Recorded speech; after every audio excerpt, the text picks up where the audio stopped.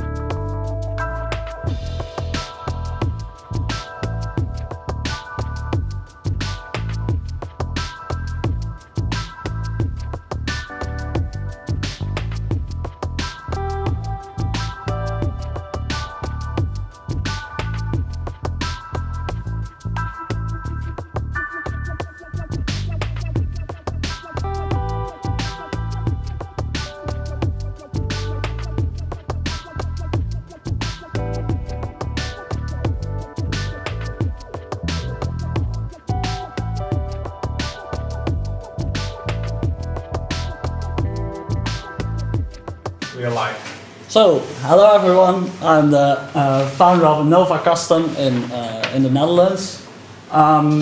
We sell custom laptops, and as you can see on the image at the left side, we have an online configurator where you can configure your own laptop by selecting the processor, the graphics card in some cases, the memory, and the storage drive or storage drives. As you can see on the second image, we also offer custom keyboard layouts.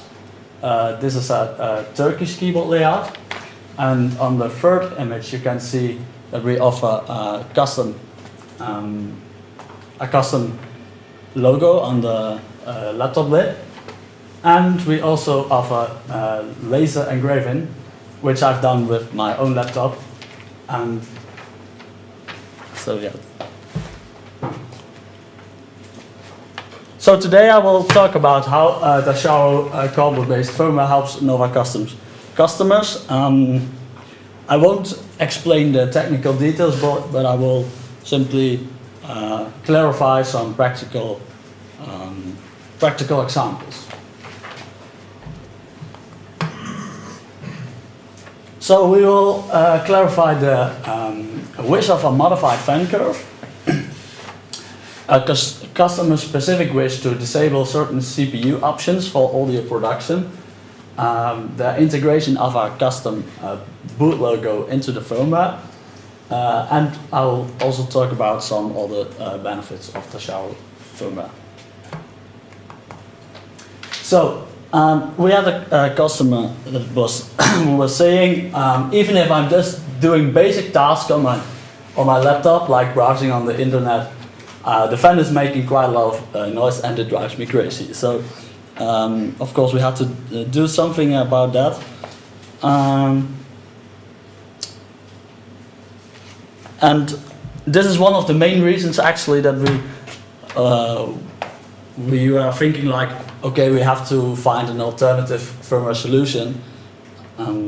We have asked our firmware developers team to modify the fan curve, and I would say that the CPU temperature of the fan speed of 50% is crucial, because that is the point where the fan gets annoying for the customer.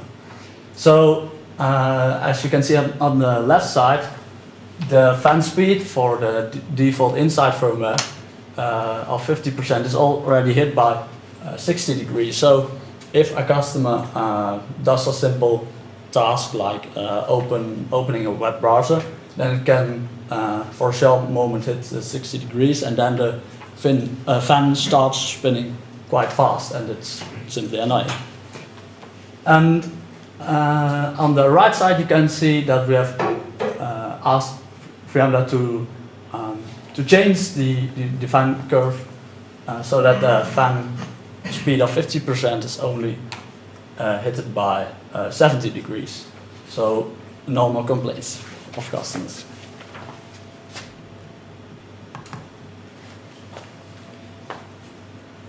So a great benefit of the Dasharo firmware that we use is that it is as open as possible. So the customer can build the firmware by themselves and change some CPU options. So I've one customer that wanted to have these three CPU functions disabled or at least modified, and he was able to do that with to create an own version of the Dasharo firmware. So another thing that we wanted to change with the firmware was this ugly star logo, which is basically the default logo of our ODM provider, which is Clevo. And there was no possibility to change the logo. It was just possible with a quite hacky solution while running on Windows. And another problem was that we had to do this before the before we could ship the order. The procedure to change the logo is quite complicated, and as we offer custom laptops, we want to give the customer the option to change the firmware logo later on.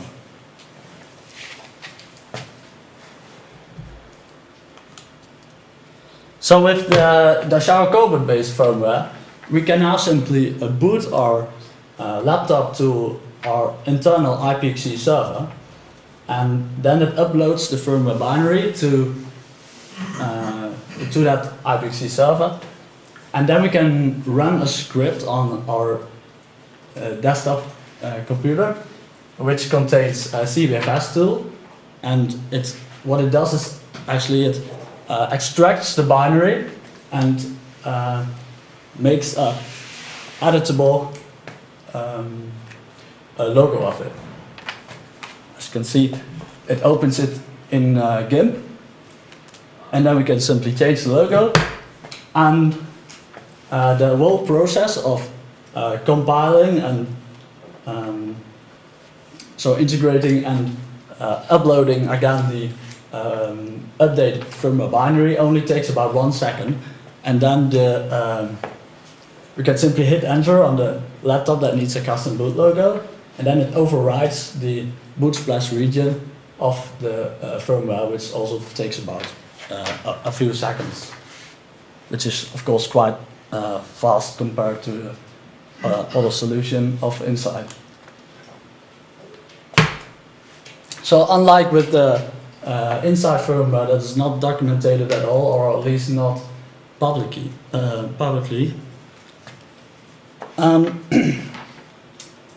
we have some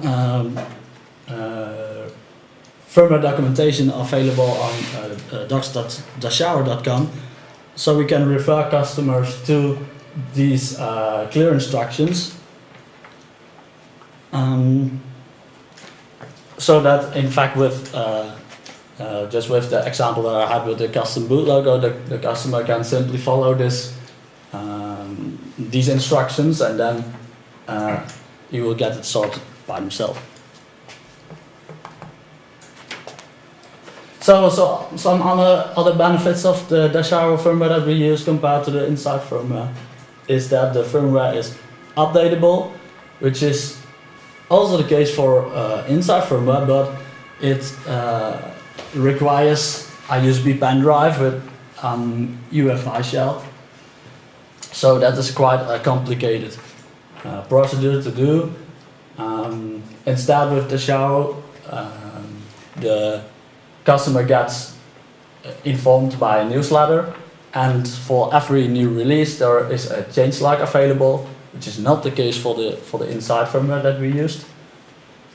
The Dasharo firmware is also updatable with FWUPD, and this is also integrated into the Dasharo tool suite, which is quite nice because we can simply boot our laptops to that minimalistic Linux environment, and then without really installing something on the laptop's hard drive, we can still update the firmware.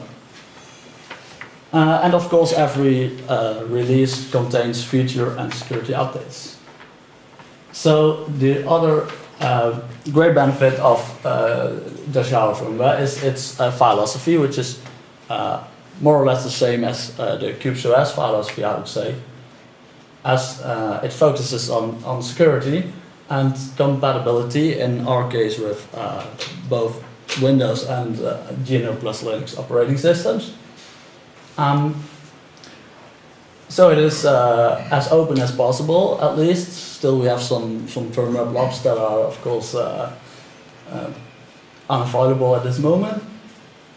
And there are also recovery methods to, in case anything went wrong, then you can simply follow these recovery methods and your firmware will be working again. Of course, one benefit that I've not mentioned yet is the possibility to implement extended functions. such as full disk encryption, which has not been realized yet, but this could be a possibility in the future. So what's the relation to this, our laptops and the Dasharo firmware and QubesOS? We've seen that the certified hardware of the laptops of QubesOS are quite old. I remember with a third generation Intel processor. So there might be a need for people using QubesOS with modern laptop hardware, and Dasharo gives us the possibility to develop such compatibility. So in fact, we believe that we can make fully compatible modern laptops, so compatible of course with QubesOS. So yes, this was my presentation. Thank you.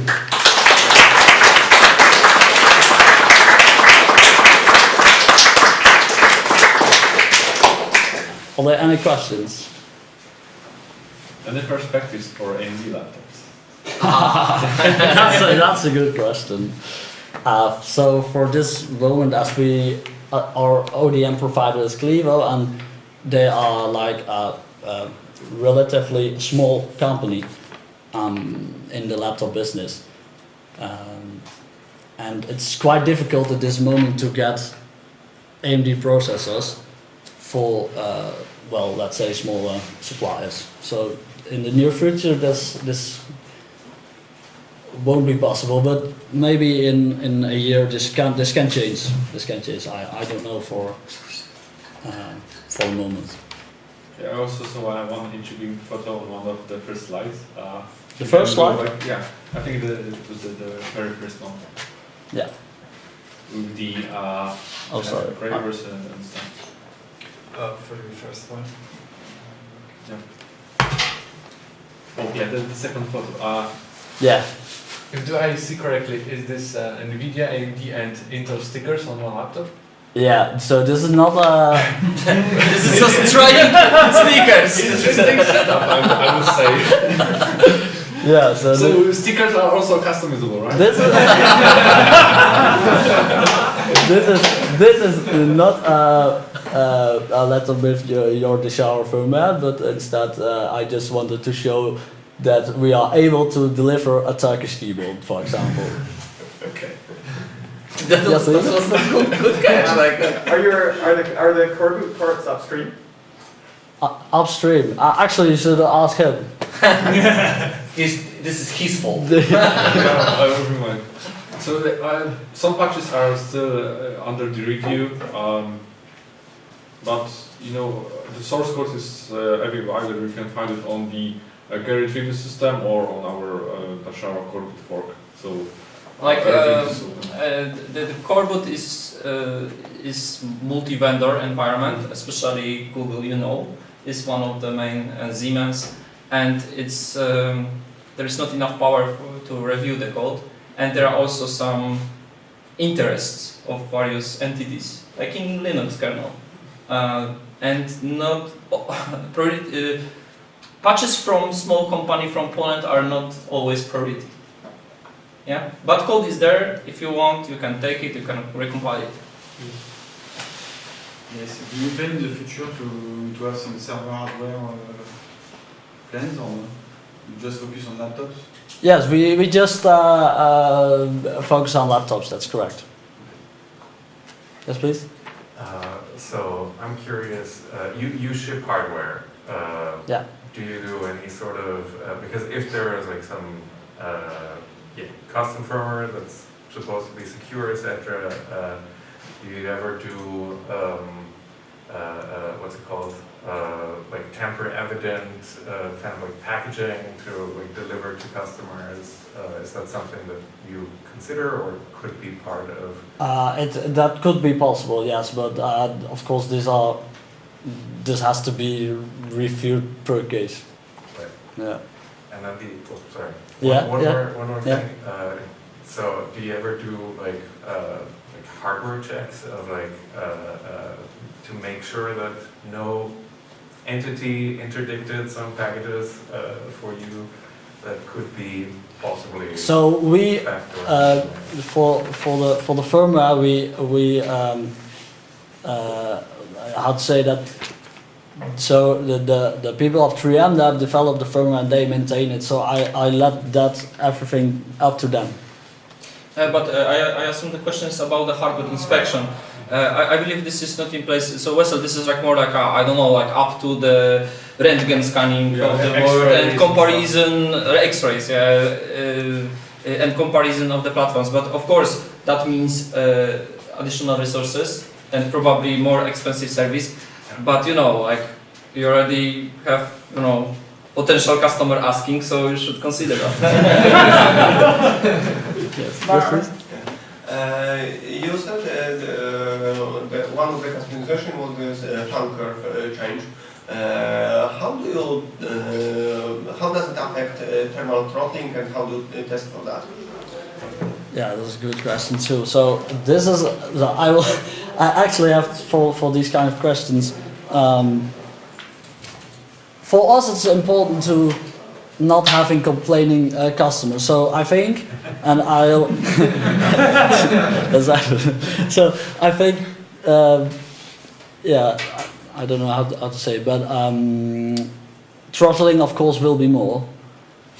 But to what extent, I don't know that. Maybe you guys do know that. So definitely, throttling would occur much quicker than the original, for example, inside fan curve. Like if you had already 100% PWM at 70 degrees, well, that would it would still cool down the laptop earlier before the throttling happens in case of longer duration of the CPU load.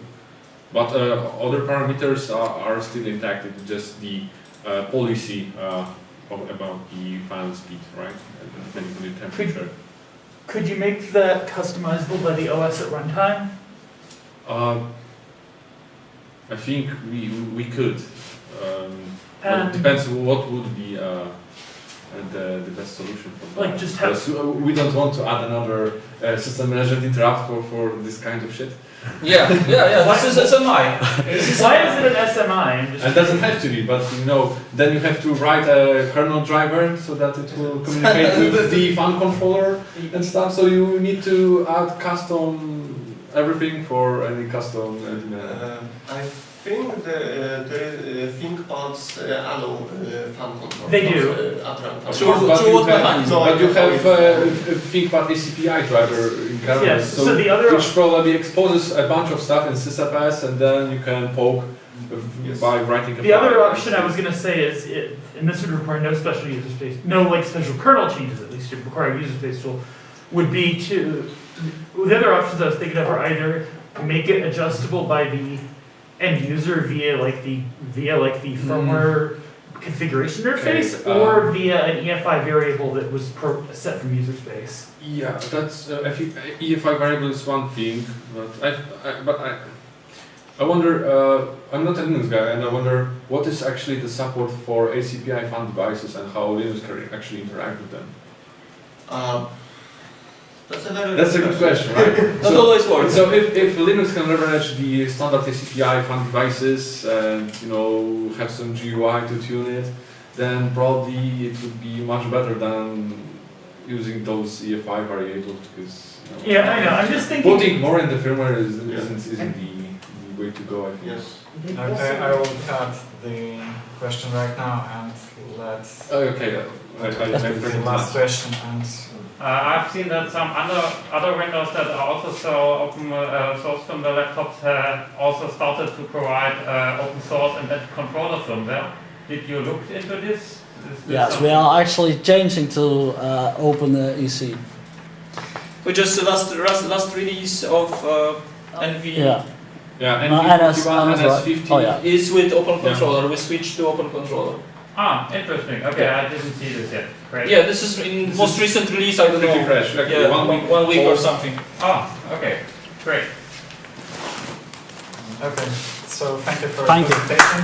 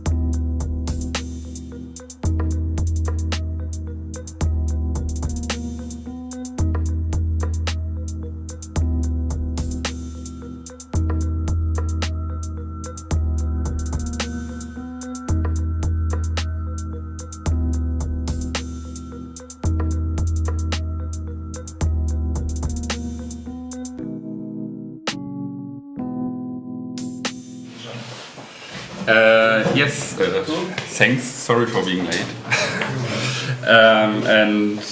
Yeah, maybe quick before I actually start. This is the first time I'm doing something like this, so. No pressure. No pressure. But it looks like a nice way to do it. Yeah, what I want to talk about. Maybe next slide. You have What? Well,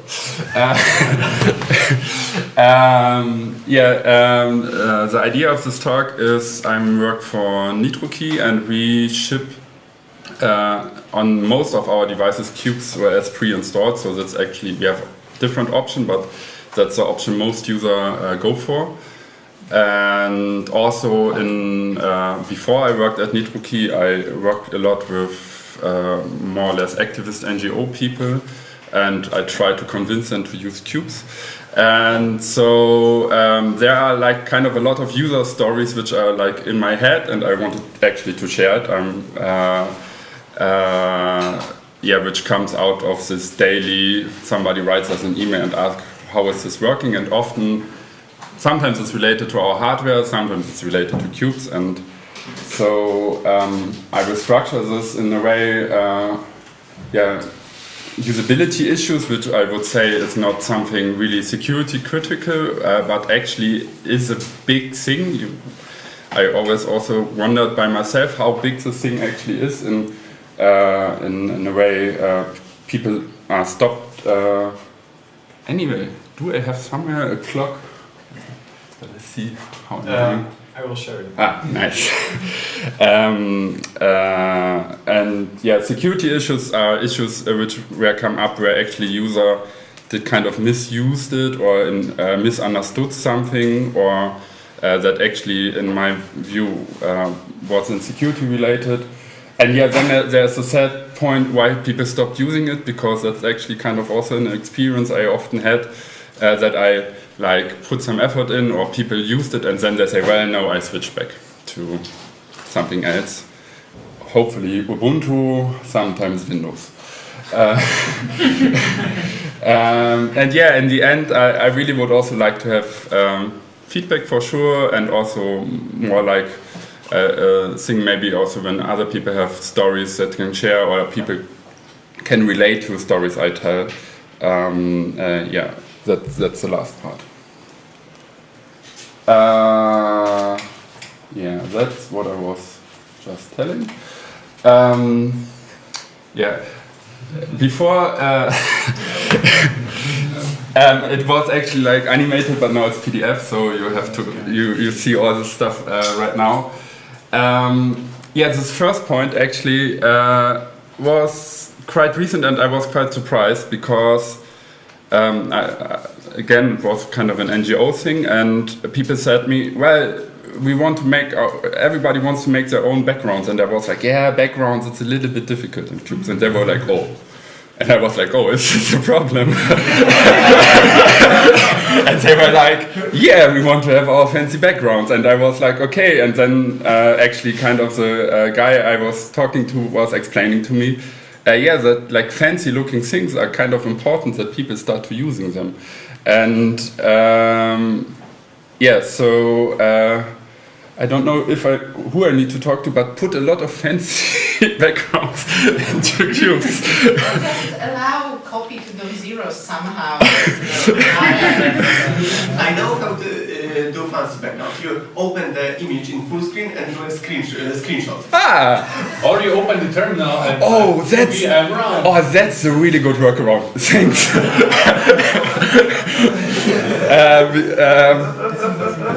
What about, there ought to be a QR6 service for setting that. Okay. But this works. Yeah, but yeah. This isn't good enough. But I actually think that could be a workaround. I could mention the next time I met these people. Can you have it at the same time? Yes. Yeah, actually a more like practical thing is actually really. There are a lot of kind of different ways of how to print, and it's kind of fucked up how printing works in IT. And yeah, so often actually the printing is not working, and I often find myself in explaining why network printing is not working in a way, because people expect like kind of you start your laptop, your machine, and then say, hey, I found 10 printers, what do you want to print? And this is not working, and so this is actually often kind of a thing what I'm doing, that I'm just setting up printers, because this is kind of a big stopping point. Bluetooth headsets actually also a thing that people are used to nowadays, especially with now headsets and so on, and sometimes they just have Bluetooth. And also there you have to tell them, well, you can actually also start to tell them, well, maybe it's not a good idea to have Bluetooth headsets in the first place, because kind of everybody can listen to you if they did something wrong, which they probably did. But yeah, that's kind of issues where I had to struggle, because I was like, hey, this is like the super secure system, and you need this really. Like often I talk to people where I'm thinking, hey, you need this, because you're working with like multiple instances. There are instances of you getting hacked by someone because someone sent you a mail or something. You actually have like quite a lot of interesting information for people, so please stop using this system and use this system. And yeah, then I get the question, yeah, my Bluetooth headset is not working, I want to use Windows again. And so actually it's not, like from a technical security perspective, it's like, okay, that's a small point, but for people it's actually a big point. I want to change my username, that was the first, just a few weeks ago. Oh yeah, those people don't know how to use there's a Linux command line for that, but people shouldn't have to use that. Yeah, that's actually kind of because they were like, well, I want to have because often... Wait, are there rules there? I don't know. Yeah, but this is also a thing. And the last point, actually, I would say is the most important one. Because this is actually what I encountered, because people want to switch keyboard layouts often, especially if you go to other places than where people are English speaking or something like that. Or German speaking is also fine, but I encountered a lot of, I want to use an Arabic keyboard because I need to type in something in Arabic and then I want to switch back. Or I want to do this in Turkish, or I want to do this in Russian, or whatever. And this is kind of really a hassle to do and explain how to do, and actually it's also, in my experience, not really working from time to time. So the switch you have in normal OS systems where you can say, hey, use now this keyboard layout. This would really be a beautiful thing. It is supposed to be working. So if it's not, so please report the bug. Okay. I think I have this question with 4.0, so I didn't try it yet in 4.1. So maybe this is something which was fixed in there. That would be a beautiful thing. Okay, I will try this. I didn't fact check all the stuff with 4.1. But this was really one of the. This was actually one of the breaking points where some people said, hey, we can't use it. We need this to easily be done because we have documents to work on. And it was not working. And I was like, then, okay, let's see. Yeah, that's the usable side. And it's kind of, this funny thing, but I really want to emphasize that users, especially not so technically orientated, are really keen on these points. And security. That's the other thing when again when you're traveling to regions where you think, okay, people really need this, you often have this issue of downloading, updating Linux OSs like Fedora or also Debian is kind of a hassle because it's always big, and then now you have these 10 templates. Which needs to be updated, and this fails because the power fails every 3 hours, and so you actually tell people, hey, you really need to update, it's important, but on the other hand, they always tell you, well, yeah, I need to update, but we have 10 machines here, we need to update. And this actually, one thing is the bill, because gigabytes cost money. And the other thing is, it's often not working because then it's interrupted and we kind of need to restart the whole process. This is a big thing, and I think this is like in the security-related area. Because of that, I often find when I go somewhere where or when I talk to people, which I gave them this nice Qubes system, laptop, whatever, and I go there after a year, I find, okay, you did no updates, and I ask them, hi, why you didn't do this? Because I told you it's important, and they say, yeah, well, we tried several times, it didn't work, then we stopped. And I don't know really how to. Like one thing is really caching or have like kind of a local cache thing, but that often means that you need kind of a one guy, girl, whatever, people who know how to administrate these things, which is often not the case. And so this is not really. So this is actually a real problem. Yeah, how to do this? Yeah. I think another thing with, I guess there's a few things. One, we can wait for questions. Questions? Yeah. Sorry. Yeah, I'm fine with like this interrupting, but sorry. I mean it's all there. Yeah, the second point is really more like an educational point, because people often don't like. This is like the point where I'm often most talk about a lot, because I put the system there, I explain what the system kind of does, and then they are like, okay, but how do we extract like data from, like, they have like this monolithic system, and now they need to figure out how to make like these zones of data or what they're doing. And often this works like after the second or third try with the system.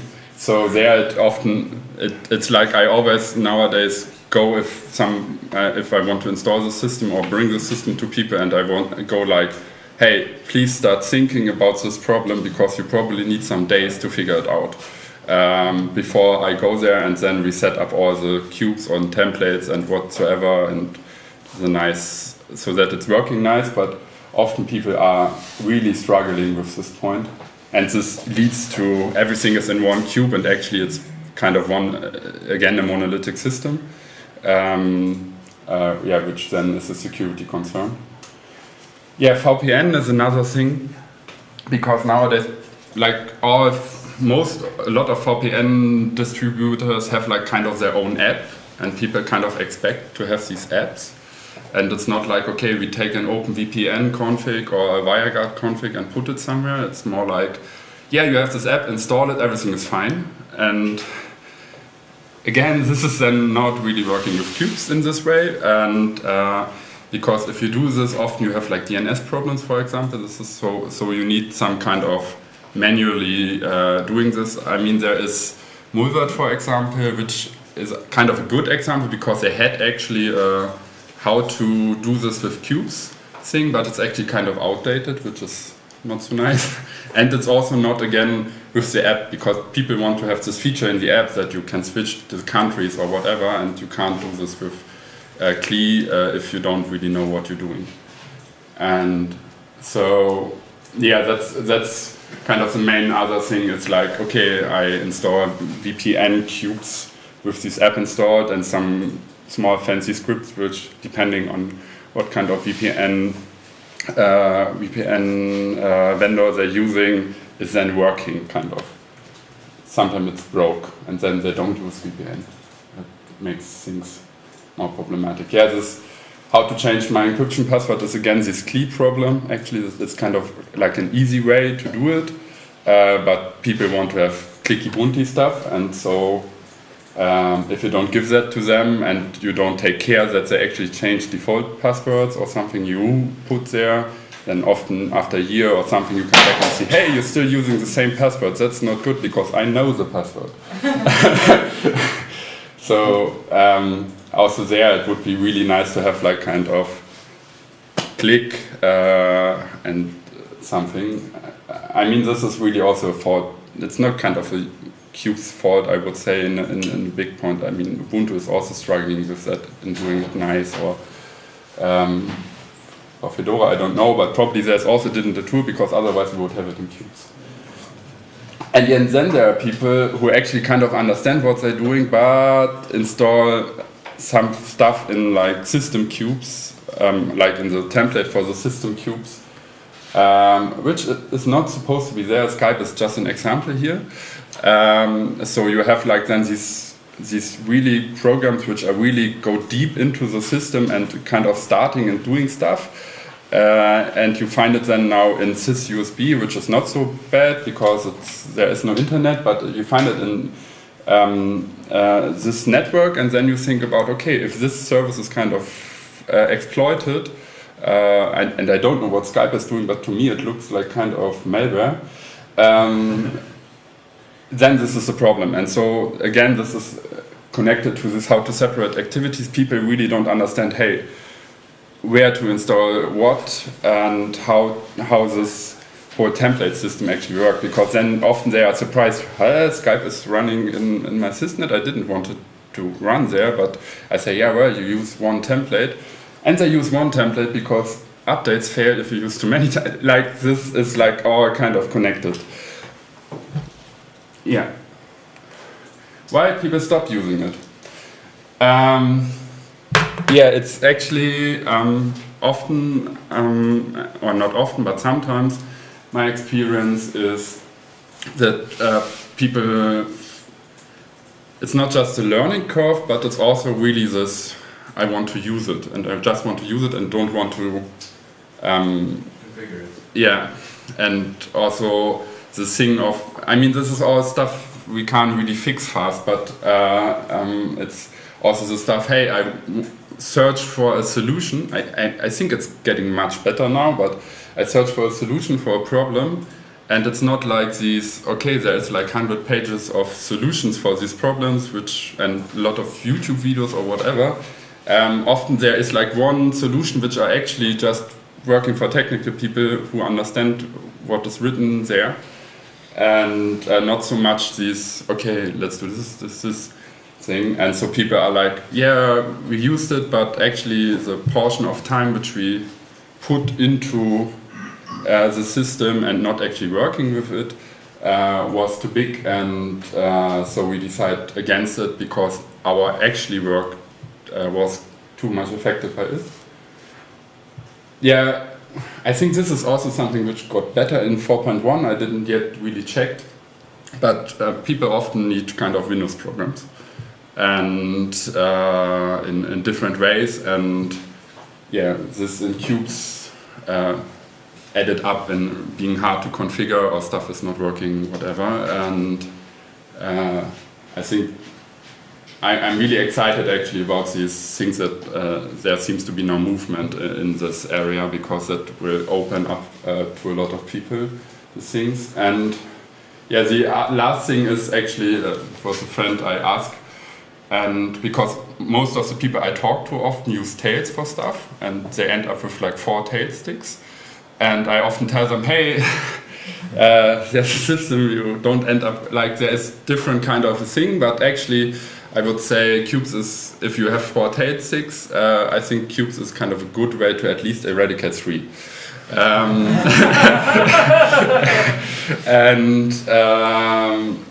But yeah, it's, there again, it's kind of, they're coming with, yeah, but tails have like, you have this right click to encrypt a file or something like that. It's like really, they're really narrowed down on the kind of what kind of user stories they have, and try to improve there a lot, and actually improve. And people now expect this, and they're like then in their Unix, whatever, and want to right click, and it didn't work. There is no encrypt with my keys thing, you have to install it.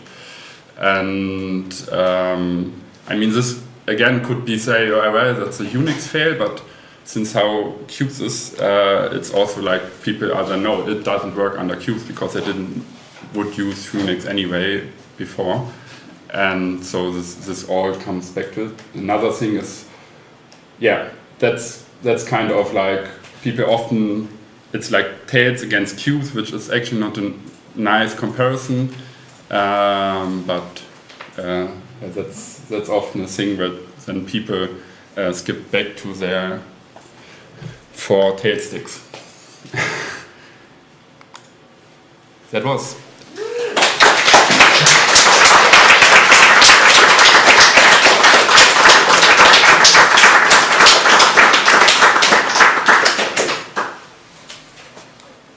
I just want to say thank you. The point around tails, I think, is such a good point, and it's been the case since I started with Qubes in whatever 2014, and had already experience with tails that it's so obvious that they are very intentional with how they're constructing tails and how they're choosing programs as default.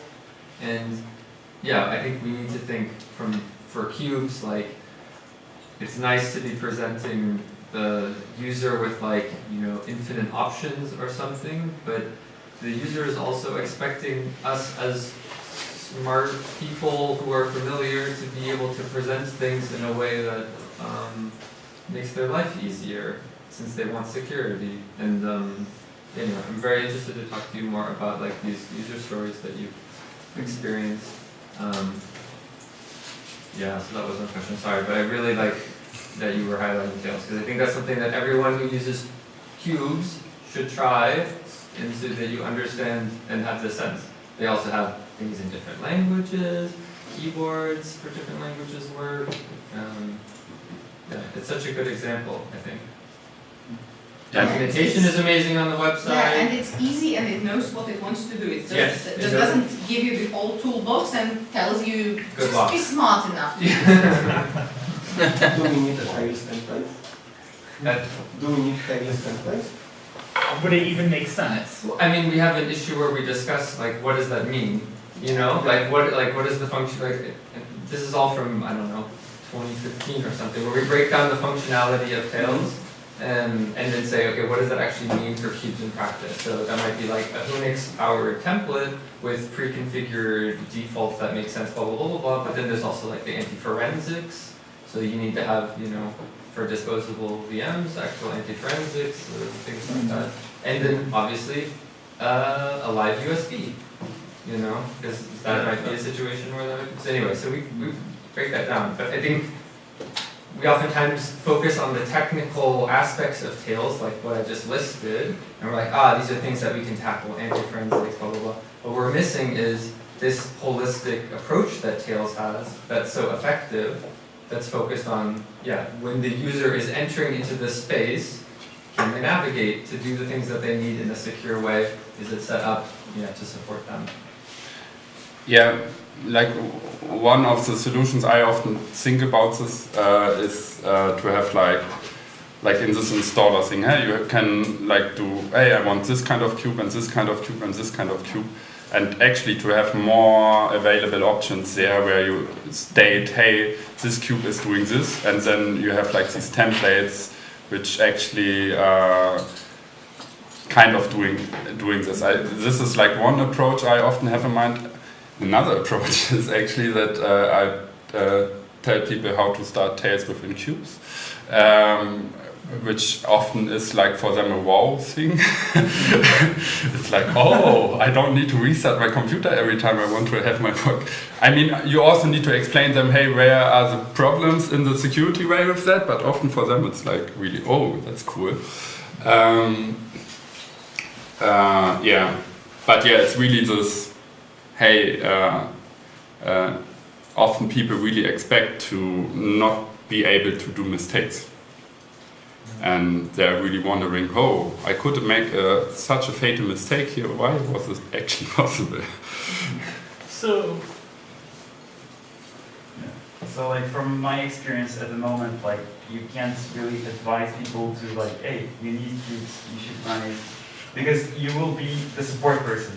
So whenever you recommend someone, or like, I think the model nowadays for doing this is the same in a lot of like IT things. There needs to be someone that's responsible for helping the user whenever they need something that they can't easily do, right? So like, has that been also your experience? I think you also work as a support, but maybe it may come as a surprise when we recommend a friend, like, hey, you should run this, but then we have to be the tech support person. Yeah, well, that's a kind of the story of my life, but the problem really here is, which is like breaking this thing actually is like limited capacity, and the other problem is, for me it's like really, I'm often see people working in environments where I say, hey, you really need this, because there are actually live cases where you were attacked in this way, and Qubes would be perfect to limit the amount of damage that was done there. And that's most of the time, hey, I'm being there, like I'll be there months and teach you and whatever, and then I'm away. And not easy reachable actually anymore. And yeah, that's the kind of thing with Arabic documentation would be like, for example, it's really this. I mean, that's mainly it's a documentation and teaching effort, I would say, and because you find smart enough people for that everywhere, but often the way into it is like really hard. Yeah, I think. Yeah, and then you are like the single point of failure. If you are not there, then the system will stop working in like 1 month's time because some kind of issue pops up. Yeah. We'll have another talk later today about documentation. Yeah, I saw this. Yeah, and I think that's the point where usability becomes a security issue, because if people start using Qubes because there was a problem that they couldn't resolve by themselves, but we helped and it would just take like 20 minutes, it would make the whole difference. But yeah. And also updates is something we are actively working on. Yeah, exactly. I mean, but for what you're saying, for example, I think there's a big problem. We need an automated tool for updating tool templates that would not require the user to do anything. Yes, exactly. Because, and not update template contents. Update templates to new versions. Yeah, that's true. Because what you said, people will not update. For example, I don't think people who don't know Qubes very well will update their templates to like Fedora next version, because that's a multi-step process. Yeah. Yes. That's too far. Like there is no. But Fedora going AOL so fast is kind of a problem. Oh yeah, I know.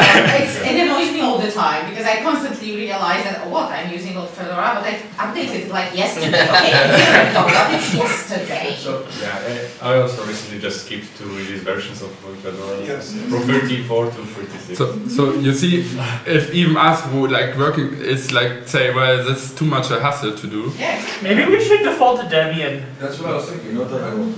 That's not really a solution to the problem. Just something because Debian also changes versions, and the process of updating your Qubes to new template is just too annoying. The Qubes release will be released between Debian releases. At least it hasn't been as long as like 5 years, I think. I'm really a fan of Fedora actually, because Qubes kind of invited me to, hey, check out Fedora, and I like actually what they're doing. Shall we start this topic? Like, I was thinking, the first thing, like if it weren't so focused on highly technical people, I feel like a rolling release might actually be a good idea. Yes. Like Arch, but it's really focused on. Again, have a look at Tails. What Tails does is, if I have an up-to-date Tails stick and I go somewhere where there's no good internet connection or the downloading for multiple gigabyte is often breaking, I can go there with a Tails stick and update every Tails stick in the room. That's working. I really want a solution like this for, I'm traveling somewhere where I know, hey, here are like 10 people using this. I know they didn't update because probably it fails, and it's kind of always a gamble that it kind of worked. But if it works like for one people who update it and then could like be distributed, for example, I mean, that's really a special case for people where internet is a problem. But unfortunately, it's not actually internet as a problem, often power is a problem, but That's actually a case in oftentimes, and I actually think also it would be even here nice to go somewhere and say here that's like your multiple gigabyte update package, go into update manager, say import update, and then you have it. At least for like standard. Offline distribution of the updates. That's interesting. You can do that with the whole templates, like the template packages you update. You will use your template customizations, like extra packages you install. But otherwise, that is possible. Probably we can do a tool that get up-to-date ISO image and extra templates and update on the. What about one that? What about making it so that in the event of like power loss or internet thing or anything like that, the next time around the update resumes where it left off rather than having to start from scratch? There's an update cache that someone created. Yes, so when you update and the download is interrupted, the next time you start, it will continue. That's by default. But Admin created a cache where it's shared between template updates, Yeah, so you're not re-downloading the same thing 5 times. Yeah, that's something. There's always security concern with caches. Yeah, that's true, and also most of updates currently are over HTTPS, so we cannot do simple network caching proxy because it's encrypted. And it is something we are trying. There's Unman working on that, and also Thierry from Insurgo. They are trying to solve this issue, but yeah, we're not there yet. But like just an example, what I'm doing, like this template thing, I know, and this is actually nice. But what I'm doing often is like, okay, I know what kind of extra programs are installed, kind of Debian or whatever RPM package, and then I just download these packages, update the template, and install these packages by. That's kind of the way. So I actually just need to have kind of a file where it says, hey, these kind of extra packages are installed, which actually needed to be downloaded once, and then I can. That's kind of the way I often. What I download before I go somewhere where I know internet is a problem. Yeah, you can do that, but it's hard to do automatically. Yeah, no. I see the whole technical problems. It's not like blaming here. It's like it's multiple. Alyssa. I think my time is nearly. Yeah, that's right. But I think I was going to ask, why did you try? I know you tried cubes in the past. Yes. So it's. And I know the blog goes into some details as to why you stopped, but like, I guess that might be something interesting to bring up here. Okay, so the main reason I stopped using cubes was that I tried to update a template and it broke somehow, and I had no way of going back. I found that like you can do RPM rollbacks, but you have to set them up ZFS in advance or something. So I couldn't get my template fixed. I couldn't figure out how to reinstall the template, especially because it was like the main Fedora template. So I would have had to like it was very difficult to use my computer for anything at that point. And then I tried reinstalling Qubes, but I had to get a friend to install it for me in the first place, and I couldn't get, because I hadn't been able to get it to install. And so then I tried reinstalling it and failed, and then I stopped using Qubes. Okay, interesting. This was in 2017. I imagine it's better. In fact, well, recently I was able to install Qubes. So either Qubes has got better or I have, or more likely both. Yeah, I was saying earlier that this is also similar to having to have error system, that we need to provide some way to update the system easily. So this seems similar to have a place where you don't have an internet or reliable internet, just bring your update something. And, yeah, this is something we considered for one project, and the solution was basically have a prepared list of packages that are needed and ship updates with USB stick. Yeah, maybe like in the end, if I'm one wish I would really love take a graphical thing for like this volume rollbacks, because this feature would help me so much in support, because it would say, just roll back the template, please. That would really be helpful. And actually a default which has more snapshots enabled, because I would also add, go ahead. I would also add on top of that, have it so that if you, when you update a template, it rolls back if the update did not succeed. Or at least keep the snapshot done before starting the update. Like marking to preserve it and not overwrite after. Yes, because and in the case, because that's something that could be, because right now most OS updates are not atomic. You could have a broken system if it fails midway through, but with that you can prevent that, at least for non-DOM 0 updates. And for DOM 0 we could keep an LVM snapshot of the... Yeah, we have those snapshots anyway, so we can simply expose it. Actually, this is kind of a killer feature of Qubes, I think, which is not presented well. It could be leveraged to... and then I just want to say thanks for having me.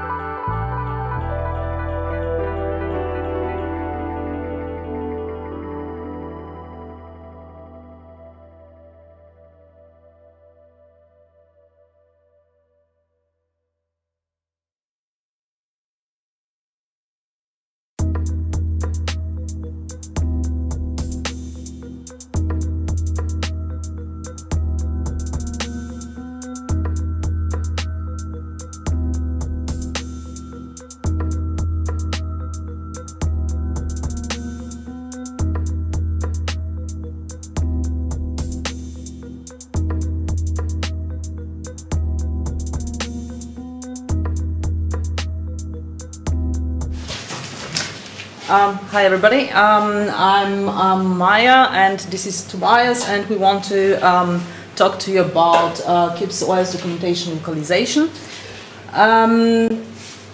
Right, okay, that's the brief outline, introduction, the documentation, the past, what we have done so far. As a volunteering project, I think you were there like 2016 or something. I joined later, where we are the present and what we are looking forward to. So, briefly, what is actually our goal? Of course, it's continuous reliable localization of the QubesOS documentation. Before all of this, let's make the distinction. I'm sure you know all of this, but still, translation versus internalization versus localization. Translation is just translating one meaning from one language to another. Then you have like internationalization, like making, for example, a software product flexible. For localization, localization is actually the translation itself and into a concrete language, but taking into consideration the cultural context. For example, loo, restroom, bathroom. So. This was a brief overview and introduction, and I would like to give the word to Tobias. Yeah, thank you. I will talk about the official Qubes documentation and the past. The official QubesOS documentation is part of the website, and the website is spread over several Git repositories like GitHub, QubesOS GitHub.io, containing the core pages, QubesDoc containing the documentation pages, and other repositories. We focus on QubesDoc because this is the most important repository to translate. There's a service called GitHub Pages, which we use with Jekyll, which is a static website generator, and it renders using liquid template language and with all source files a static website. There's some challenges, like it's a community effort, so there's it's done when it's done, and we always need help. And we try to keep security first in mind, so we avoid unknown third-party plugins, and we distrust translations because translations could be harmful. Internationalization of the website is also difficult because the website is continuously changing.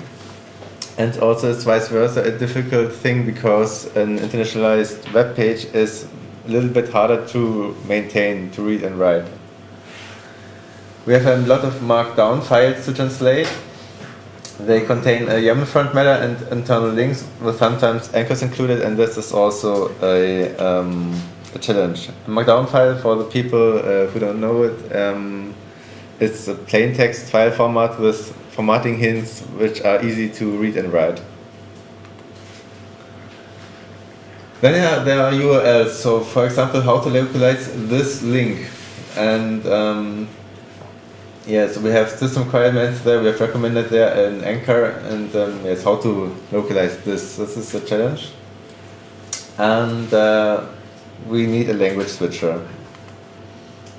What have we done so far? The past.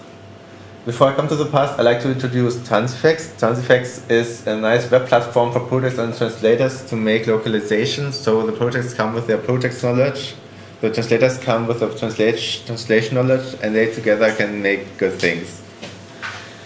In case of the markdown files, there's a line-by-line translation and review because every line is put into a string, and this string can be translated and reviewed by a translator and reviewer. So we try to enforce the markdown convention rule to just put one sentence per line, but it couldn't be enforced. So because people write like they want to write, and there are sometimes whole paragraphs in one line, so there's a single string containing the whole paragraph to translate.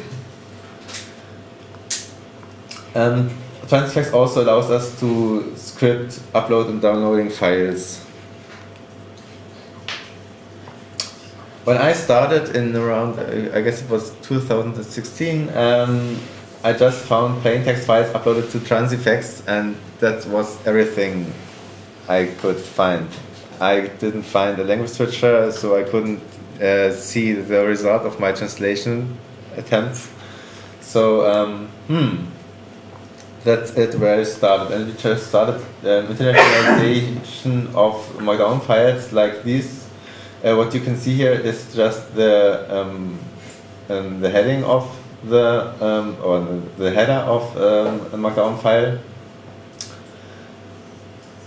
which contains a YAML front matter, which contains key value pairs with information about the website, and each Markdown file is connected to one web page. And so we added here 2 new keys, like the language and the ref key. The ref key is an identifying number, and the lang key contains the language of the file.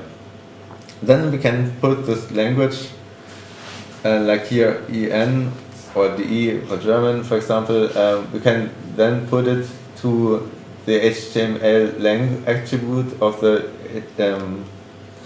here to the HTML tag, opening tag, and yes, that's the way it goes. What you can see here is essentially the liquid template language. So this is what an internationalized Markdown HTML file looks like now. How to make localization comfortable, easy, and error-prone for translators? This was a big question. We tried to find ways to do that, and there's an automatic internal link localization now, so there's no manual internal link localization needed. And we also could make it to automatically insert unlocalized anchors into localized files, so there's no need to translate anchors manually.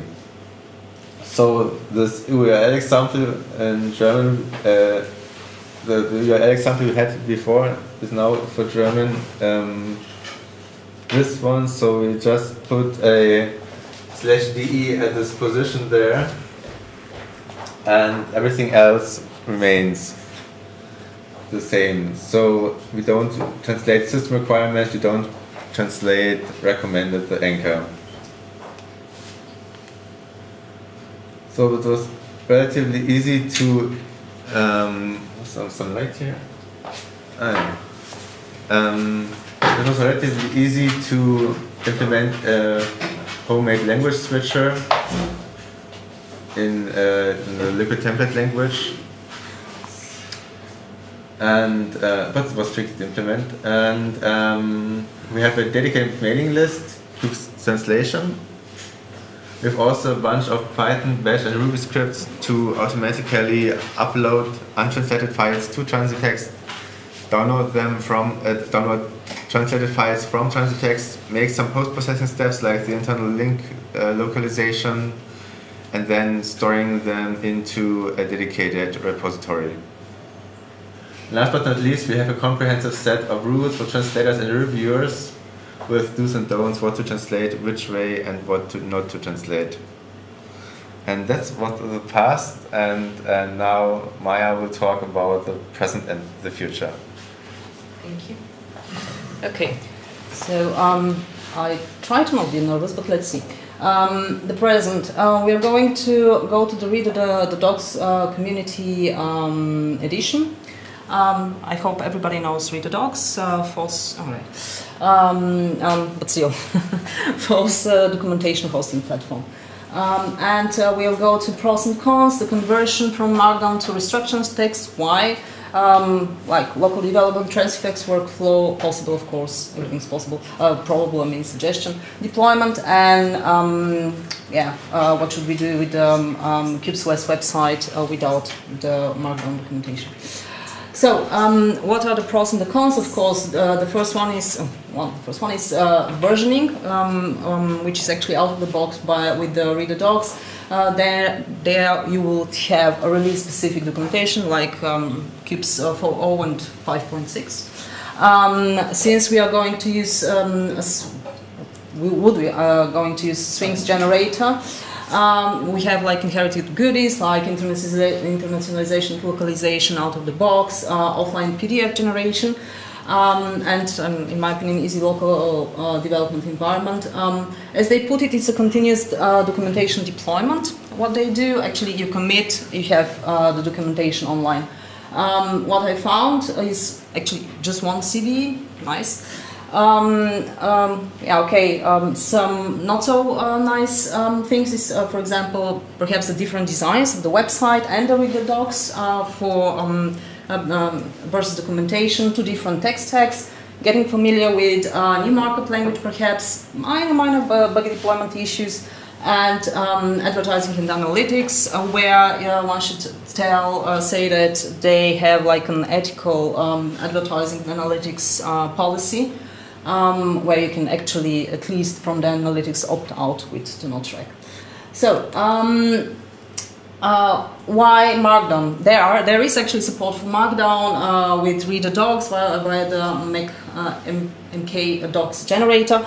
The problem is they don't support localization for Markdown, at the moment at least. But support for restructured text is out of the box. What we do, we can use Pandoc, we can convert from Markdown to restructure text, but after that one needs to again post-process, but this will be done only once when the conversion from Markdown to restructure text is done, because again cross-referencing problems using two different Sphinx roles, the doc and the ref roles, and for the handling of Jekyll-specific permalinks. But run, fix some manual errors, and deploy. So render locally is actually also very nice. Just use a configuration file with some things. Like for example, the root doc is the index. You can specify the source suffix. In this case, it's the restructure text, the HTML theme, and so on and so on. And you just render, and you can look at it in your browser. Of course, there is the log from the running. Of course, there are warnings and there are errors. And if you want to be happy, you ignore them. But it's not the best thing to do because they will come and bite you again. So, and of course that's also something nice, built-in link checker with an output in JSON and text for further processing if needed. So what we do with localization, we use gettext, de facto standard, built in the Sphinx, and we define a locale directory where actually the translated content will be located. In this case it's a translated, it's called translated. And we build the POT files, which we later will push to Transifex, right? So again, initial configuration, we are now talking about Transifex with their Transifex with the old Transifex client, which will be extinct in November this year. But still, just to have a nice overview how it's done, okay, you initialize the configuration, you prepare the POT files with gettext, and then you configure or create a configuration file for Transifex by mapping the POT files to the destination of the PO files that will come from the translator after that. And you have just a configuration file. Then you just push them to Transifex and start translating. You can pull them afterwards. In this case, it's the German language that is pulled, and also build it locally to see if everything's all right. So, but of course we want to see how the reader docs does it. It's YAML configuration, very nice. You define the VM, Ubuntu, you define the tools, you define the Sphinx builder, in this case it's HTML, you define the configuration file, and of course we don't want warnings, and requirements, and perhaps further formats, PDF and EPUB. So, just to be on the sure that everybody is following, if you're not asleep. On the left side, the first one is the Markdown, the current Markdown Qubes doc repo context with contributing with the docmd, the index file, and so on. On the right side, you have the converted QubesDoc repo restructured text contents with the index RST, requirements text, the conf pi for Sphinx, and read the docs YAML configuration for building it on the platform. On the bottom, you see the contents of the translated directory holding the downloaded German translation from Transifex. So, just to be clear, okay. The translation manager on the management on the reader docs is actually very easy, not very intuitive at first, but still, you just, for example, you log in with your GitHub account, you just import your repository. Then, in the case, I use the same repository holding the translated files as a submodule, or it should be. Then you should manually import the same repository with here. And just use not English as a default language, in this case it was German. And then link the two at actually the second repository, the manually important one, as a translation in the settings, and enjoy. That's the current status right now, like the preliminary test status. For example, we see here the documentation index in English. On the left side, you see the different versioning. For example, latest is actually the default branch you can set, or further branches, and you see the languages, in this case only English and German. And here is actually a partial preliminary translation in German with 2 words translated, or 4, something like that. So how it can be done actually in real life? Use old or new Transfex client, or use a Transfex integration app, which is not tested, and I don't know if it's a good idea, but it is there, and it can provide a seamless integration with GitHub, and just select automatic files and automated actions, and just don't do anything after that. And build and deploy documentation on every commit on reader docs, right? This is the version with restructured text on reader docs. There's some challenges or nice to haves.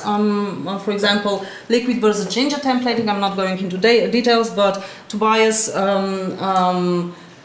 showed you liquid, and Jinja is actually the templating language used in Sphinx, and they don't like each other. Okay, yes, they don't like each other, and there is no converter from liquid to Jinja, at least I haven't found some.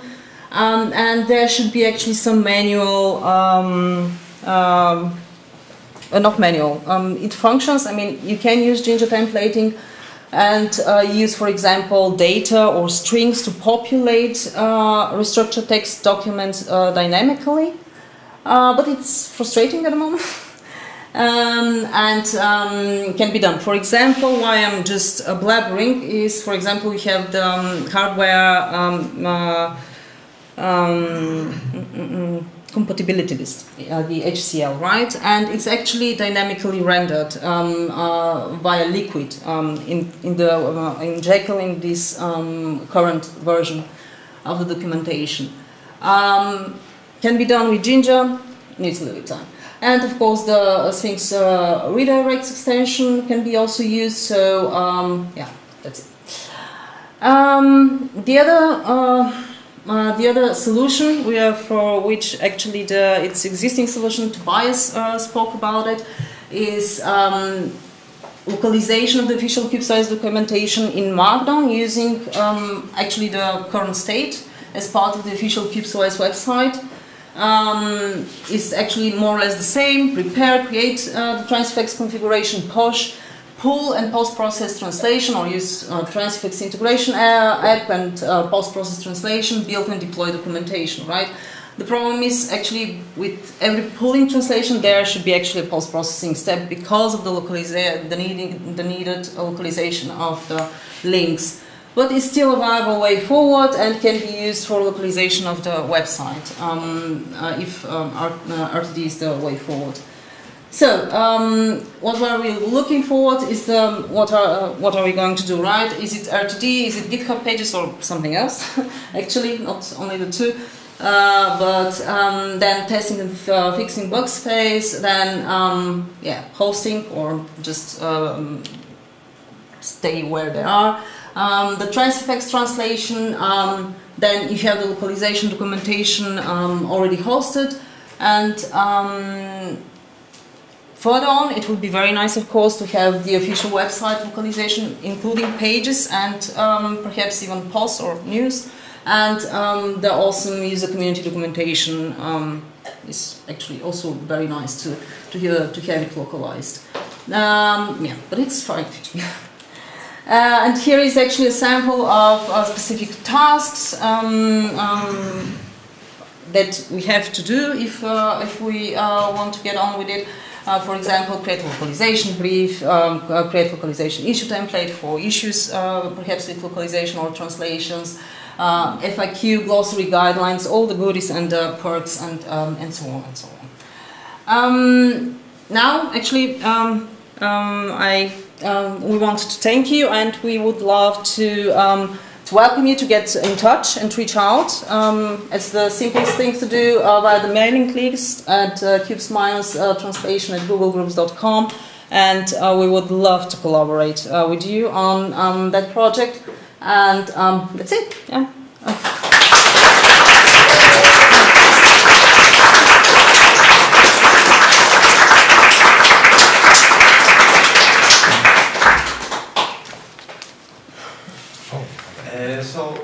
Thank you very much. And regarding those pages that use liquid templates, how many of them we have in the documentation? I think there's just one digit number or something, or not? Yeah, I think like perhaps most 10, 12 or something. Okay, so it's not, in the worst case we can translate, convert it manually, it's not, it is feasible task. I already did it, for example, for research. Okay. The research page is actually based on Liquid, okay, but it's not that big, it's like, I don't know, a list of, 12 books, I don't know. But with HCL it's a little bit cumbersome. Okay, nice. Yeah. And QSB, I think so, also, yeah, or XSA, no. But generally, I think we get a lot of features we need from Read-the-Docs, and we should go this way with documentation. And for the website, one downside of the Read-the-Docs is that we have much less control of the layout. So for the website it should remain GitHub pages, and it also makes the localizations of the website much easier because we don't need those all those complex features we need for documentation. So we can use all the work already done for the website, which may be even simplified because I'm not sure. Yes, always simplified, but I think that there will be always a post-processing step from pulling from transifex. I think yes, it's probably, not going to get away. Yes. Yeah, but it looks great. Thank you. Just one thing. Actually, you can also write your own HTML theme for Read-the-Docs. You just need volunteer. Okay. And I didn't totally understand. So the Read-the-Docs, it can be hosted by them, which I think is where the advertising and tracking comes from. Yeah. But you can also be locally hosting it similar to. Actually, yes. Yeah. Yes. Actually, yes. Which is the idea. Okay, cool.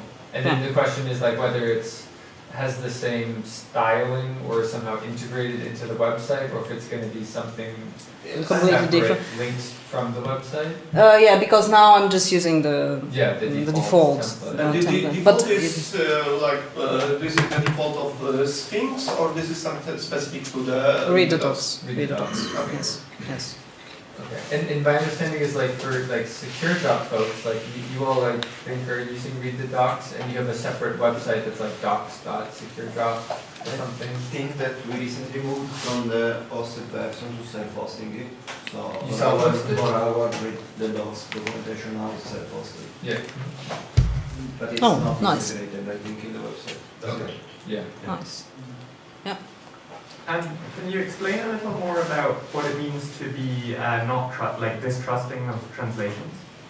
Well, you can add like sudo rm-rf /, right? Yeah. So, but what do you do about that? Like, how do you, as the Qubes project, what's involved in making sure that doesn't happen? Well, there is the different translator roles, like translators, then reviewers, like at least, for example, I don't think so, at least 2 reviewers or something. I don't know. I don't remember right now what we established, but it's fluent. So, so there you have the human component. On the technical side. Yeah, I think I can elaborate about this. Tobias wrote a nice script that ensures that every translated page is put in the only translated part, so it will not interfere with original sources like some redirects or URLs or something like that. And every translated page get also forced banner at the top that this is a translation. Be aware that it may not be fully accurate. Okay, cool. Yes. So those are two things. Yes, something else what can do is actually perhaps match also the, for example, the scripting sections. Mm-hmm. So you can actually also compare and say, okay, nobody tampered with that, but it's a little bit cumbersome. Yeah. And if that page is sort of half translated or not translated at all into a particular language, does it just appear in English? Yes, actually, you per default you can download English strings, right? I mean, yeah. This review is happening on 26 or on? Yes. 126, yes. Yes. Given how many of the Qubes team are Polish, will Polish be like the first complete translation? Given that I imagine either of you could just do it? Yes. Okay, so that's not how translations work. So like, translation just does not work that you just sit and just do it. It's a lot of work because you don't translate word for word. You have to think about how you structure sentences and so on. It takes time. It doesn't work like that. And, well, I don't think anybody from our team is, except for me, is an actual translator. And I'm not a translator for the last 12 years. And also, my Polish in a technical language is more similar to English than Polish. Polish. Yeah. I mean, I guess my point is just that the team has a lot of native Polish speakers. Yeah, but native Polish developers, not translators. And it makes a difference. It truly is. Oh, okay. Yeah, because and translation is a lot of work. It requires certain skills, and just being a native speaker does not mean you're any good at translating. Translate anti-eagle mail to Polish. And you will have very weird meanings and... Translate firmware, the same. What would you get? I'm just curious. And what would it not be right? Yes. Sounds weird. So we have 2 small questions. One, there appeared to be a search box on the left top, is that correct? So you can search the docs actually? Apparently, yes. Yes. I think so, yeah. I think that's kind of cool. And very helpful. And the other one is, what is currently the best way to keep an updated copy locally of the docs? I tried to do this a Jekyll thing locally. I think there was some. Yeah, it's not that easy. It's not that easy at all. Yeah. There is a container, I think, there's main file that is container, it's Podman currently, I think. Yeah, I think I tried that. And it's kind of broken. Yeah. Can we have a... So the Sphinx works. Like Sphinx it's is easier. much easier to use. But yesterday... I figured that out. I don't know, I think I downloaded the entire website or something. It's the best strategy. So this makes yesterday contribution harder, yeah, to fix it. But Sphinx, my experience with Sphinx is it's much easier to use. Like we use MK docs, and it's also easy to start and to contribute. But I don't know if this is a good choice. Like we probably will also think about switching. I think you yes, I wanted to refer you to the Qubes devel list. Yesterday I wrote just the commands for serving it locally on a Fedora VM, but without Podman Docker or whatever. Just install the... so you figured out the correct set of packages to install? There is it's on the manual. Okay. Read the manual. Can we have a Qubes docs RPM package that you can install with DNF? Maybe, yeah. That would be nice, actually. Currently, with the current website, current documentation, it would be a set of HTML files and the links would be broken. But Sphinx allow you to export EPUB or PDF, which is much more portable. I'm wondering like who's kind of thinking about layout of the documentation, because I think this can be easily messed up. I don't know. There is this system that is used by Django, this Divio, like they divide everything into tutorials, how-to, references, and one more thing. Like they divide whole documentation into 4 categories, and always like trying to feed things into these categories. And there's whole theory behind that, like that this is good for, like they prove it that this is good for end users to find things and to introduce them to the project, and so they are not lost in the structure. Because it's easy to mess up the structure, and you don't know where is the thing that I need right now. Yes.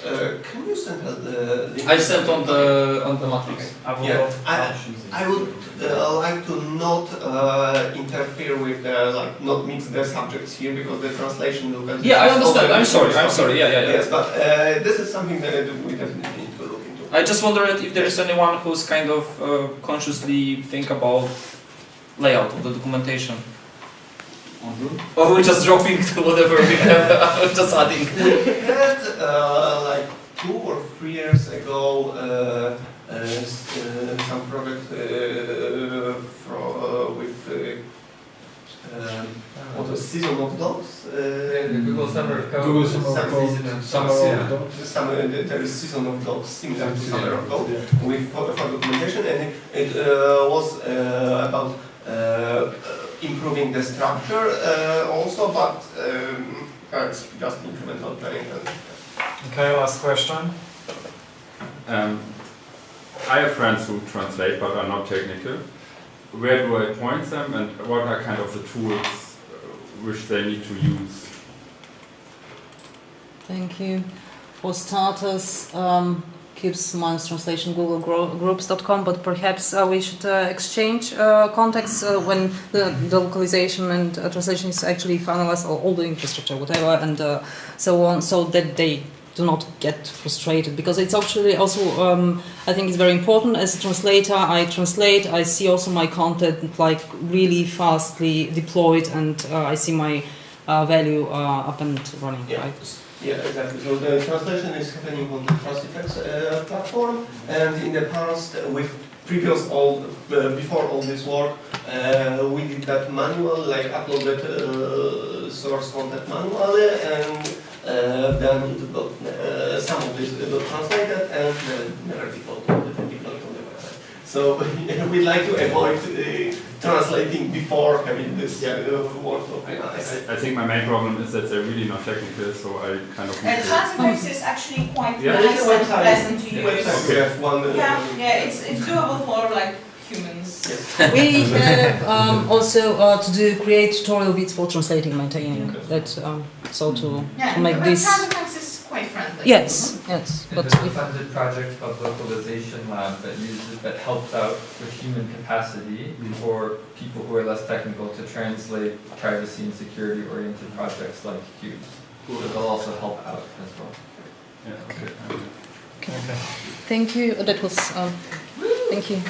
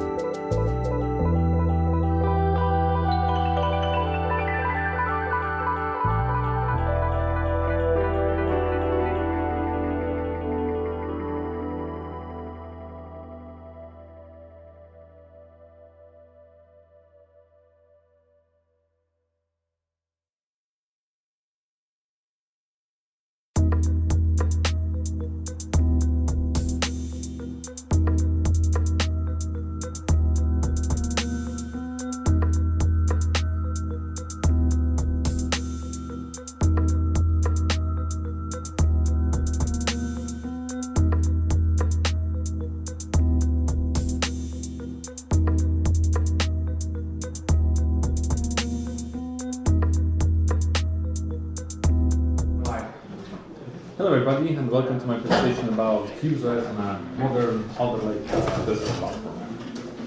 So what I would like to present today is mostly the QubesOS on a desktop platform. Why we should use that? If desktops can run open source firmware, a little bit about the Dasharo and the open source firmware distribution on the one of the most modern MSI Alder Lake platforms.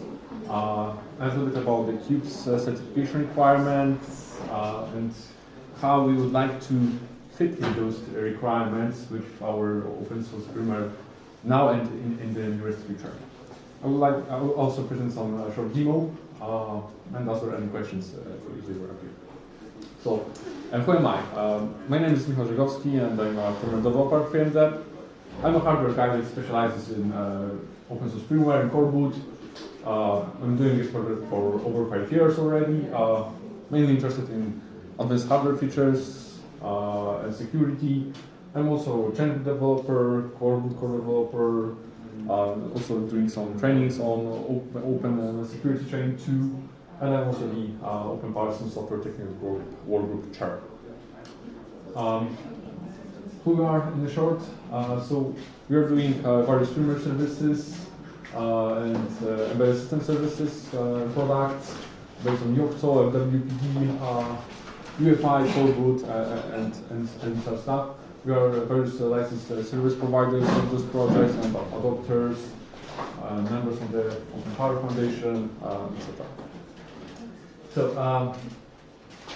QubesOS is a reasonably secure operating system to create a reasonably secure laptop in difficult cases. So, as other presentations typically were mentioning laptops and how to deal with them, what they need and stuff. I also had some interesting discussion with Marek, how hard it is to deal with laptops and developing QubesOS when you don't have this simple serial port to debug. So this is where desktops actually are much easier to deal with, and typically you have some serial port attached to, and this is pretty cool. And they actually are much more performant than desktops are much more performant than the laptops, so they are also quite a good target to run Qubes on, because especially when we take some kind of older device like Lenovo ThinkPad X130, we can notice that these are not so fast actually, especially when you disable the hyper threads. The amount of additional threads that Intel, for example, offers on the higher-end CPUs. And yeah, of course, the QubesOS heavily depends on the virtualization, so it produces some performance penalty and overhead to provide the secure environment. Yeah, so the old machines are cool, are great. We can run fully open source firmware on them, but at some point, we'll have to move forward because these will become way too outdated, or they will practically disable from the market completely. But does it mean that if we switch to the newer hardware, this will be less secure, or if we move from laptops to a desktop, it will be less secure? Maybe not necessarily, but if your threat model is not my threat model, you can always close your machine inside a cage or use a locker like this. But that depends, of course. And most important, the desktops outperform the mobile devices, of course. But there are some also trade-offs, like you cannot move desktops so freely like a laptop. But do only laptops run open source firmware? No. Do desktops run open source firmware? Yes. And there was quite long status quo of open source firmware support for desktops.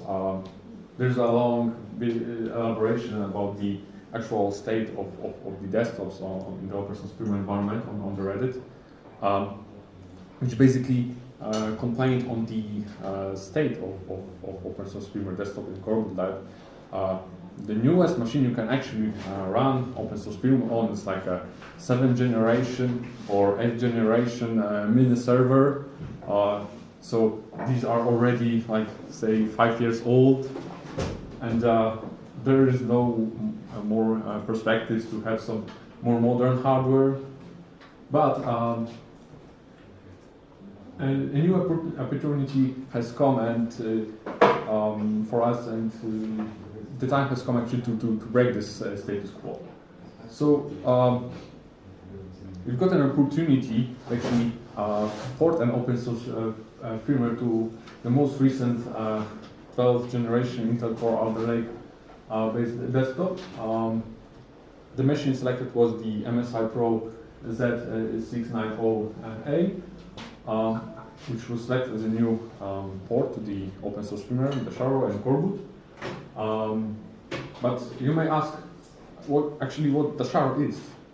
So if you don't know, Dasharo is a firmware distribution and a framework developed by FreeMDEV to simplify the deployment of open source firmware to the customers and clients,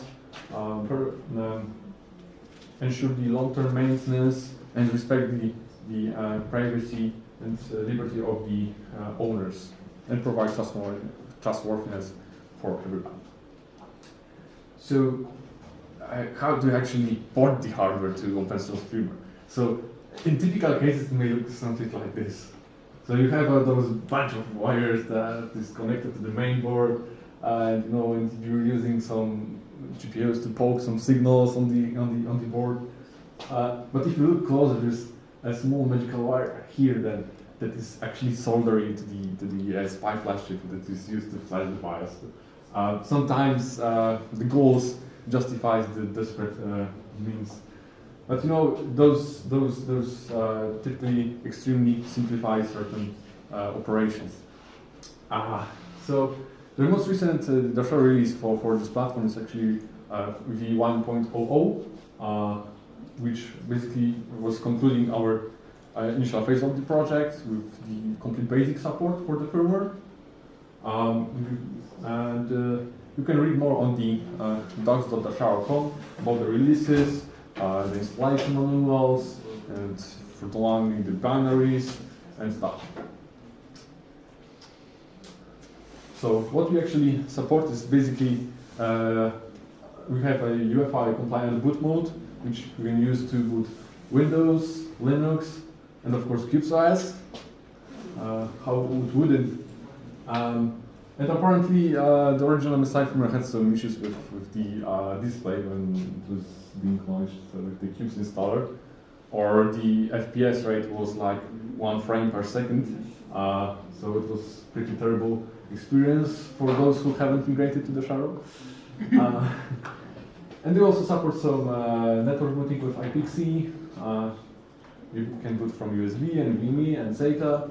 We have also PS2 keyboard mouse support, so for those that want to use SysUSB, we are free to do so. We also provide the UEFI secure boot, the TPM support, and the measure boot, so that you measure all the components the firmware is executing and store the footprints in the trusted platform module. So this is what we support, but what we want to support actually. So we definitely want to have some overclocking capability, because the chipset on the board is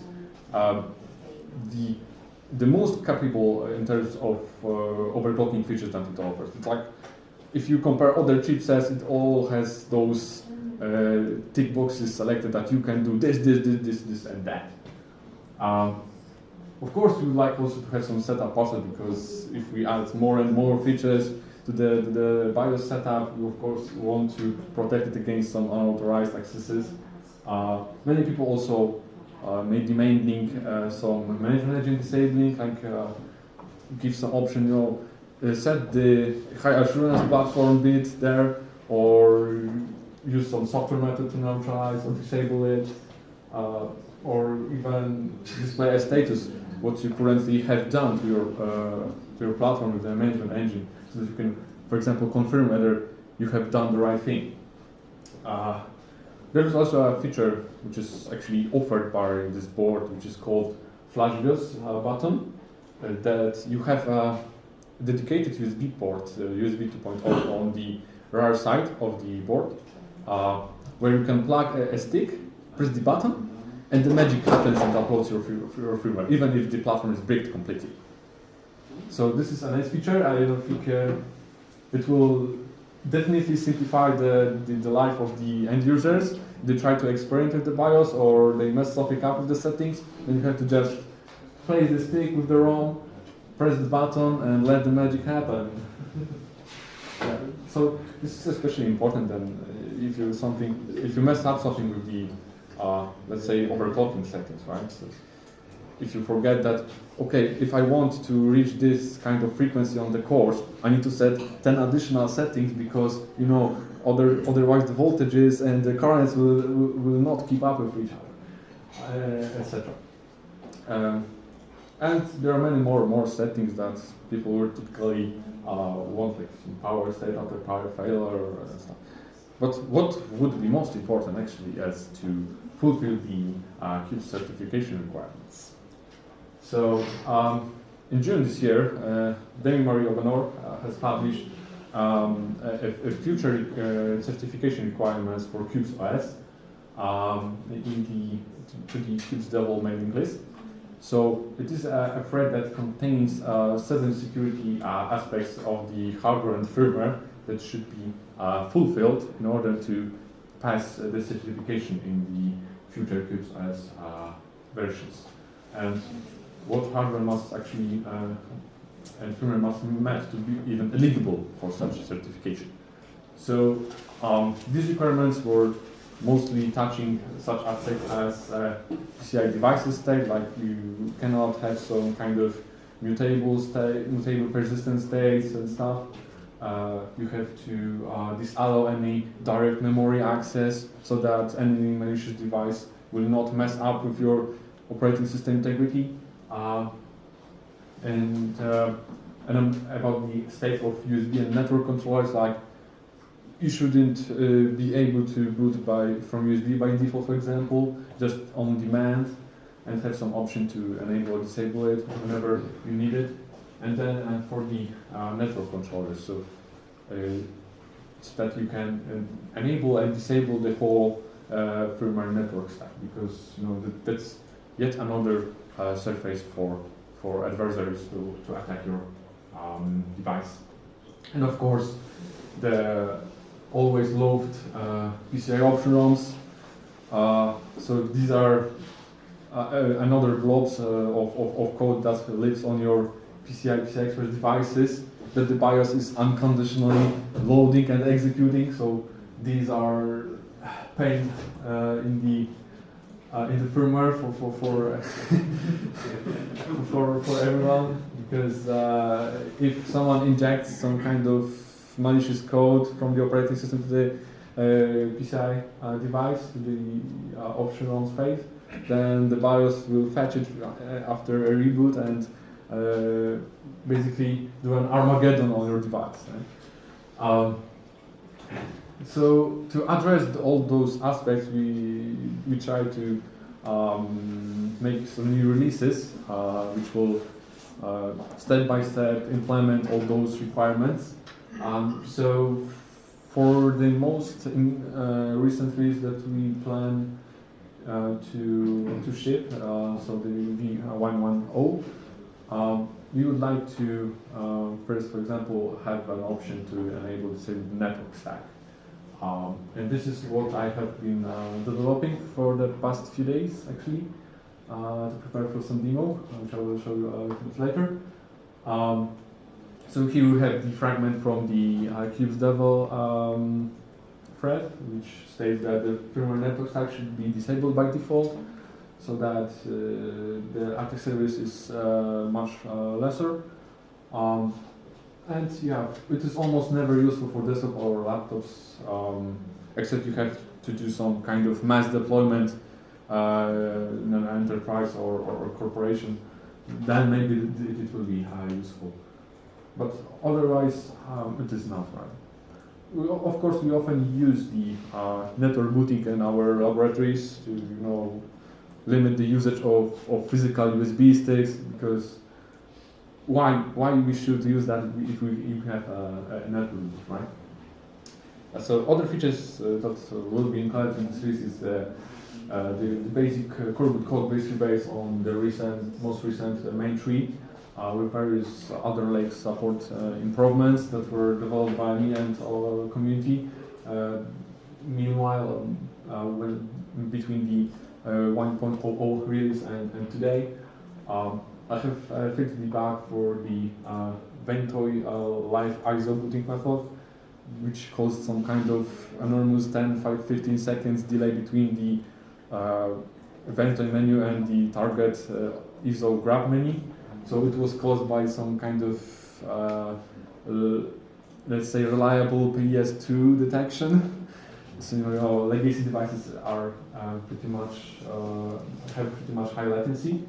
I have also backfixed some incorrectly parsed PCI apertures. So when you have our UEFI payload for coreboot, we do parse the PCI resources that were set by coreboot and reserve it in the memory, in the UEFI memory map.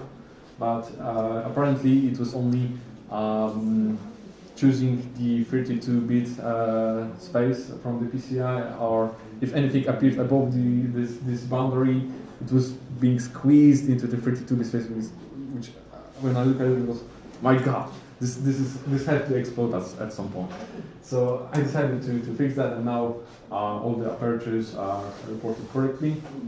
And of course, I plan also to include the network boot and enable disable option, because we want to be closer and closer to the Qubes requirements with each release. I also have planned to cover some performance differences that were reported by our various community users of the platform and the firmware. So they detected that the performance is not quite the same between the original MSI firmware and the Dasharo. So I tried to cover all those differences I have discovered between the default MSI settings and the default Intel settings that Dasharo is following. So I have located the following discrepancies, like some custom AC/DC load line for voltage regulator, some custom power elements, and some custom ICC maps. These are also only words, but what actually is important about that is actually tuning the on-low parameters like the resistance and the power and the currents and the voltages, so that the hardware will not hit its limits programmed by the firmware. So basically, if you raise the power limits that are, for example, limiting your power consumption in turbo mode, then it will start to crippling the frequency. So you have to raise the power limits to a higher wattage so that the turbo will work longer. Of course, it is at the price of higher temperatures and stuff, but if you have a good cooling system, you may raise those power limits to some higher value and be happy with much sustainable turbo frequencies. But turbo frequencies means higher frequency. Higher frequency means higher current, so you have to also raise the current limit, so that the voltage controller will not cut us off, right? And the same goes with the AC/DC load line, which is basically the resistance configuration on the voltage controller, so that if you pass a high current through this to the cores, it will not generate some over voltage, right? So you have to decrease the resistance so that the higher currents will flow seamlessly. And as I said, the Dasharo provides the Intel recommended defaults, which are not the same as MSI defaults. And I must say that what MSI does is some kind of small cheating here, because they tweak those settings to make the platform a little bit more performant that Intel recommends. So this performance difference is is not that high if you match all those settings. So I have done some kind of tests on the sign bench, of course inside Windows, because there will be a separate performance comparison in terms of QubesOS, which my colleague will also talk about. So I'm just focusing on the reference that were reported by community. So I use the same environment and stuff.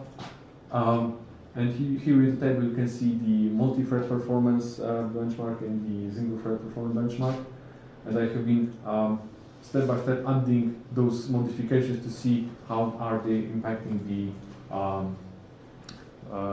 the performance results. So the most, I think the most critical one was the resistance of the load lines of the voltage controller. So as you can see, it's immediately raised from 15,000 to almost 70,000, which is almost on par with the MSI. So as you can see, tuning those values can really squeeze out the performance we want. But I'm still hesitant to actually include those fixed values for settings, because I have been using only i5 1260K CPU, and MSI can have like a table for all possible Alder Lake processors and have some kind of optimized defaults for their own. So if I would add those values for this single CPU, it could explode other users. So I'm rather thinking of sticking to Intel defaults, and then at some point provide AEM-way to tune the performance. So,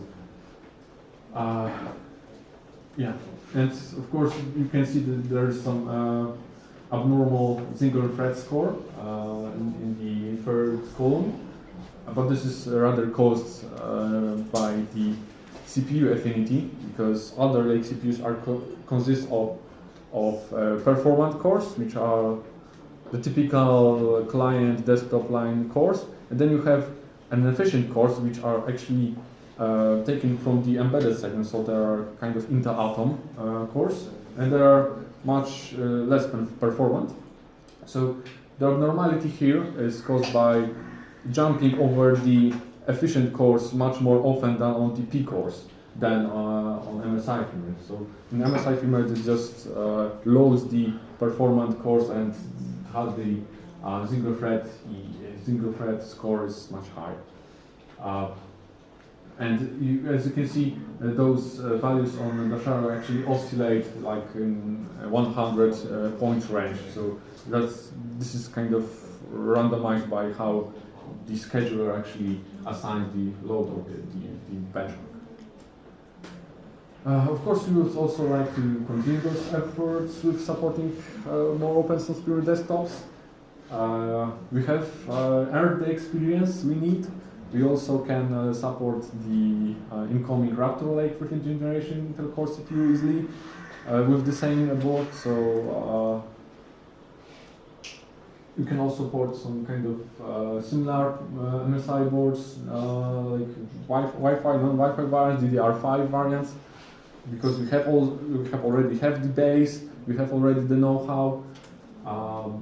It will be much easier. So I don't think we will be back in this status quo where you have to look for like 5 years old hardware to run open source on a desktop.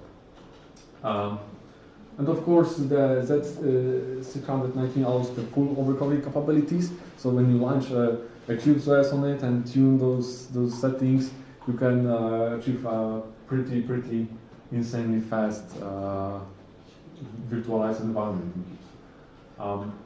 And of course, we see quite much interest in the desktop segment. So hopefully, QubesOS project will also have more demand on such machines if more open source firmware supported desktops will arrive. And yeah, these are actually our hopes here. So it's the time for the demo now.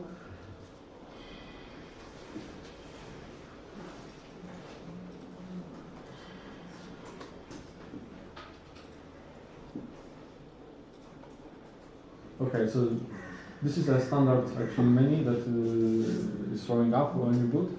So, but starting from the beginning. Here I have reset the platform, the beautiful logo appears, right?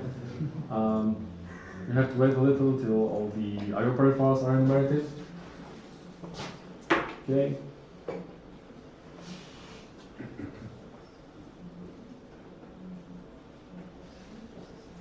And we have some kind of options like you can traverse here. We have the device manager, we have a one-time boot options where you can override your current boot device. You can see there was a QubesOS. You can also add boot options or delete boot options, just the boot order. For example, let's say we want Qubes on the top, so you can just press a few buttons on the keyboard and done. Apply the changes. Great, and we will boot QubesOS, for example, after we boot directly.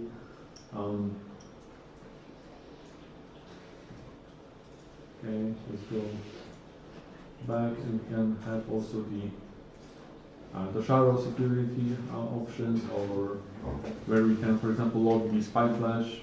We can also have the network boot, which I have developed, and it enables the network and IPC drivers, or disable them on demand. So this is new that wasn't released yet. And then when you apply those changes and reboot the platform, we will see that the IPC shall appear, and we will have also the information about the network device.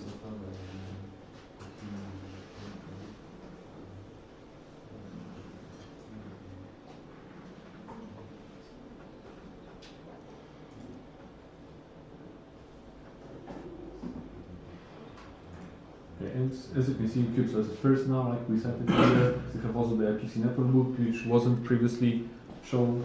So the option is working apparently. And yeah, we entered the boot again. So I would like to show you that the IPC is still there. The device manager options, like we have the secure boot options or the network device status.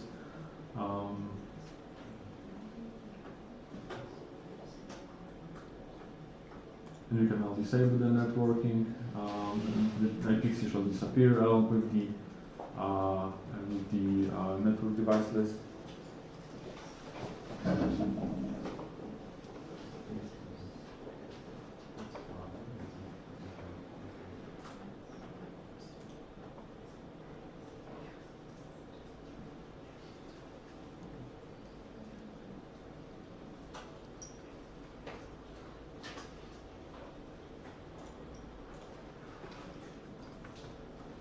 As you can see, there is no IPC right now at all.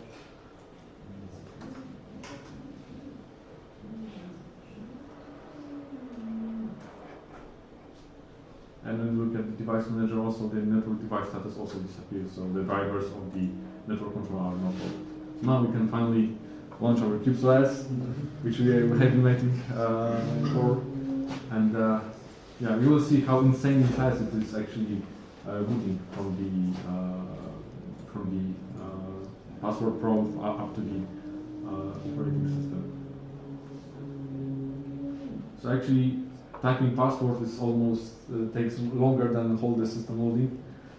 It's insanely fast. Because it was short.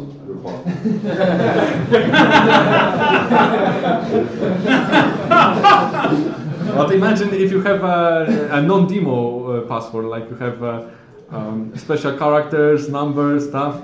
But here you have a simple QubesOS small letter password here for evaluation. You don't need numbers and special characters to have a secure password. It just needs to be. But typically you won't, right? So you won't have some kind of simple password. It can be secure while just being a bunch of words. Yeah, exactly. So here's a short status, how fast all those system cubes are actually coming up. That's pretty incredible. I have also the setup set on the backstage, so if anyone would like to go and try it out, feel free to do so. Okay, and yeah, to the summary right now. So securing the desktop firmware, from the firmware side is possible thanks to open source firmware. And I think it is also possible to secure it on the software side when we use QubesOS. So what do you else need, right? If you need more hertz, of course, go overclock it. Sure, go ahead. You are free to do so. But this machine is already insanely fast, like you saw on the demo. Like I have been typing password for, let's say, 2 seconds or 3. The same was the loading time. And yeah, that's it. Thank you for listening, and I'm open for questions.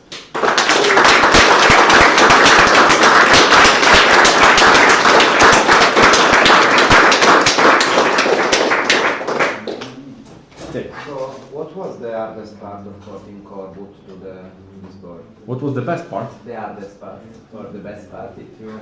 The worst and the best. Okay.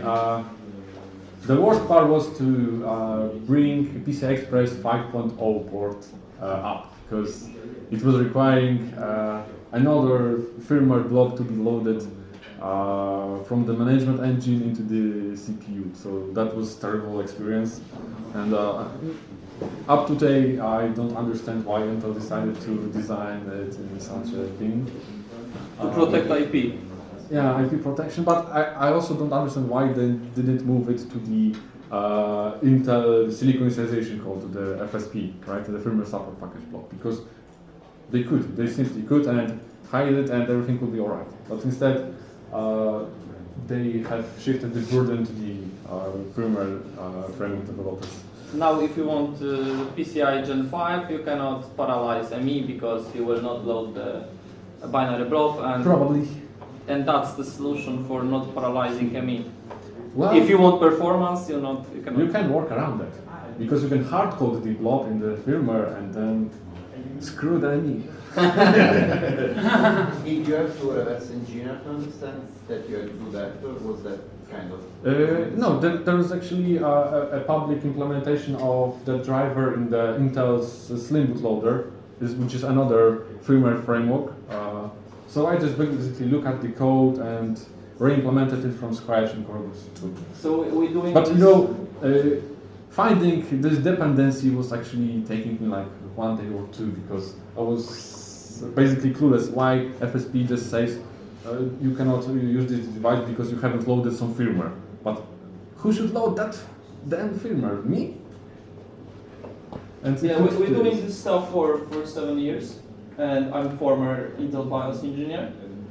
So we learned that we have to gain some access and some relation with Intel to do things correctly, and right now we have all needed documentation signed and good relation with their team.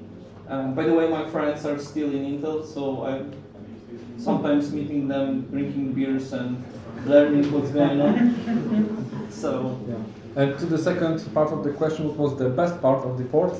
I think that we managed to boot Linux in 2-3 days of development, after 2-3 days. So it was pretty much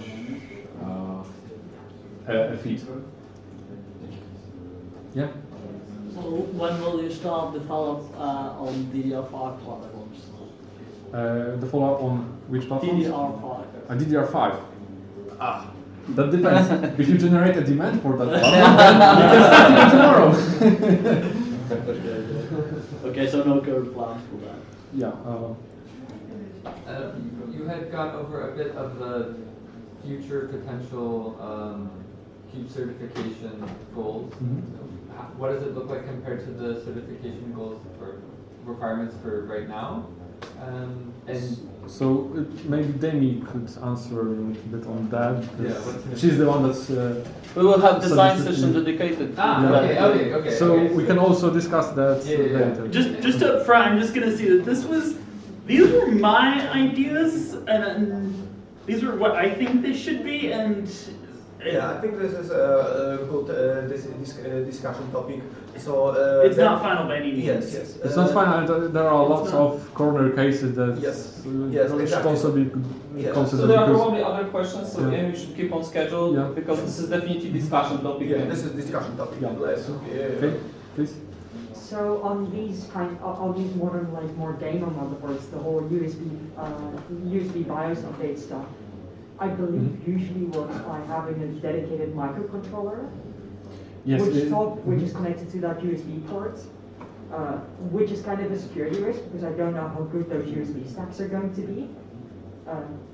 Is that part of, have you researched that, and how does that influence the security model of all of this?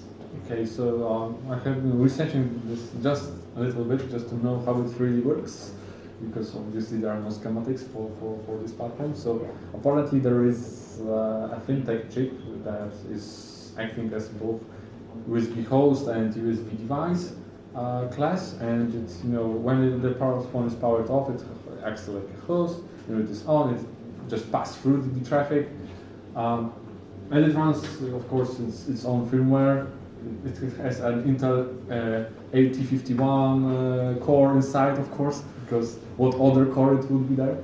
And yeah, it simply uses the SPI flash lines that are connected to the BIOS flash, so you have this sideband bus to the flash. So besides the chipset, you have the fintech chip ones. So this is, of course, a security flash, like on the same level like a baseboard management controller server, because they also have the spinals attached, and you can. And embedded controller. Yeah, and if you embedded controllers, no, I don't know. They can share the flash, but they rather can't update whole, I think. Anyway, it would be rather hard. I believe framework does that in that way. What do you mean? The framework not has an open source embedded controller. But they're using them to flush the BIOS, yeah? I'm not sure. No, I don't think so. That doesn't work actually that way. But yeah, those chips that actually use the USB to flash the BIOS are the same security risk as BMC on servers, like, because you have BMC have huge control over the whole server platform. Okay? You can even change some BIOS settings for BMC, but you can also update flash. So the reason I consider this is because it's very visible. If you have a desktop, like the BIOS flash buttons on the back of the desktop usually. So anyone can walk by, turn the computer off, plug in a USB drive, and exploit whatever firmware is running on that. Yeah. And especially if it would be sharing the SPI bus with a TPM or something, which I really hope isn't happening. You could do some other cool things, I suspect. You wouldn't want to be able to. Yeah, so it's always this discussion about usability, being user-friendly versus security. And here you have a situation in which we provide a board with can be recovered from failure, from brick. And of course many users will be happy about that. But some users will be very concerned about, okay, this is a cool feature, but it can be abused. But on the other side, this is workstation. I assume you're not going with workstation everywhere. You're just keeping that in your home. And if your home should be physically secure, otherwise your laptops or all your devices are.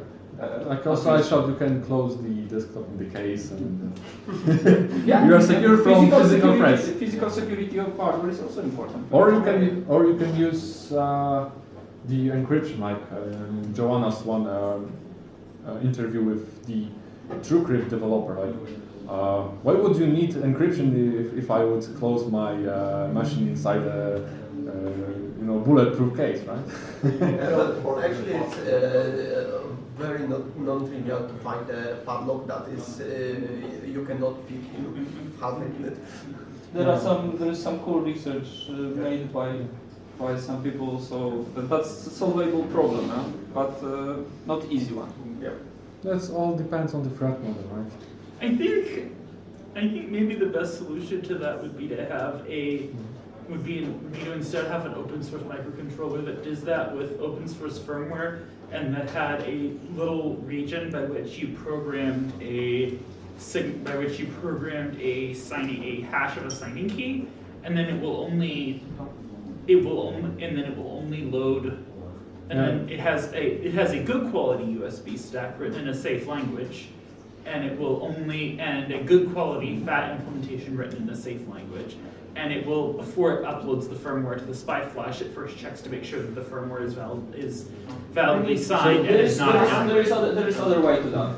Just fuse your platform with your Intel keys. Like this platform to your own keys, and that's and the still end. the freedom Platform for level measured boots. Excuse me? Or the platform level measured boots where everything, including the first blocks read from flash, are all measured, and then you can prove that it hasn't been tampered. But still, the measurements are good as the first measurement, and the code that makes first measurement have to be secure. Somehow we have to lock it.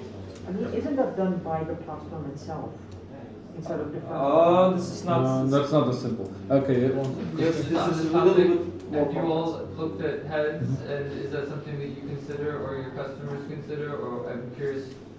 It doesn't seem like you engage with heads. Or I'm just curious, what's the relationship, or with Linux boot? I think is one of your projects. We could also ship it with heads, but for now we have focused on general purpose use cases. So we have we don't want to compete with Insulgo. Yeah. I don't think they're working on a desktop. So I'm talking with Thierry regularly, and I believe the possible relation is that Thierry don't like the blobs part of that. Yeah. The same is about Vikings.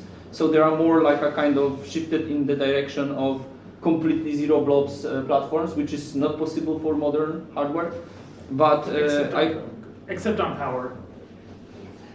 I can have huge elaboration about power, and we can have a power talk is also when we're drinking. I will explain what's wrong with power. 10, for example. But saying about that, we are okay talking with companies like Insulgo to sell this platform and talk about business model that can finance further development of the platform. Okay, cool. Yeah. So just taking that, flashing Dasharo, or even if someone don't want to use Dasharo, that's okay. Code is there. They can do their own. Okay, so thank you for the presentation.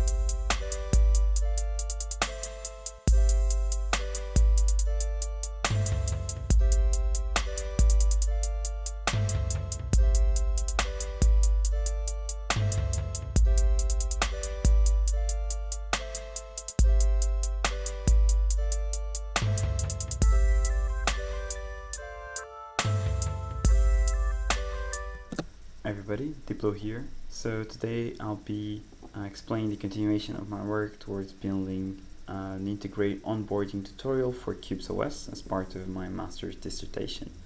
And so I'll start off with a bit of motivation as to why I started doing this. So in terms of learning resources, what we see here is a breakdown called the DVO documentation system, where it aligns documentation along two different axes regarding like the use case, if we want it for studying or for more like practical stuff in terms of working, or if we want for practical steps or more along the theoretical knowledge. And so it shows tutorials, how-to guides, explanation material, and reference material. And I'd argue that the documentation falls mainly on the reference side, where it's useful when you're working and has a lot of theory, but it also has some how-to guides there in the middle and some more theoretical explanation of how things work in Qubes. But it's not ideal for learning, for newcomers who necessarily like need to have some form of more base explanations and don't necessarily have already a lot of knowledge of how things work to know what they're missing and how to get it. Then there are also some videos, maybe 2 or 3 videos in total.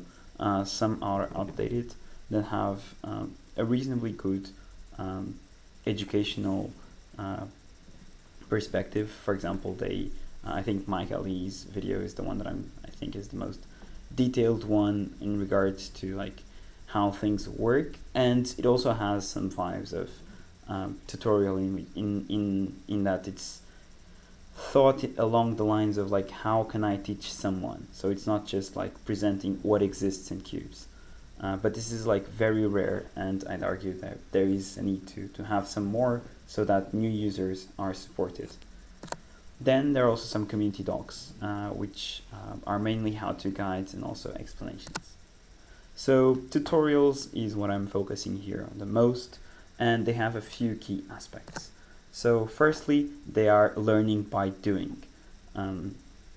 Users don't necessarily like to read a lot of material before they like to get started. This is the reason why none of us actually read instructions manuals when we get a new product, or at least most of us.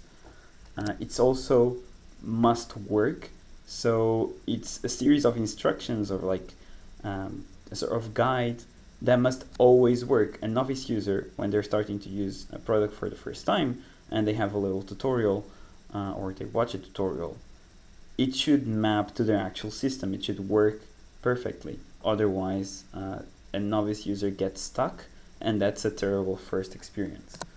And it also must be doable by everybody. And you want the tutorial to be able to be used by people coming from Windows, from Linux, also from Mac. And you want to concentrate with the minimal amount of explanation. So you don't want to deviate too much with theoretical ideas. So for example, when people are getting started, you bombard them with templates and disposable virtual machines. That's all cool and all, but I think for a first approach, users need to have a more basic introduction to how Qubes works. And then once we start thinking about this, we can then start building tutorials on top of each other. So for example, this one where we introduce the very basics of the system, like starting applications, and then we can do more advanced stuff. And we can build upon that, but always keeping in mind the learning trajectory, like what concepts people already have and where they can go next from there. And this is necessary for people to be able to like have already a background and not jump, not be in a situation where they, in order to know something, they already need to know something else, and then it's a never-ending nightmare where the users basically need to spend 4 or 5 afternoons reading documentation for the first time, which is fine for people who really want to know about the system, but it's not great for people who come from non-technical backgrounds and just want to learn how to actually use the system for their situation. And so this comes to my integrated onboarding tutorial. I've presented in last year's summit, but I'll do here a bit of a recap. So starting off with the progress update, I had built the lesson design, like what would be the content of the tutorial, and I had made a prototype in a tool where people could test how it was going to be, but no code had actually been developed except for little bits of little gadgets that then would be integrated into the full tutorial. But now I have done that. I've also made like the code architecture to make this work, and I'll explain that later. And I also did some more user testing, but now with the final product. And yeah, so the goal with the tutorial was just to have one tutorial, introduce the user to very basic actions, and do a mental model shift from a single system mental model where users just start applications to one where people actually need to have a hypervisor like mental model. So you have various virtual machines or like cubes or whatever you want to call them, and inside of those you start applications. And when you close the windows, it's still running in the background those cubes, so people need to be aware of this. And it should also be something very short so that newcomers can just easily get started and not spend too much time on it, because people just really want to use the system when they have a new product. And so as a motivation, I encourage everybody here thinking about their first experiences on QubesOS and thinking about how long it took you to learn how to open a cube. It's possible in retrospective to think that it was super easy, but I bet for a lot of people it wasn't. And also, for example, how to copy a file from one cube to another. And remember, like, you didn't know necessarily like where things were in the documentation. I think now it's easier because there is probably a how-to guide that explains that, but I think a few years ago it wasn't organized in terms of how-to guides. And so learning how to copy a file from a cube to another is not super, at least I don't think it would be super easy for users without having some sort of a guide to do that. And lastly, also shutting down a cube, because probably people will realize that they need to shut down their cubes when they get a warning message telling them that there is not enough RAM on the system. And I don't think this is like the ideal situation for a novice user to be presented with an error message where this is something that is part of the experience of using cubes. You need to manage the resources that are being used, and every now and then, especially on a more limited 16 gigabyte machine, you need to kind of shut down the cubes manually. So this is what the tutorial looks like when implemented. The user, when starts the system for the first time, they're greeted with this welcome screen, which encourages the user to learn the basics and do a 5-minute tutorial. So then the user is introduced to the basic cubes that come pre-installed on the system. And what is a cube? A cube is just really a compartment, and there are all of these that the user can have by default. And then we introduce the user to the whole mission of the tutorial, which is to copy a file from the work cube onto the personal cube. But in reality, it's much more than that, as we'll see. And we'll also say that we'll guide it. So start with task 1, which is just starting the files application for the work cube. So you see here on the new cubes menu, the entries are highlighted to guide the user where they should click.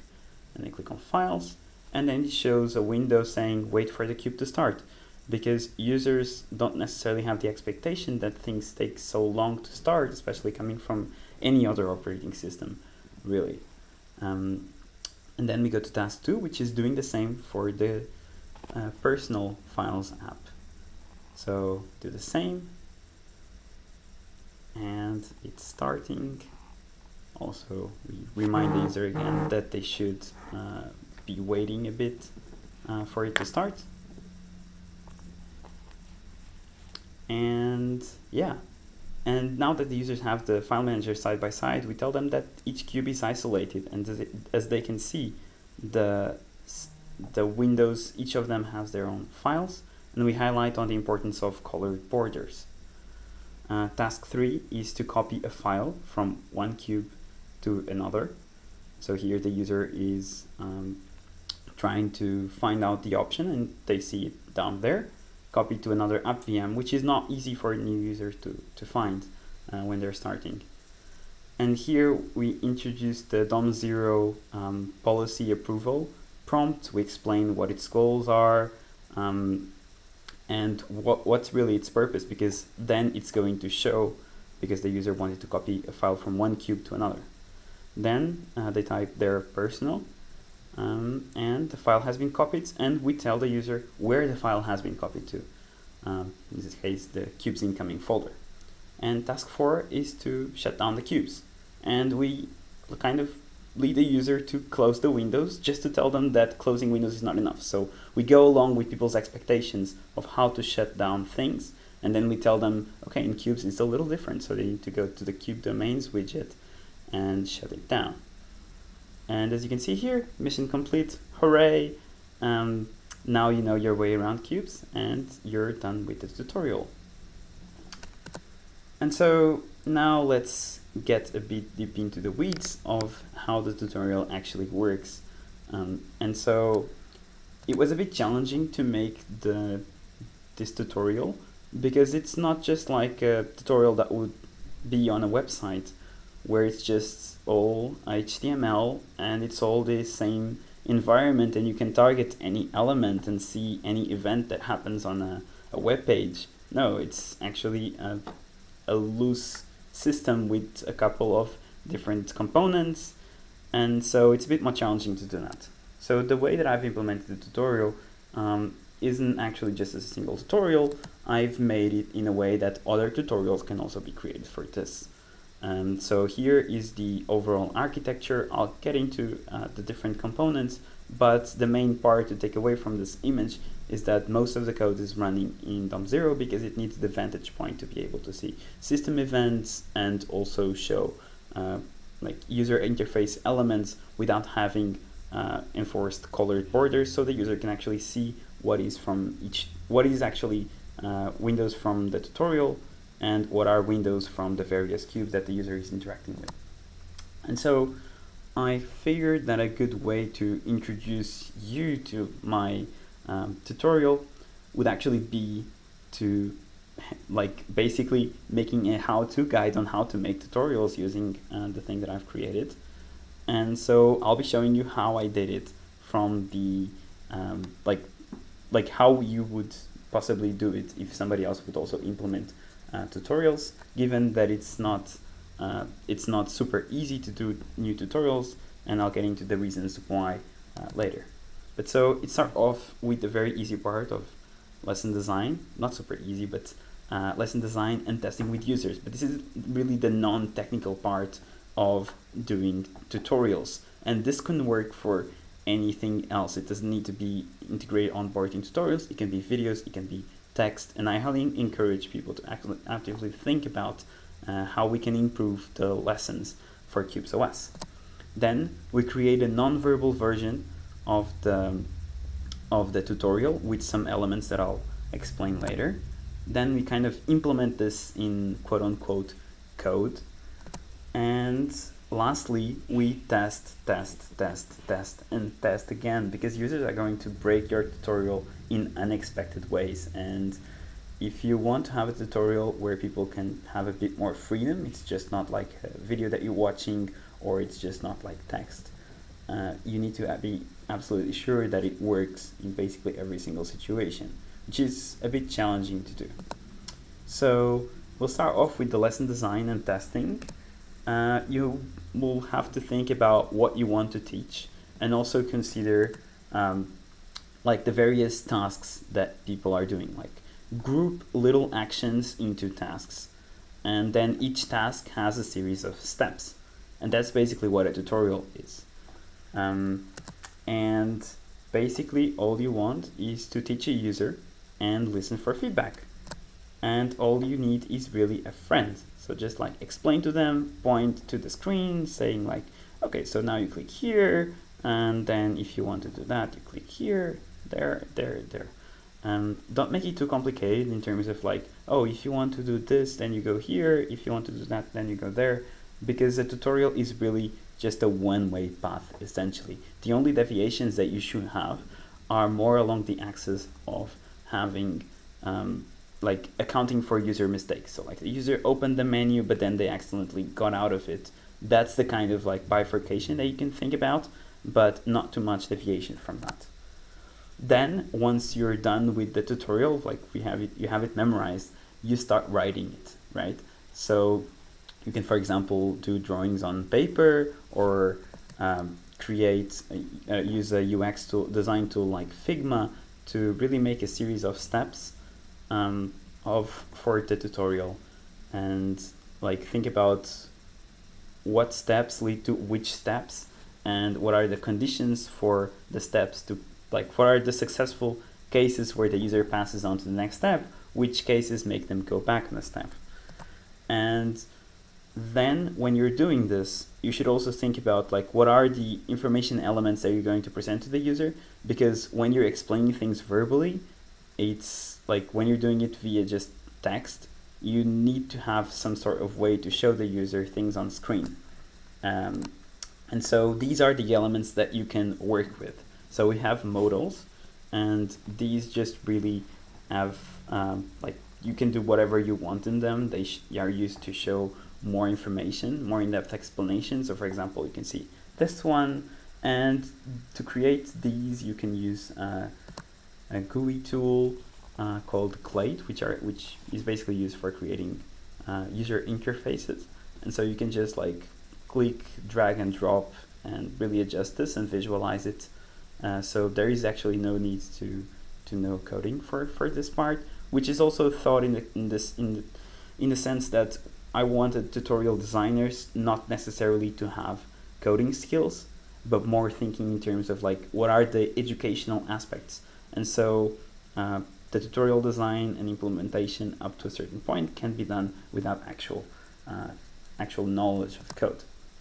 Then we also have task information. So I told you that we should break the tutorial into tasks, and this is where it comes to. So whenever the user starts a new task, they are presented with like the task number and an OK button.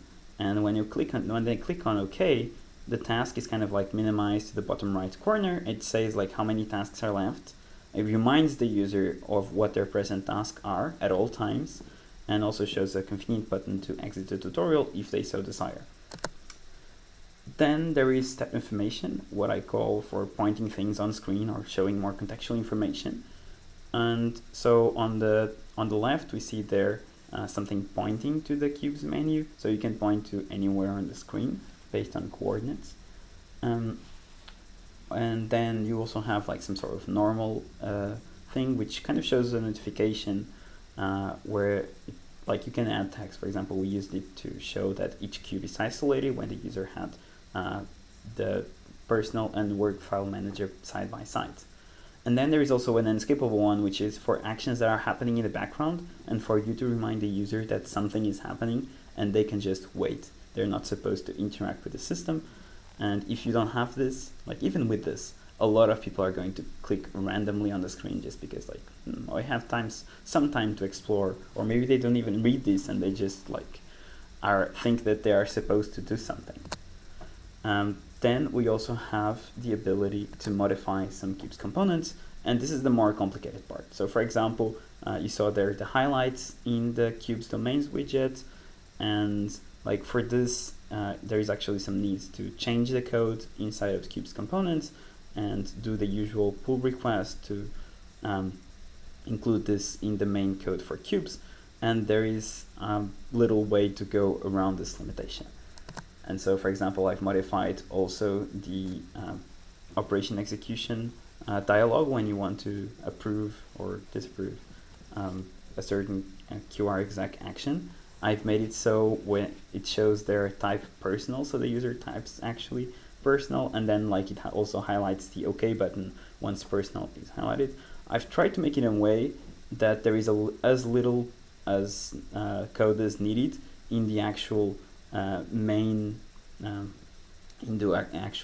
code base for these components, and I try to move everything onto a tutorial.py file. And you can also see here one for the Qubes menu. then we can also create some custom apps, and these are useful really and they are going to run in the app cubes, and they're basically like mock apps. Like this one looks like the file manager, but it's actually just a collage of pictures where it has the ability to like highlight there the picture.png, and it doesn't allow the user to do anything else. And the reason for this is because like when you show this app to the user, they might already have files, or they might have changed it somehow, and you don't want this kind of variation to be in the tutorial because it can actually complicate things. And so as long as the user is able to be in an illusion that this is a real app, it works just fine. And then we get to the step of actually codifying the tutorial. So we've designed with those elements, and now we're actually down into the weeds of actually translating this into quote-unquote code. And the reason why I call this code is because, as we'll see, this is just YAML. So here you create a tutorial definition file, as we'll see, and then we are going to need to patch certain Qubes UI elements. For example, I haven't implemented the highlightability of every single thing in the Qubes components, and this is the reason why I don't think this is super scalable for making lots of tutorials. Like it needs to be changed, like the whole, like until we have everything with highlightability or other things in the code base, this isn't really like super easy to create other components, and the main developers also need to actually review this. And then you can also create the VM components that we talked earlier.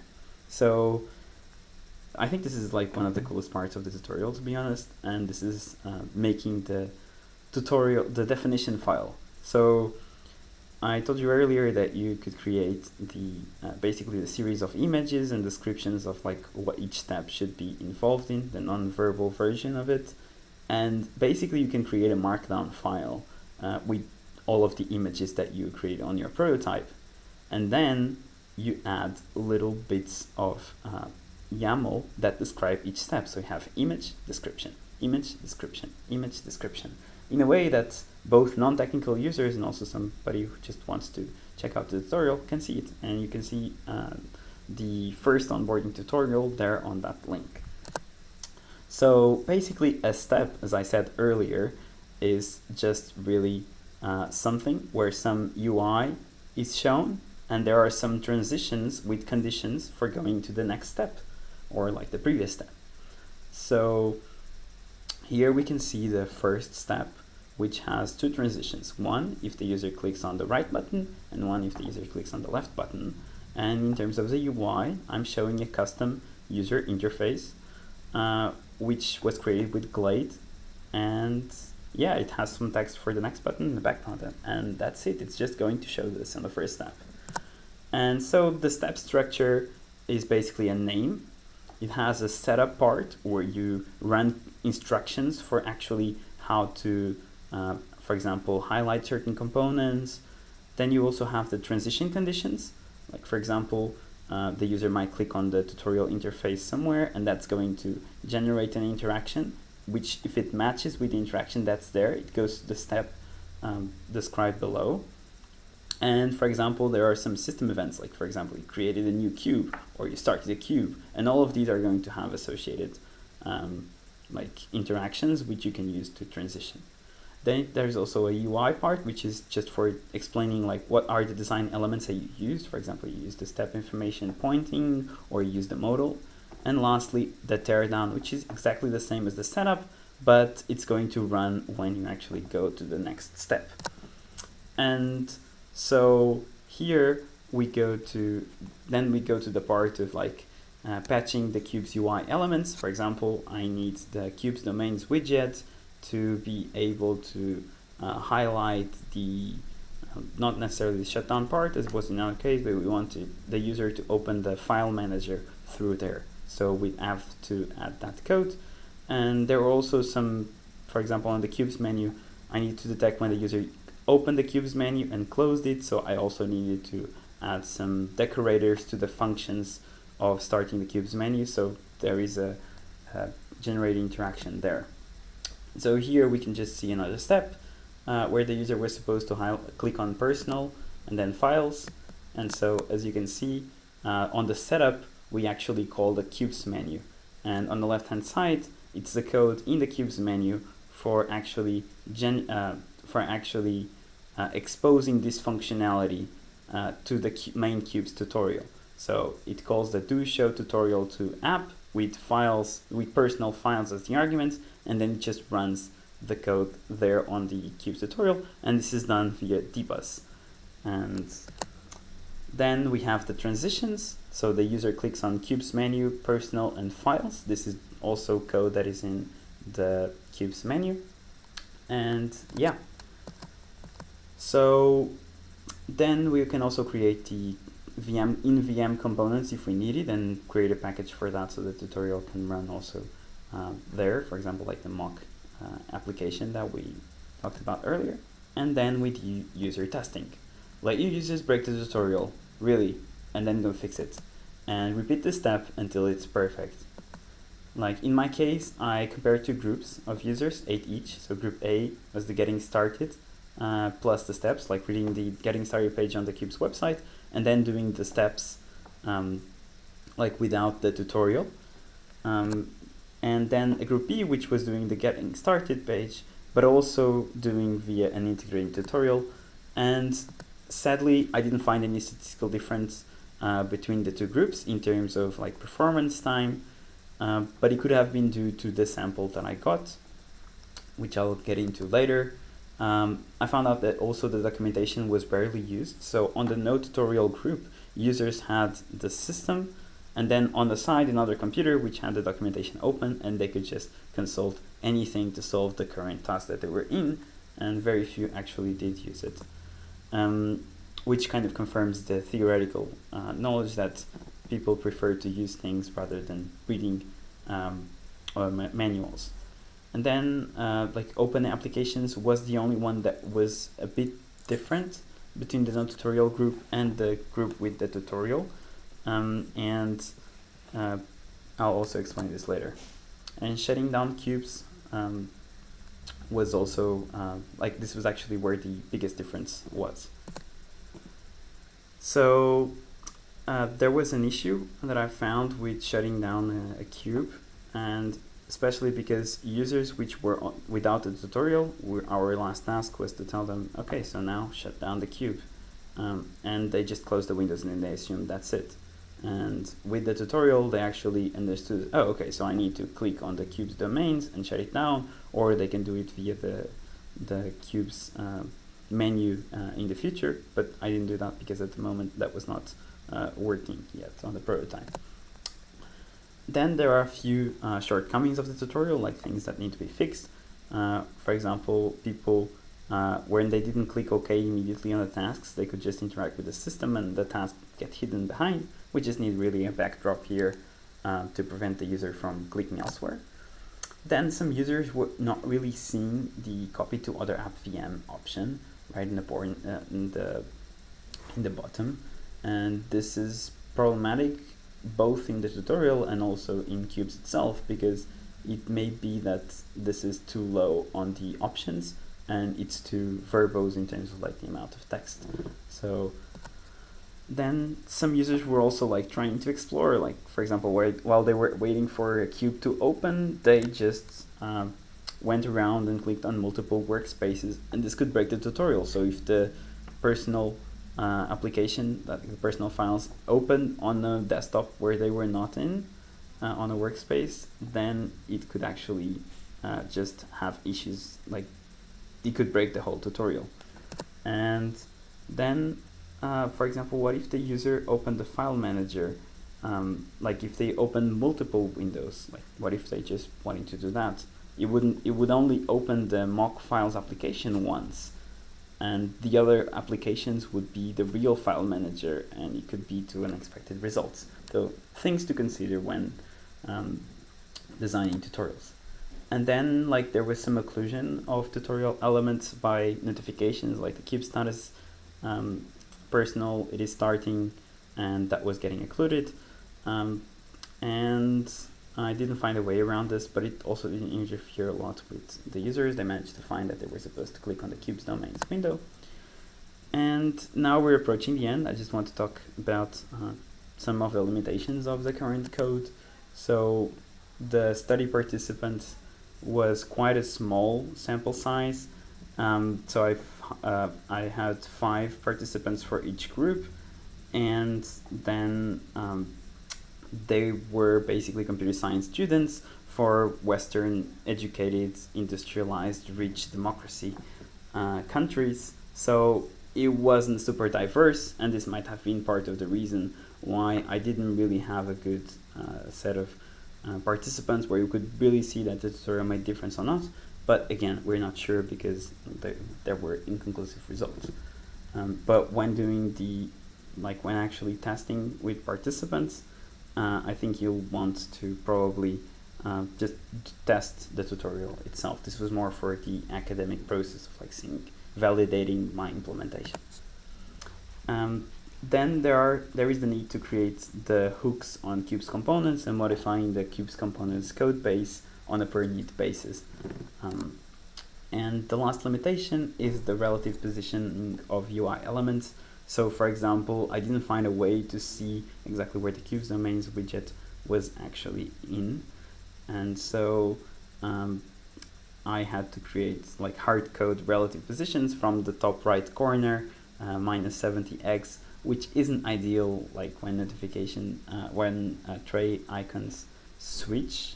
They really just, this can mess up the tutorial, and I need to figure out a better way to do this. And lastly, I'd like to share the lessons that I've learned on making a tutorial, and also some of them apply to Qubes usability. So when you're thinking about education, you can use education to go around system limitations, for example, the need for users to shut down Qubes and think about that. But whenever possible, you should do this via the design and not via the education. So for example, installing software on Qubes is quite complicated. And I've made a proposal for making this easier for users. And I think it would be ideal to have this built into Qubes instead of having to make complex tutorials on how people can actually install software. And then also for copying files from one Qube to another, I found it interesting that 5 out of the 8 participants on the no tutorial group tried dragging and dropping the file from work to personal. This is a usual expectation. This was generally the first try that people did, and this could be worth considering implementing in Qubes. There is already an issue about it. So, the next option was to right-click on the picture and then copy, and the last option was really to right-click the picture and copy to. And so this is really the situation where it was only probably on the 4th try that people without the tutorial were able to find the copy to app-VM option. And this may indicate that it's too low on the options, or it's too verbose in terms of text, or that drag and dropping between Qubes needs to be implemented, of course, always in a secure way. And battle testing is also very needed. So if you want to make an integrated onboarding tutorial, it has to absolutely work. Otherwise, it's going to be the worst experience for novice users. Qubes is just not going to work, or they think they are incompetent, or they can't just do the simple, most basic tutorial. So if this ever gets implemented into the Qubes code base, this really needs to be very polished, very perfect for in every situation. And the users will absolutely break your tutorial, and you shouldn't feel sad about it. You just should go and fix it. Because on a video tutorial, people can't really break it. The breakage would be visual inconsistency. So what the people see on their screen is different from their screen. And this happens, but it's not as bad as when people actually can't finish a tutorial. And yeah, you can't really test twice on the same user because they've already done the tutorial and they know already all about it. And so it's very hard to find participants who are willing to spend this amount of time, or finding a lot of different participants. And again, I found inconclusive results in regard to the effectiveness, and I do not necessarily why this is. If it is because of the sample size, because of the type of participants that I was able to recruit, again, it's a very specific kind of people and not necessarily the ones who would benefit from a tutorial like this. And there is lastly, I'd just like to stress that there is a need for better learning resources. So I encourage everybody in the community to think structurally about how to educate users with the learning trajectory. So start with the basis and then build upon that, and don't reference things that the user doesn't already know, right?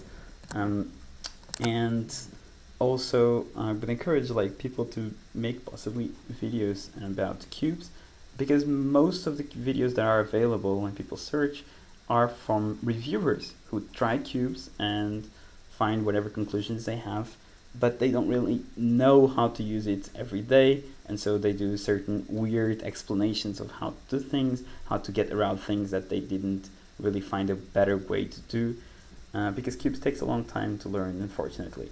And so it's best if these kinds of videos are made by users who already know and use it every day. And I would also argue that you should focus your efforts on building for novice users. More advanced users can use documentation, they can use external guides, they know what they don't know and they know how to look for it. And so really look at the limit your scope to novice users. And yeah, that's about it. I'd just like to thank everybody who participated in the study and gave their time to be tortured with some Qubes learnability. But yeah, overall, I think it was, I'm very thankful for everybody who helped here. And yeah, you can find me on the interwebs and send me an email, and also see the progress on that link there. And that's about it. Awesome. Thanks.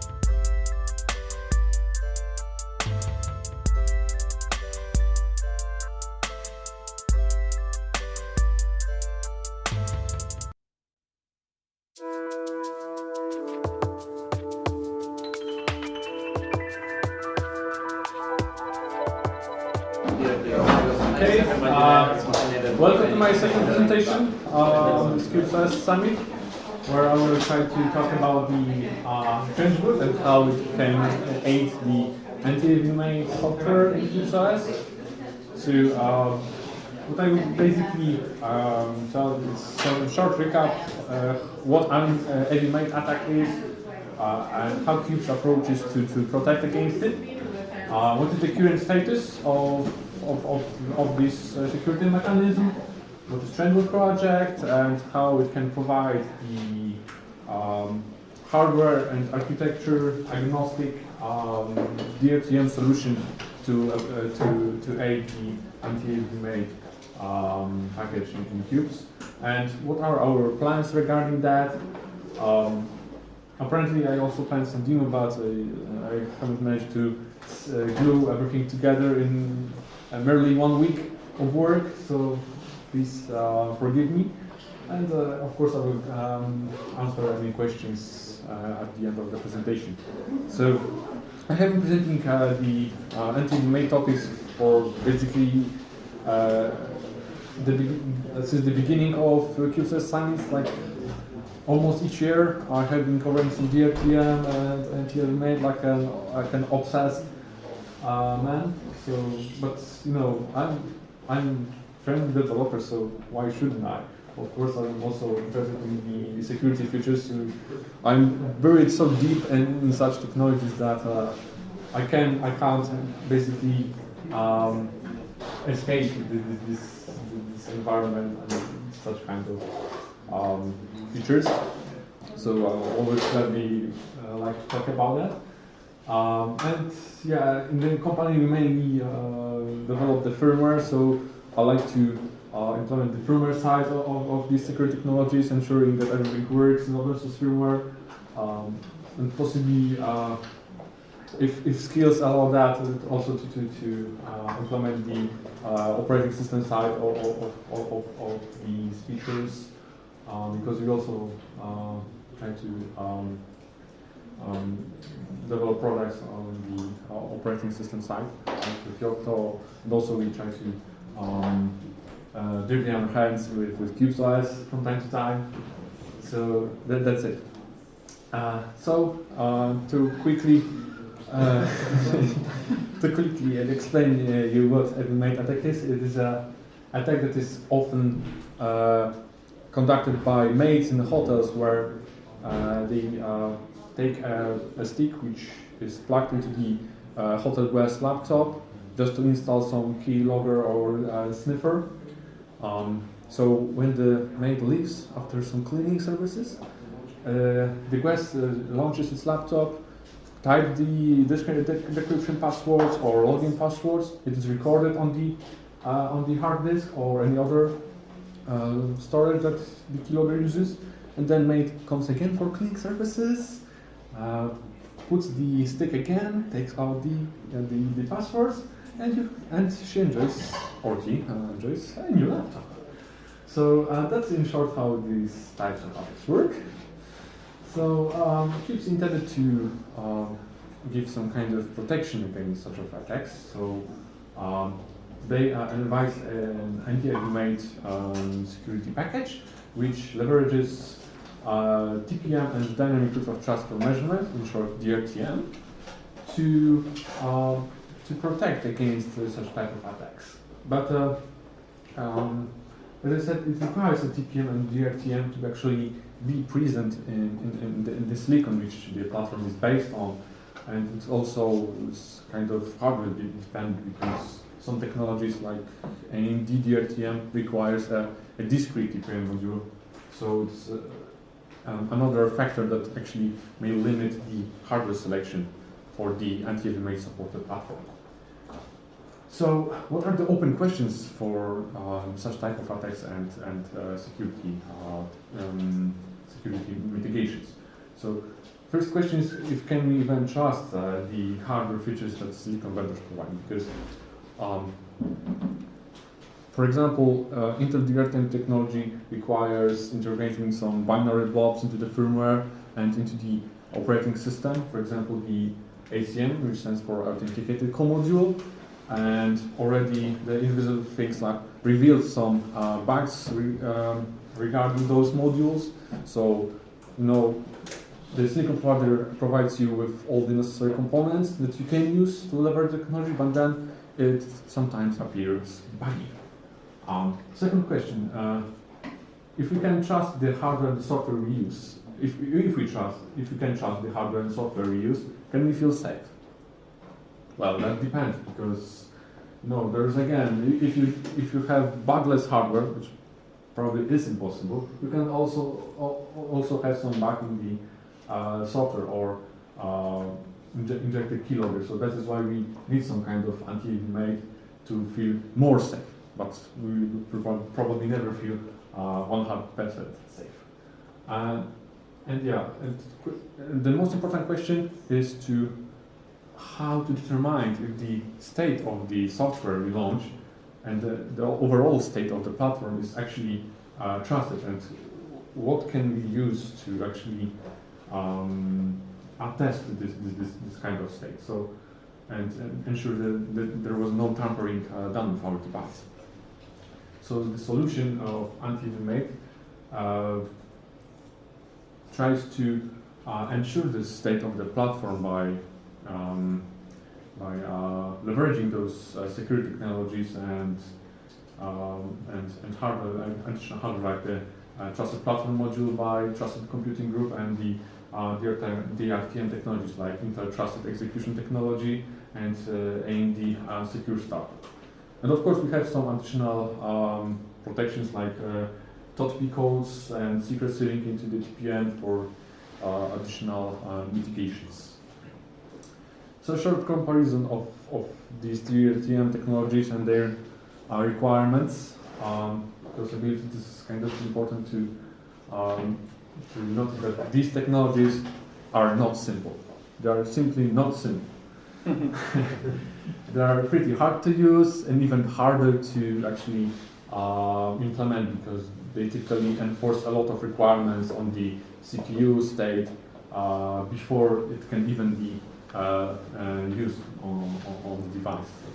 For example, both technologies, of course, requires the TPM to be present.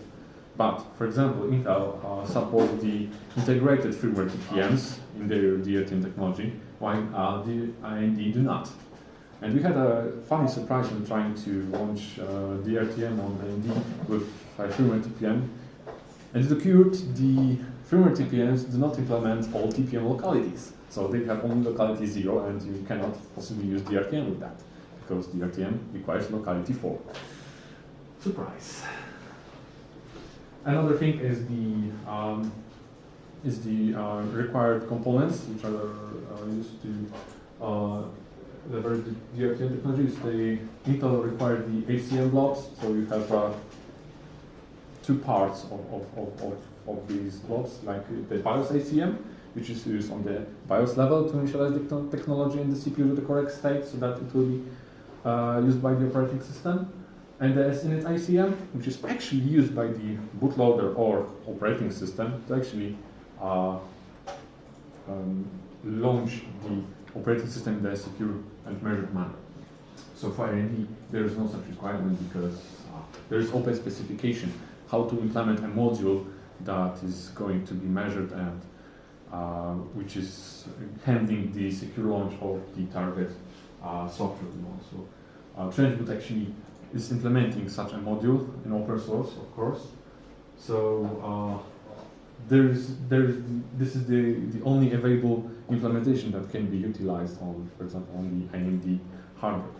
Of course, we do not count the most recent Windows developments on DRTM, because they have their own world. They did it in their own way. There is some kind of even platform security processual involvement in there. So I'm not so sure about that, how it really, if it works well, that well. Yeah, and up to today, Intel TXT was mainly implemented by the Trusted Boot project, so in short, QBoot. And this is what is actually used today by QubesOS. Yeah, and from the other side of BIOS requirements, you have to enable AEM and handle the BIOS ACM stuff, etc. But for AMD, you just only need to enable the SVM extensions that they provide the secure instructions for the DRTA. Yeah, and the software needs to execute those modules later when they want to secure launch the operating system. And in the case of InterTXT, there's an instruction called getSec center, and it takes the init ACM module as an input.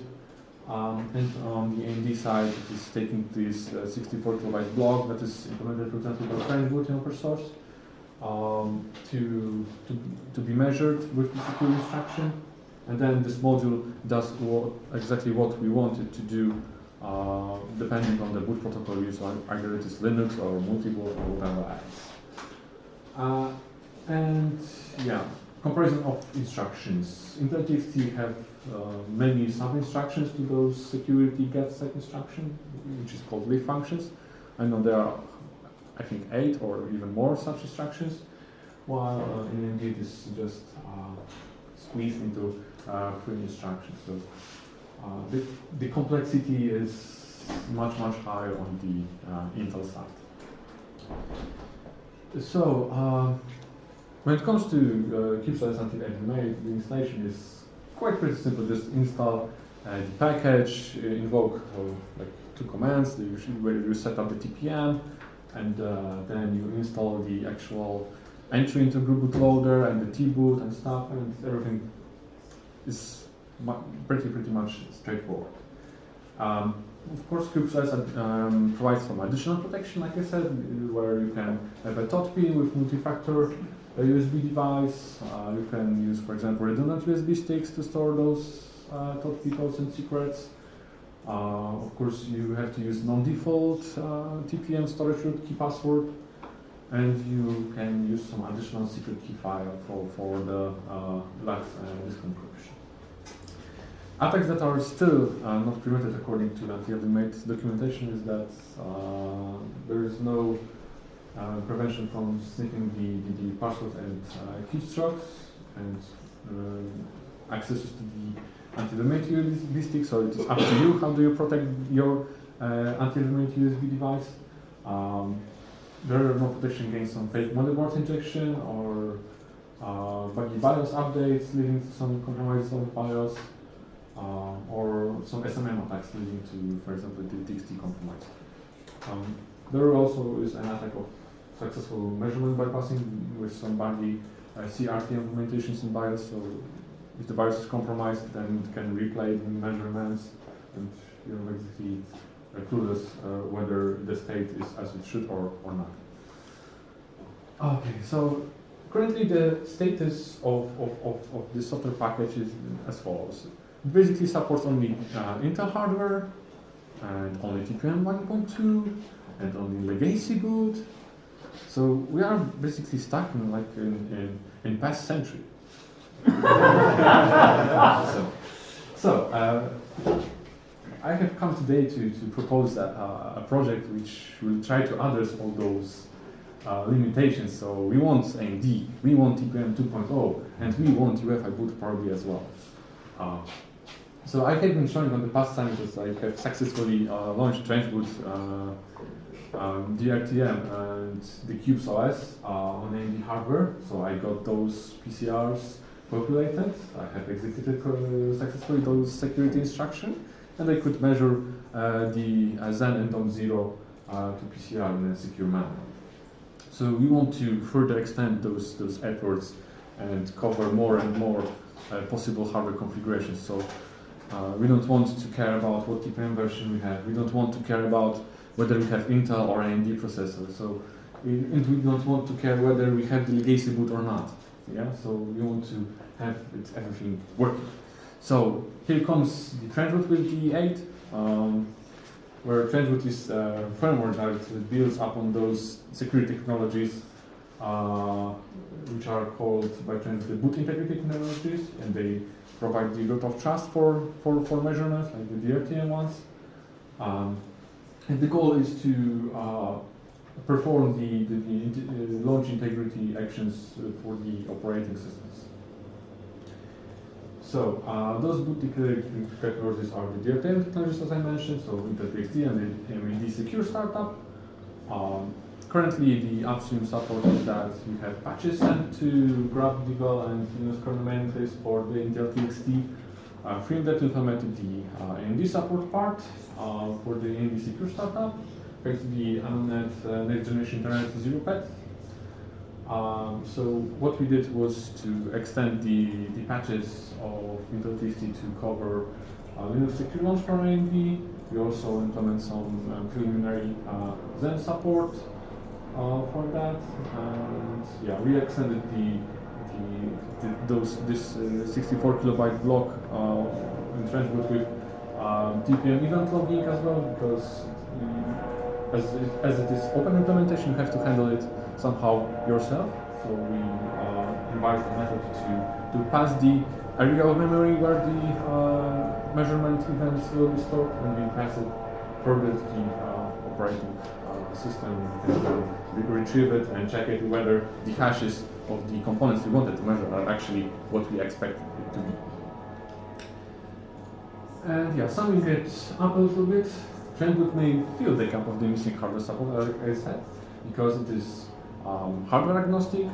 We want to extend it to the TPM 2.0, we want to support UEFI boot as well, but there are some challenges to support UEFI because of the nature of the specification. Like you have those UEFI runtime services, you have those boot services, which are often used by the Linux or Zen. So you have to somehow make a border where you like finishing those boot services and let Zen boot without it somehow. So this is some kind of challenge to finish all the firmware tasks before we can perform the secure launch. And of course, another advantage of that is that we decrease the trusted computing base of solution, because we can, for example, remove this persistent trusted boot kernel from the memory, right? So this is definitely an advantage here. So the project plan we have advised, and what we wanted to present today is the phase one, where we wanted to basically present the equivalent of the current support with TrenchBoot. So we wanted to replace the existing T-boot bindings of anti-remake with the TrenchBoot. So we wanted to replace the grab and Zen components to provide the Intel-TXT support. And to remove the T-boot kernel. And yeah, the targets were the Dell Optiflex 9010 small form factor, or ThinkPad X230, which are the third generation older machines which were supported by the current anti-remake. And they of course support TPM 1.2 and legacy boot. So that was the goal, and the phase is still currently ongoing because we try to stick everything together now. And hopefully we can maybe present something working at tomorrow's hackathon, we'll see. Phase 2 would be to actually extend the anti-remake scripts on the Qubes package repository with TPM 2.0 support, because currently it is only oriented on TPM 1.2, and maybe you know or not, the TPM 2.0 software stack is not backwards compatible with TPM 1.2, so you have to use different utilities. The commands are different, and the syntax and structure of those commands and byte sequences is entirely different, so you cannot possibly use a unified stack to handle both types of TPM. So you need some kind of method for runtime detection of the TPM family, and then apply the correct software stack to interface with it. And the target hardware we want to use is the Protective VP 460O, which is 10th generation Intel Command Lake platform, which has an option to connect discrete LPC TPM, so we can choose whether we want to use TPM 1.2 or 2.0, and of course we want TPM 2.0 because of the effects, and probably there's also another requirement that the newer the platform is, then Intel TXT enforces the TPM 2.0 usage, and it ceases to support the TPM 1.2. So you have to watch out whether your hardware the ATM technology still supports this older TPM panel. So that is why we have to also look at the newer platforms. Enterprise 3 is to finally extend the support on the AMD Secure Startup in the Until domain. So basically integrating what we already did previously on the Qubes Summit, but tested also with TPM 1.2 and 2.0. For now with Legacy Boot, so that we do not try to mess with Zen that much yet, and trying to strip it from any UEFI stuff. So these are the two platforms that we selected. So widely loved Asus KGP D16 and the Optoren, sorry for that. And the Supermicro mini server with some kind of newer AMD server CPU for contrast. So it works also on newer hardware, more modern one.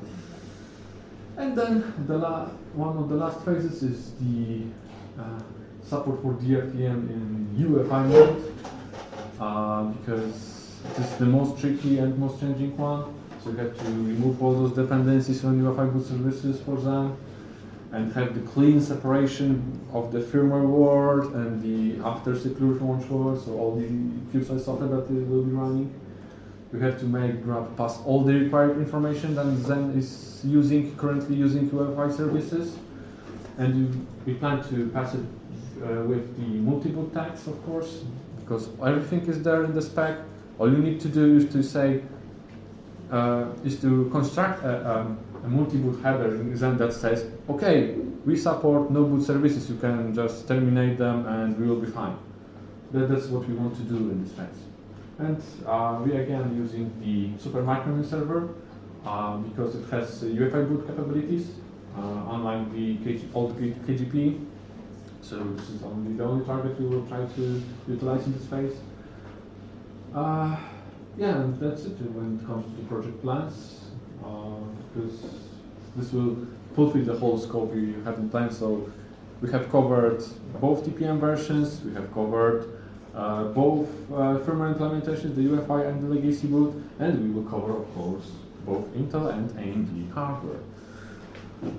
And yeah, at this point I wanted to present the demo time. However, all the preparations and other duties basically didn't let me, and us actually, because there were a few colleagues working with me on that.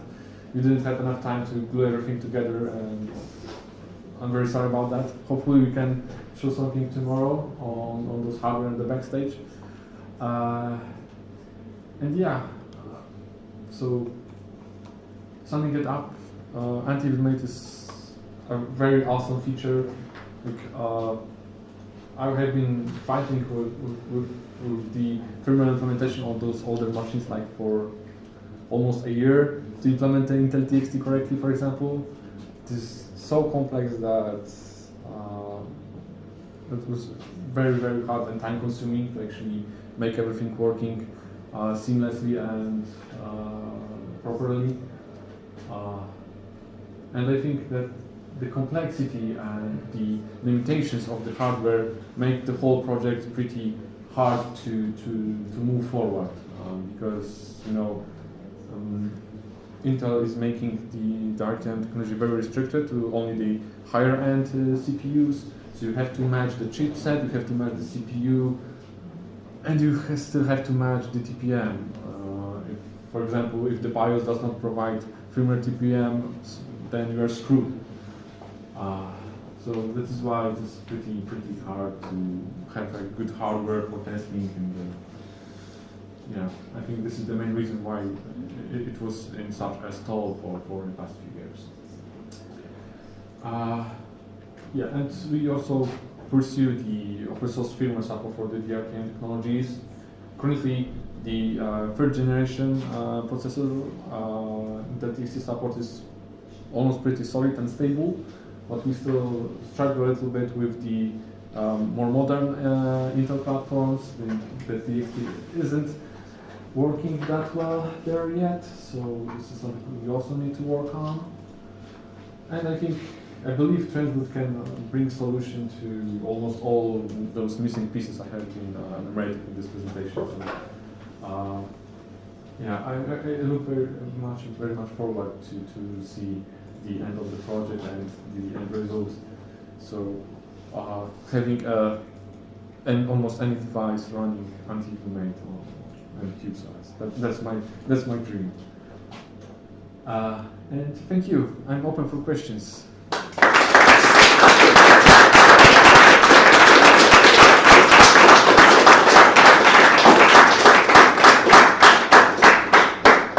Question? My biggest problem with anti-mate is that if the hardware changes, your disk goes away. And usually you don't have an anti-mate, but your hardware breaks. Do you have some way to add a backup key for that? What do you mean by hardware breaks? Like from using it? Yeah. Because of the crypt disk, yeah, I believe this is the case, yeah, because this is sealed password. I don't know of any anti-mate attacks against me. There might have been some, but I know of several cases where hard drive break or hardware breaks. Of course, I have backups, but the backups might be 5 days old. And well, when it comes to hardware breaks, it may happen despite you have or do not have anti-mate. So. You can have backup like different looks passphrase in a different slot. Yeah, looks support many passwords. Yeah. Like you can have many options to actually decrypt the password. The update part should be handled by forward sealing. Right now, this is not part of the project, but in future this should be. We had some forward sealing approaches when we did implementation of the of AMD DRTM with Qubes. We have been predicting the measurements of Zen, Linux, and initial RAM disk. Yeah, it was. But I think Snakenborg is also doing that. Yes. And the issue under Zen is that getting TPM log is not trivial because Zen makes it harder to access that memory. Yes, we would have to expose it somehow. Yeah, that's solvable problem, but that will be annoying.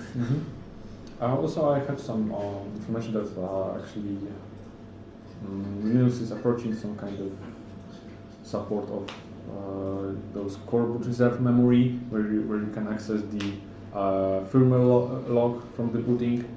And currently, we also allocate in this coreboot memory the DRTM TPM logs. I believe, at least for AMD, it will be much easier to retrieve it. Of course, if Zen is aware of this ACPI reservation of those kind of memory. Right? There is also kind of related discussion about VTPM and where to place the log in Zen, on Zen level, like right now.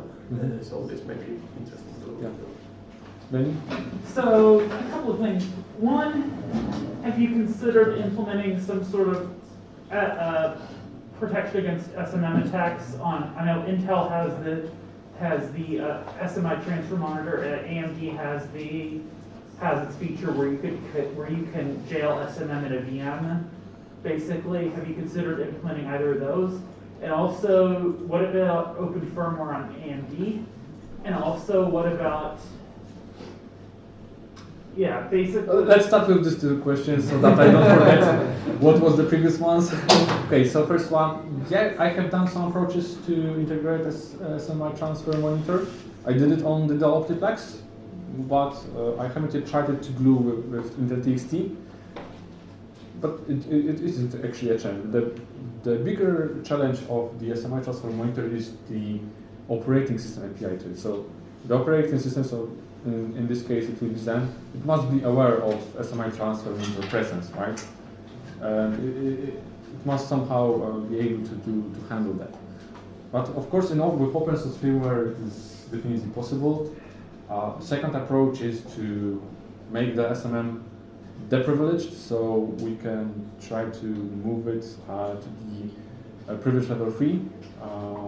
So only make the SMI handler entry privilege and then use the page status to the privilege to the user mode and give only access to resources that it needs to have. So it's like a PPM approach or something like that. Yes. But with open source firmware, you don't need for those sophisticated blobs and stuff. You just can implement everything in the open. You have a possibility to audit it. Yeah, that's one thing. And second thing, like I believe you can disable SMI on the open source firmware. Yes, basically yes. So because there isn't any particular need for the SMIs on certain platforms. Yeah, but then you need to measure that it's actually disabled, right? Yeah, it's but that's doable if you have open source firmware. You just take measurements. Or you can just check that SMRAM register is actually not initialized, zero size. In the DRTM. Yeah. So this is, for example, what we do on PCNG's APU2 device. Like SMM is just logged for security, and all this TSEC and SMRAM registers are basically uninitialized and disabled these registers. Okay, that makes sense. So. But these are the best cases, right? So, okay, this is the last question. Okay, and there was a second question from Danny about, what was it about? About AMD.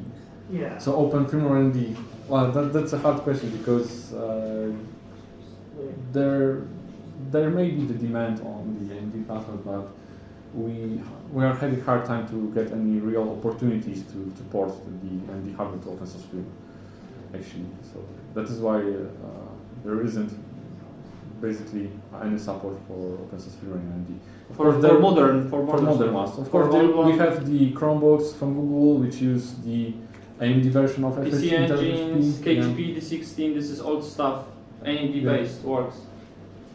Works, but this is one of the newest general purpose devices that is actually supported. So anything Ryzen and newer is apparently not. Okay, the last question. Was there any other questions? What's the fake motherboard with Radiolink? This was a citation from the Qubes anti-estimate repository, I believe, and this is about kind of, if I recall correctly, it was kind of faking that motherboard is there. Yeah, but this is mostly about modifying the hardware. It's very similar approach to when setting hardware keylogger between your keyboard and my okay, that's something like that. Yeah, and the only way to mitigate that kind of stuff I know about is to basically make your entire laptop into a hardware security module with active anti-tamper and with active anti-tamper and key erasure, where if anyone tries to tamper with the hardware, it wipes the keys. That's how hardware security modules achieve their tamper. So you close the PC in the case like I presented in previous presentation. Okay. Okay, so thank you for the presentation.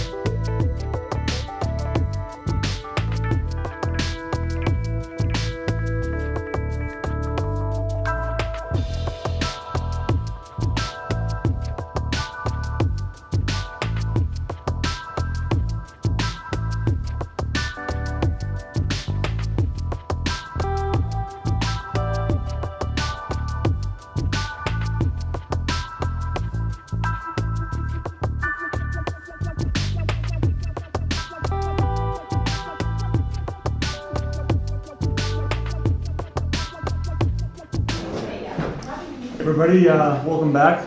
Thanks for taking the time. Thanks for sticking with us so far. This is the end of day 2. So yeah, thanks Peter for putting me at the very end after lunch. I'm sorry. Yeah, no, that's all right. That's all right. We'll try not to put anybody to sleep. But what we're going to spend a little time talking about this afternoon is some secure hardware for, or I should modify that a little bit.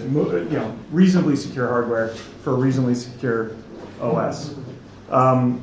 For anybody who haven't met yet, my name is Brent, founder and CEO of Protectly. I'm based in California. Protectly has operations in California as well as Frankfurt here in Germany. And the timing of this worked out great because I was just in the office and working on some new hardware. So let's see. So what are we going to talk about today? A little bit about the BIOS and firmware. A little bit about why this is important. And then, how do we make sure that these systems are secure, and kind of bringing these worlds together of firmware and the operating system. We'll dive right in. So just to kind of get into it a little bit, right? There's a lot of really smart people here, and I'm sure that this is back to basics. So I'm not going to speak too much in depth or at length about some of this, but just to kind of to land the point about firmware. Firmware is in everything these days. Disk controllers have firmware. We've got modems that have firmware. We've got BMCs on servers or other aspects of motherboards that have firmware. I mean, we've even got memory that is going serial with Power 10 and the IBM spec for an OMI serial interface for memory, right? So that's going to have firmware. So all the problem that we have is that the firmware is yet another system. And it's more code that is potentially vulnerable, right? And when we're thinking about designing these systems and the threat model, we need to take into account the fact that all this firmware is something we need to protect against, right? And just to kind of, so when I say firmware and we talk about the BIOS and the UEFI, all these things are kind of used interchangeably. I think everybody here understands the difference between what all these are, but just to call out that I'm going to say firmware, I'm going to say BIOS, and it's kind of all the same here in this context. Okay. So why is this important? I get back to the point, right? Firmware and what happens there is to the OS in the security context. This is ring sub-zero, right? This is stuff that happens that the operating system is not even aware of. So with that in mind, we need to make sure that we're designing software that potentially has the ability to look into the hardware and understand what's going on within the hardware, so that we can stay ahead. Right, this is a game of cat and mouse, and this is about, especially for an operating system like Qubes, where it's designed to be used under circumstances that are, I mean, there's all types of bad actors that are going to be trying to exploit, people that are using Qubes, and thinking about those things and trying to stay ahead is historically very difficult. It is a game of cat and mouse. There's the whack-a-mole theory, right? There's always something that's going to come up, and there's always things that we're not thinking about when it comes to these vulnerabilities. A lot of the time, encryption, for example, isn't necessarily secrets are spilled not because encryption is broken or because it doesn't work. It works, in fact, very well, but there's ways to subvert that encryption that are usually compromised, or those kinds of vulnerabilities that exist that end up revealing secrets, and that's exactly what we're dealing with hardware and systems that are running Qubes in this context. Is that how do we make sure that we're not exposing aspects of hardware that are going to leak secrets, basically. All right. So yeah, so I mean, as we've heard from Michael and others, like the BIOS is not secure by default, right? This is stuff that is unfortunately quite hard. A lot of what you guys have talked about today and yesterday with respect to software and a lot of the protections and things that are designed into the system and isolation, these are all things that are extremely hard as well. There's no difference in firmware and trying to implement secure firmware systems that are able to not be compromised very easily.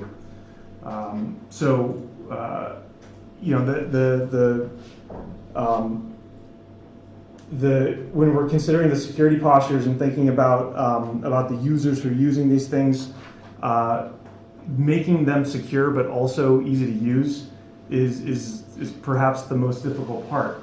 And the really difficult part is that again, these vulnerabilities are something that cannot be detected in an operating system where we can easily present a user with a dialog or antivirus or anti-malware or things like that can run. These are things that are potentially invisible and therefore potentially particularly insidious, because if you think you have a secure system because your operating system is running normally and all your normal protections are in place and everything looks good, well, it might not be, because there is something that's operating at a layer underneath your operating system that is in fact compromised. So some of the things that Protectly is implemented in our hardware with the help of 3M and Dasharo specifically, right? So we've, in some of our more recent hardware things that we've just released, we have a few protection mechanisms that are now in place that are that we hope to and we hope to develop more and contribute even more. But these should help secure the hardware, for this kind of a use case. Those things include secure boot, measure boot, and verified boot. ME disable is something that we've also implemented on our higher end platforms. We've additionally developed and we make ourselves in the US a TPM 2.0 module. It is modular, something that can be added to the hardware. It's something additional just to complement the other security mechanisms that we have in place. But really the important part here, and as we just talked about too with anti-evil made and a lot of, even going back to what Peter, you said on the first day, is that we need to bring these worlds together and make sure that we're designing a secure system that's secure from the ground up, and that is, of course, the hardware itself.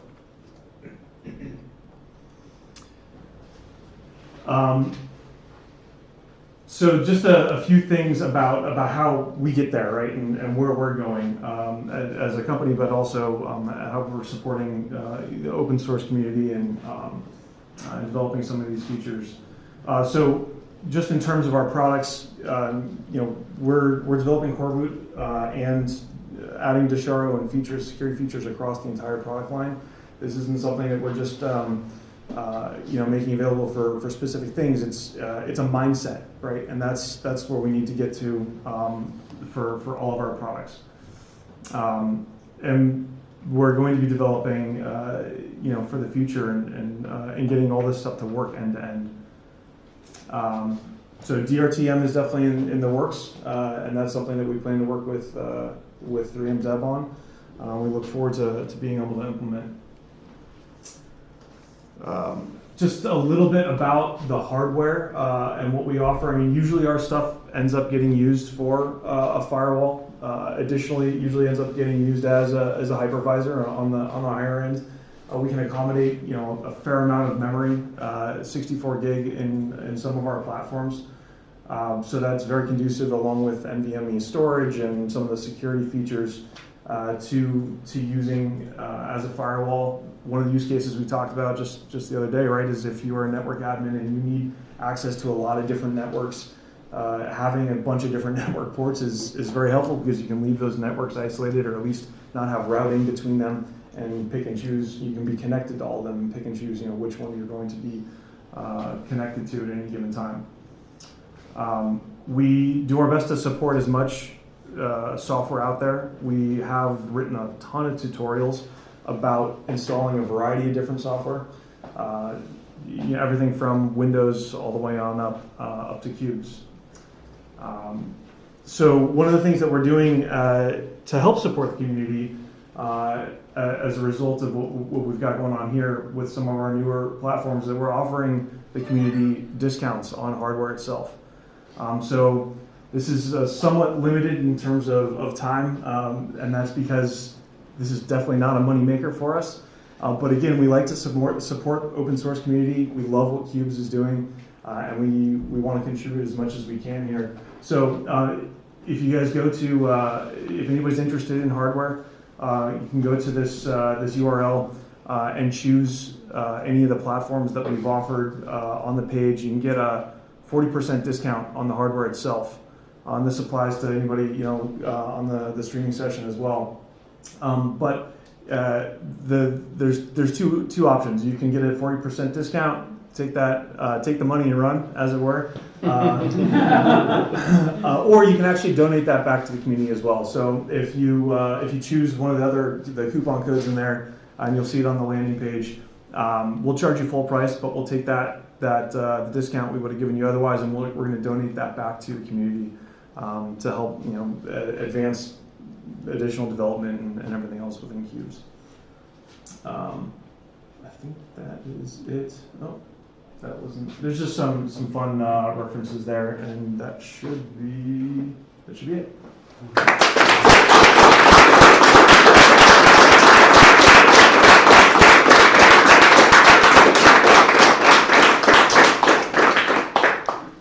Any questions? Go ahead. Regarding the hardware, I've seen on some of them you have HDMI and DisplayPort. What about input devices? Do you have USB or PS2 maybe? There's no PS2. There is definitely USB. Depending on the platform, there's USB 3, USB 2. There's even the newer platform has USB-C as well. Okay. And there is serial port. Oh. There's what? Serial port. That's right. Yeah, there's serial port on there too. Yeah. It is. Oh, but just a single USB controller, correct? That's a good question. Yeah. Nowadays only one XHCI controller. Can you add a second one? Because for Qubes, it's really useful to have two. You would have to attach it through PCI or something like that. Anyways. No, I'm asking if you could include a second one in future products, because of that would mitigate the reason Marek is asking about PS2s, if I understand. Yeah, exactly. To have input devices separate from all the random stuff plugged into your machine. That's a good idea. Certainly, yeah. That's something we can. I'll make a note. We'll talk afterwards, and I'll write that down. Yeah. You can have one on mini PCIe. Input devices are low bandwidth, so the second one does not have to be fast. Yeah. No, that's a good point. Okay. Anything else? Question? Do you have some case where you need some one of your hardware with a lot of storage? Yeah, so those actually, like on the higher end platforms, it's NVMe M.2, but also there's room inside the chassis for a 2.5-inch SSD drive. Okay, but not thinking of having a bay with dozens of terabytes. It's not possible. No, not on these, unfortunately. That's something that we've been chatting about, but yeah, not today. I think you can get 8 terabytes. Okay, that's fine. Because I have a case that we are talking together yesterday. But there is another case that, for example, we try to put some similar stuff like this in plain. In plain. Oh. Typically, we put some workstation, or very small workstation with a lot of storage, and we try to build some secure platform etc. with typically as much as possible of interfaces, because we, by default, we just prevent to use a trunk and things like that. We need to properly have interface separation. But one of the conditions is to have a lot of storage, because we need to store a lot of data, typically for observation, etc. So is it multiple drives that you need, or is it just straight up volume? Like, yes, just volume. Just volume. So it's not like you need multiple drives for some sort of redundancy or anything like that. If for redundancy, we will put simply another one that will be sync on network, something like that. Okay.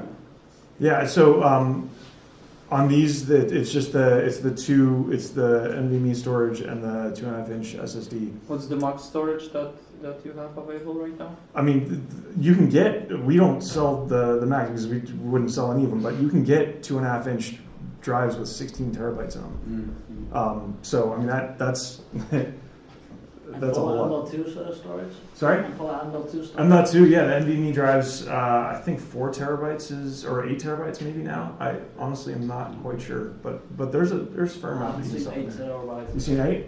I haven't seen them yet. Yeah. Okay. Before, yeah, exactly. Yeah. There's some options. Another question. So thanks for your presentation. For sure. Do you recommend any hard disks or soft disks or solid disks that they have no? Another firmware. Yeah. Exactly, because I see that you made all this introduction, which is great also for newcomers, but now, as you mentioned, there are bright people around here. So you mentioned that there are a lot of issues with solid disk, and actually it's like a persistent way of moving malware around. Yes. New installation in USB form, so I mean, it's really powerful. Maybe for sure. I don't have a good recommendation for you. I mean, this is a progression, and this is all something that's top of mind. It's not a problem that we've solved yet. We unfortunately haven't written any good disk controller software to be able to do this. But that's, I mean, it's a perfectly valid point. And that's something that we should note as well, that would be good to make at least recommendations for trustworthy disk. Another would be some people actually trying to do like read-only stuff on Qubes. Try to do? Read-only. Read-only. Oh, okay. Yeah, I mean, there is this concept also on servers. So there is, like, you could do a lot of stuff if you don't need to make a lot of things. And in the worst of the case, you can actually attach the USB with things that you need to do at the point. So I'm just giving, giving out ideas, because there are people that are actually say, oh, we need to protect all these things. And there are people, they did already such things in the non-Qubes virtualized world. So now we could also bring this stuff to Qubes step further. Because then, it's fair point. If you have a read-only file system, you end up having so many few issues by just starting with read-only. But then, what are you going to do with it? I mean, depends on what you need. Depends on what you're doing. If you're, in a lot of stacks, what you're doing is not a. If your node doesn't store a database, then it doesn't need isn't a database, then it doesn't need persistent mutable state at all. No. So 40% of my browsing is actually read-only. So I use disposable VMs, another 20% there read-only. So I have one vault or one place where I store most of the stuff, but for this I can have it in the USB stick, and I can have like a not so paranoid mode, but we would call it paranoid mode. That's fine. Most of the data then is just stored elsewhere, like on other people's computers. Or on my USB, because it's just like few data, or on another separate drive. But for, let's say, 60% of my operation, I don't need to have data there. And if I need them, I can just attach them in an offline queue, and then use some of this data and forget about 95% of the problems that we're discussing the last days. Especially, do you consider the version with SFP port for some gigabit solutions? Yeah, so the one platform there is 2.5 gig, still copper, but SFP Plus is something we're actively working on. It's going to be, unfortunately, next year before we release anything, but that is under development. Already on the road. Yeah. So I'm not quite sure where exactly that fits as a question of firmware, software, etc. I'm wondering, have you considered sort of like out-of-band management systems, and like how that plays into it? Because like the hardware that you do have is sort of like, firewall is one of the applications, but I'm also thinking like smaller server environments. And then having a sort of like open source with like security in mind out-of-band management system would be really useful potentially. Yeah, no, I agree, and we've talked about this in the past. Yeah, Alcard got the basic features of that, but the way Intel did that is not exactly very transparent. And there's like my modules, right? Yeah, this is definitely based on some applications in ME. So it depends, like. Or like ASpeed didn't somebody do some open source stuff for? Yeah, there's LibreBMC stuff, but this is a different price range. Yeah. This is like for democratizing server space. This is a little bit different story. I believe the closest to for a firewall for the small boxes is Alder Lake features for remote powering. There are some other like simple things that you can do with that. Check if the box is up. But I look at the software stack, and I didn't like that either. Someone has to write something more open, and of course, so there's always the question that everything is sitting inside ME. So that's how it looked like. So there were some ideas about PCI, mini PCI card, but the problem is that if you want to have control over the mainboard, you have to have hardware support from this PCI somehow to power system and so on and so on. And not many hardware devices give that ability. So I believe, for example, Power Talos have that, because you can replace the ASpeed with LibreBMC and you can control power with this open FPGA-based BMC. I mean, there might be ways to do it too with even the RTE that you guys make, right? So you have a serial interface, so you can potentially access it remotely. You can do power, you can run power through it, that kind of thing. Yeah, but we designed it as a lab device. Right. It's not like, or something similar, like there are things like that. So there is PKVM stuff, but I don't know, like what's the purpose? Like what's the use case? So just thinking about like automating some systems. Like at the moment, the secure workstation, for example, we don't have any QA or whatever. So that's definitely something we can talk about, because we're doing that. So definitely this automation of that. Like if you want to automate, we have lab in which we automate testing of Brent's platform. So we got this covered. Either with RTE, either if we want also validate HDMI output, we're doing this with PKVM. Going off what he suggested, I wonder if you could, this is almost certainly going to be a major gulp. But let's sit down. It'd be nice, it would be interesting to see if you could have like an OpenStack, a secure OpenStack ironic compute node. And the thing about OpenStack Ironic is that it is bare metal. It is bare metal, no hypervisor or anything. It's like AWS metal cloud services, but you run it on your own premises. And so what I'm wondering is, if obviously the challenge there is that for it to be secure, you have to have your thing be secure against someone with OS kernel code execution on the host CPU, which means you somehow have to wall everything off in such a way that like your SSD firmware can be reset, all your night stuff, everything can be reliably blown away. See the cloud won't attack for what happens when you don't do that. So that's what I'm wondering if you could pull that off. I mean, so you say it's bare metal, but it's still running an OS that is the OpenStack. No, it's running a customer-provided OS.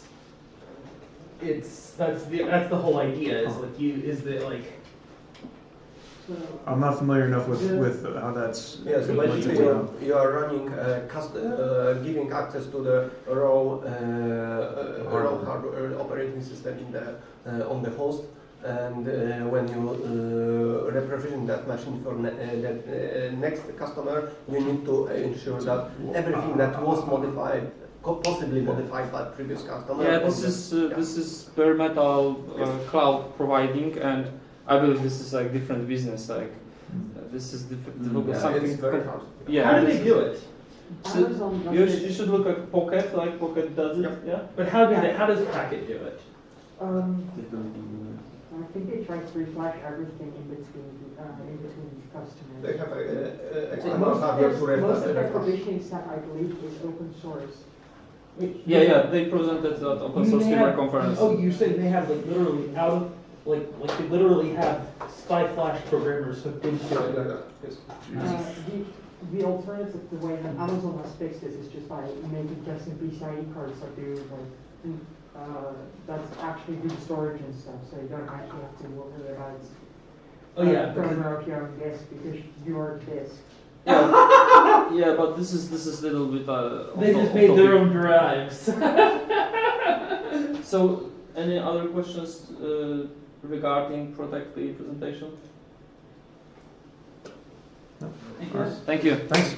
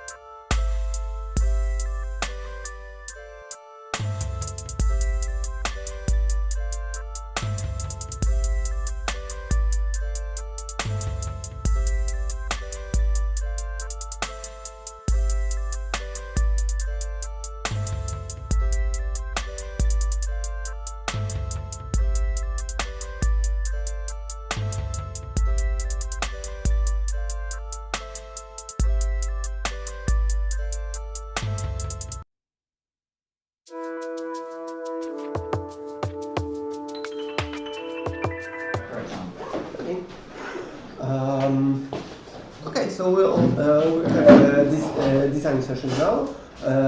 Today about firmware and hardware requirements, and general goal of this discussion is to think what are the realistic requirements for the Qubes certified hardware for future Qubes release. So the overall idea of the Qubes certified hardware program is to have some guidelines, some selected hardware that is first of all guaranteed to work with Qubes. So it needs to have all the features that Qubes require to work, especially VTX and VTE or AMD equivalent. But also with Qubes 4.0 we started to require some features that are normally optional but improve system security. And we'd like to iterate in this direction with future versions. So the topic for today is about various how we can isolate or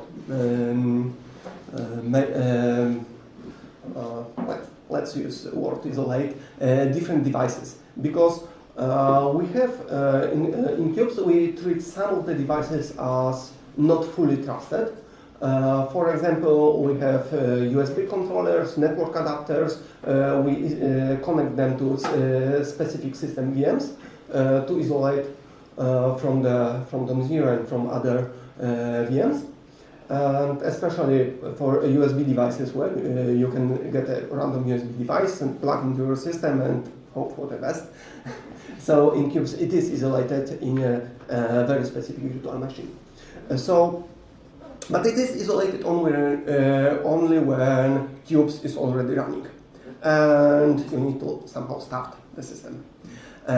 So there are a couple of ways where some compromised network NetVM or compromised USB VM could try to persist the compromise in some devices across the system boot. So then we prepared some list of possible, I'm not sure if possible, but some proposals how we can improve this situation. It included stuff like having firmware loaded only limited number of option ROMs only for specific devices, or maybe not at all. To have some devices with no immutable state at all, and stuff like that. No, we cannot. So I'd like Michał to read the proposal on the mailing list. And can we have this displayed on the? Yeah, sure, no problem. Okay. But we have to turn on the projector once again. Yeah. Yeah. Okay. So this is something I'd like to discuss, because on one end we have a perfect device that is fully immutable to and fully trustworthy, etc. But it may explode like all the existing device, and this is not the goal of the hardware certified hardware program. We'd like to actually have some devices that meet the requirements. So I'd like to discuss what is realistic and what. And we have some firmware experts here. We have some hardware vendors here. So I think this is a good opportunity to discuss that. Yeah, sorry for not sending the link earlier. Let's see.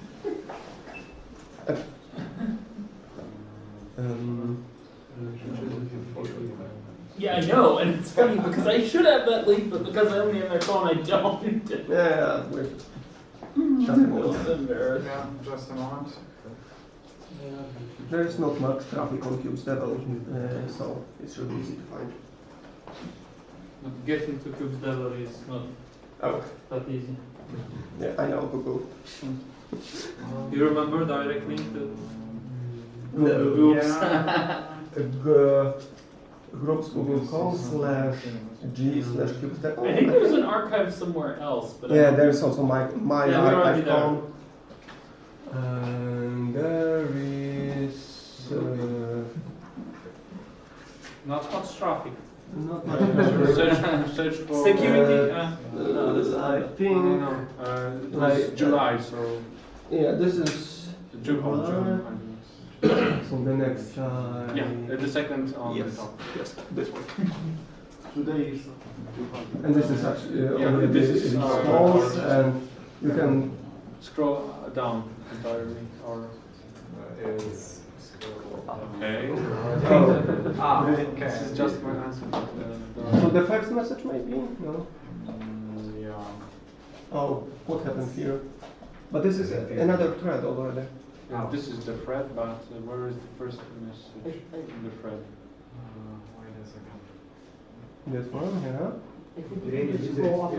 There are three. Yeah, scroll to the top. I think it's scrolled by default to the bottom. Oh, okay. Yeah, yeah, right.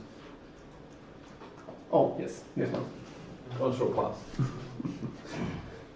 And maybe zoom it in because it's hard to read. Oh, the other way.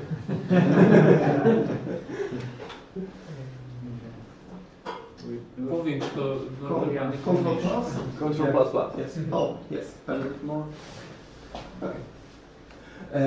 Okay, so first of all, we have a network and USB controller, and yeah, the idea to have no mutable state there. And this is mostly about firmware. So I think most of USB controllers do not have mutable firmware in there, right? At least the Intel ones. Not sure. The host controller not necessarily may have here, or it actually may be hidden. When it comes to AMD, it certainly loads some kind of firmware block on the USB 3.0 controller, that I'm 100% sure, but on Intel it may be hidden. Yeah, the idea is to not have mutable hidden in the device. Loading from the host, from the driver, it's okay, because you can measure that and ensure it's not changing between. So for sure AMD loads the XHCI firmware block on AMD hardware. Whether it is measured, that is a good question, because it is mangled inside those AMD PSP BIOS structures. So basically, host firmware, I don't think if it uses any, if it does any interaction with the loading, because it is done automatically by PSP, I think. Michał, Demi, if you're saying this doesn't help because people behind you do not see what's on the screen. Oh, sorry. And we will hear you. You will talk sitting, like we will hear you. That's completely fine. So if the firmware is loaded by the ME or PSP, to me that seems like the device it should be safe, in as much as it sounds like the device itself has no persistent mutable state at all, and that it's. Yeah, if it's loaded on boot by something that is measured somewhere else, I think it's okay. Or honestly, even if it's not necessarily measured somewhere else, as long as it's somewhere a compromised VM can't get to. Yes, yes. Which in this case, for this purposes, I'm not yet. Well, then you also get into area of ITBL mate. True, but I'm thinking not quite that far yet. Okay. So the positive side of this block in AMD is that if you corrupt this firmware, you end up with non-functional XHCI controller. So it's actually maybe for benefit. Oh, so you can disable it. Yeah, unless yes, you can disable it. Unless you will exploit that, and this is like not destroying the binary, but adding exploit, patching binary, so something wrong happened on PSP side. I don't think it will influence PSP. Just you will end up with non-functional USB 3.0 controller. Is there like some sort of cryptographic validation in the firmware blob? I didn't really investigate the USB firmware block for AMD because it's probably on some entirely different microprocessor architecture, I believe. Did somebody say it's a part of the PSP? Is it something with the PSP? It is included in the PSP BIOS structures in the spikers. So when you stitch together the whole firmware image, you have to put the PSP firmware inside there, which basically loads from the spike flash. And all those structures if you don't know that there is integrity check, then someone can modify that binary to have malicious behavior of the controller. Yeah. So, but there are no checks on all modules. Like PSP verifies its own modules, but I think some modules are taken as granted. But on the other side, we can do that. Yes, we can, for example, give integrity measurements of those blocks, like rims and fins and stuff. Is this a requirement? Can you measure it before loading it into PSP? Well, if PSP is the first one to start, that's so you have to make measurement before you flash it on the device. And can you make a measurement? So I guess my thought is that the PSP verifies its own modules. This firmware blob is presumably only used by the XHDI controller. So you would need to measure it before starting HDS. Before allowing the XHDI controller to do anything. Yes. And is it true that you can, on some Threadripper boards in the UEFI, disable PSP? I read that somewhere, on some Threadripper boards, but not on the biggest third generation only. So there was the debate with AMD where they were asking whether or not we should open source PSP, and people were pressuring them and they said no, we won't do it. And then I think the concession was that on some boards you can actually go in and turn it off. And what about 99% of XHDI? platforms, I don't think it works. Okay. Disabling PSP, I don't think it would affect loading the blocks in any way because you need PSP to bring up the DRAM. Yeah, it is used for boot, like same as management engine, where even if you do the HAP disable mode of the management engine, it's still used to post the system, but then it disables itself. It halts at a point after the basic initialization, right? Yeah. I don't know how it looks like on the PSP side. Is there like an equivalence of the bring-up process for Intel, but for like the VUP module and the management engine, but for the AMD platform? Yeah, there are certainly some equipment. They are called PSP GZAP bootloaders or stuff like that. Okay. So to some extent, we have been removing those modules on PC Engine's APU2, and the platform was still booting. Like the secure operating system, the PSP Secure OS was removed. But still, for example, the crypto coprocessor was still functional beside that. Forgive me, this is like a really basic question, but I was, at least as of like a couple months ago, I was under the impression that the level of like sophistication in coreboot in like dissecting the management engine with like any cleaner and these things is much more advanced than it is on AMD with the PSP, and there's only beginning to try to dissect it, that kind of thing. Certainly, Intel Cleaner was more advanced, but right now you are stuck with at most 11th generation, so Alder Lake support for the cleaning and removing the modules. While when it comes to AMD and coreboot, you can do the actual reverse operation. You do not have to include all blocks. You can select which blocks you want to include in the final firmware image. That was true in ME. I mean, I have a really ancient ThinkPad, like an X220, and the only one I need is the VUP. Is it? Will you need a bunch more now, or? Yes, today you need a bunch more modules, like there's some ME file system stuff, and probably many more. Like you have blocks for the integrated Thunderbolt on the mobile devices, and you have like 3 types of firmware. You have the some kind of I/O manager firmware, you have some kind of physical layer firmware, and then you have Thunderbolt firmware, which ME has to load. There's so much stuff that I can't really say what needs to be left and what not. So what you're saying is the reboot is dead It has been for friggin' ages because of microcode updates. Oh, the BUP. Exactly, and for it was already that for third generation where you cannot entirely remove the management. And the big problem was the BUP because if you remember, if you didn't load it, it would kill your system after 30 minutes. Yes, exactly. Yeah. Today's, if you remove the BUP or MFS, then you simply cannot even power on the platform. So it refuses to start the CPU. Oh, fun. Yeah. So if you make a mistake, you're clueless what was going on. I think we should like coordinate this discussion. Yeah, I think we should go. We have discovered.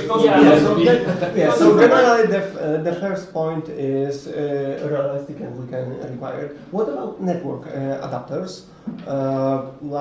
For Intel, you load the firmware from the host, but for other devices like this Aterios, does it have mutable flash on it?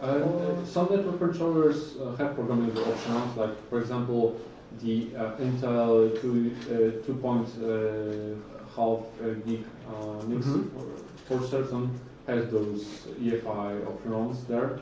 I'm not too worried about those because you can just disable them and do not load any options. So I also like we agree that network boot disabled during the firmware boot. As well as USB disabled also? USB disabled is tricky depending on the platform. But that's also like on Intel?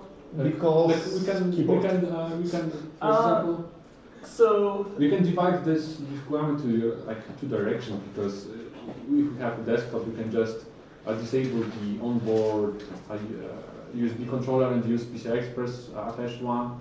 For example, for the input devices, and you are fine. Yes. So you can do that. But for laptops, you have you have a hardware requirement actually for that, because you would have to for laptops design a motherboard. Yes. With a separate USB. Yes, but for laptop, fortunately, most, if not all, have PS2 keyboard, like the built-in one, unless MacBook. So just for some context here, also the other thing, what about the internal USB devices attached to such a controller part? And that, like for instance, on my laptop, that would include the what's it called? That would include camera, fingerprint reader, Bluetooth, and all that stuff. All that stuff. And eventually LTE modems. So for laptops, if we don't need USB for the keyboard, we can simply disable USB until SysUSB started. But the question, what about desktops? You don't have that much. Do you have any? There are onboard USB devices. Like if you have an integrated connectivity solution from Intel, when you have onboard Wi-Fi, it typically has a Bluetooth companion on one of the onboard USB control ports. Typically, it is the last USB 2.0 port on the controller, which is hardwired assigned to the Bluetooth on connectivity. Seven indicator, this is getting worse with audio. For example, I have my audio card, which is a USB controller inside the internal motherboard. So it's really a mess. Yeah, there is also some kind of Bluetooth audio offload on the connectivity. That's drifting in a different direction. Yeah. So do these devices have any mutable state on the device itself as opposed to loaded from the host? Connectivity, Wi-Fi from Intel requires a firmware to operate, so it's up to you. If you load it, then you have a functional Wi-Fi. If you do not load it, then probably when you say mutable state, this was ages ago, but remember those way back there was like a big leak of documents that went to The Guardian, and then they had a bunch of like CIA spook people that went out and like destroyed the microcontrollers on the keyboards of every device that was ever attached to one of those computers, because they thought that there might be mutable state even in like little microcontrollers on keyboards and things. So actually with any microcontroller you have mutable state. It's up to the designer of that particular external system to actually not use mutable state. So assuming that they use STM, which is one of the most common microcontrollers, you're using the STM IDE, you will actually by default enable mutable state on that microcontroller. So I guess the question is, does the Bluetooth, because like does the Bluetooth, so okay, that makes sense. What about like the Bluetooth, like the Wi-Fi and the Bluetooth? Because this also applies to internal USB devices, is because ideally a compromise of sys USB should not be persistent. So any external device, the second that it's... Yeah, external devices I'm not worried about, because you can delay, you could have something so that, like in software we could make it so that sys USB just doesn't come up until the user is being prompted to unplug it and everything. Yeah.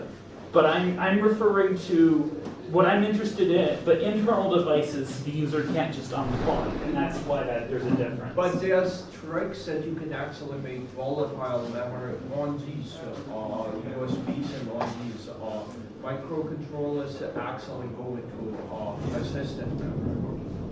Well, my question is, what does the actual stuff actually do? Yeah, I believe like this. Like there's 25 minutes and there are 7 requirements. So this is the requirement. So I believe we have to get to conclusion what is possible with USB controllers, what we want to do, what we want to achieve. And it doesn't matter. Let's assume the worst case scenario. Okay. There is persistent states in the devices inside the computer. Let's assume that and let's think what we can do. Can we not enumerate those devices, or can we prevent from or check whatever it's loading? Yeah, I think for the devices connected to like USB devices, internal USB devices, it should be okay as long as the controller itself is can be disabled. So another way that we can possibly do it is in certain USB devices you can standardize the format, saying I want to see the boot of this, and so I want to get the firmware from this, and then you can check something. No, this would be very complex because every device will have different entities. Yeah. Okay. For every device we will have something different. But let's say what I should write. Like let's tell me like what I should. On desktop we assume this is possible, yeah?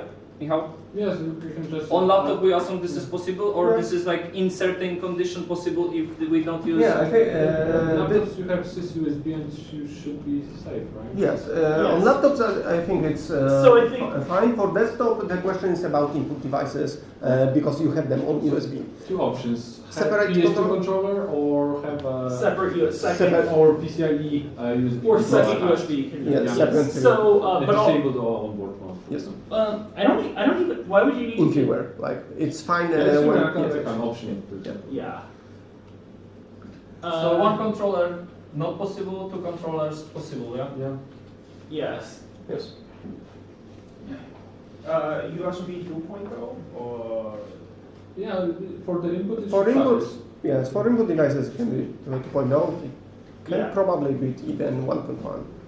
Yeah. Heck, even just like so. For keyboard, it's good enough. Yeah, typically they advertise as so okay. Not and for intern, one other thing I was going to say, is it possible for is there a way for like say sys USB to determine to know which device to be told which device is say the onboard Bluetooth? There should be a way, it's part of the USB protocol.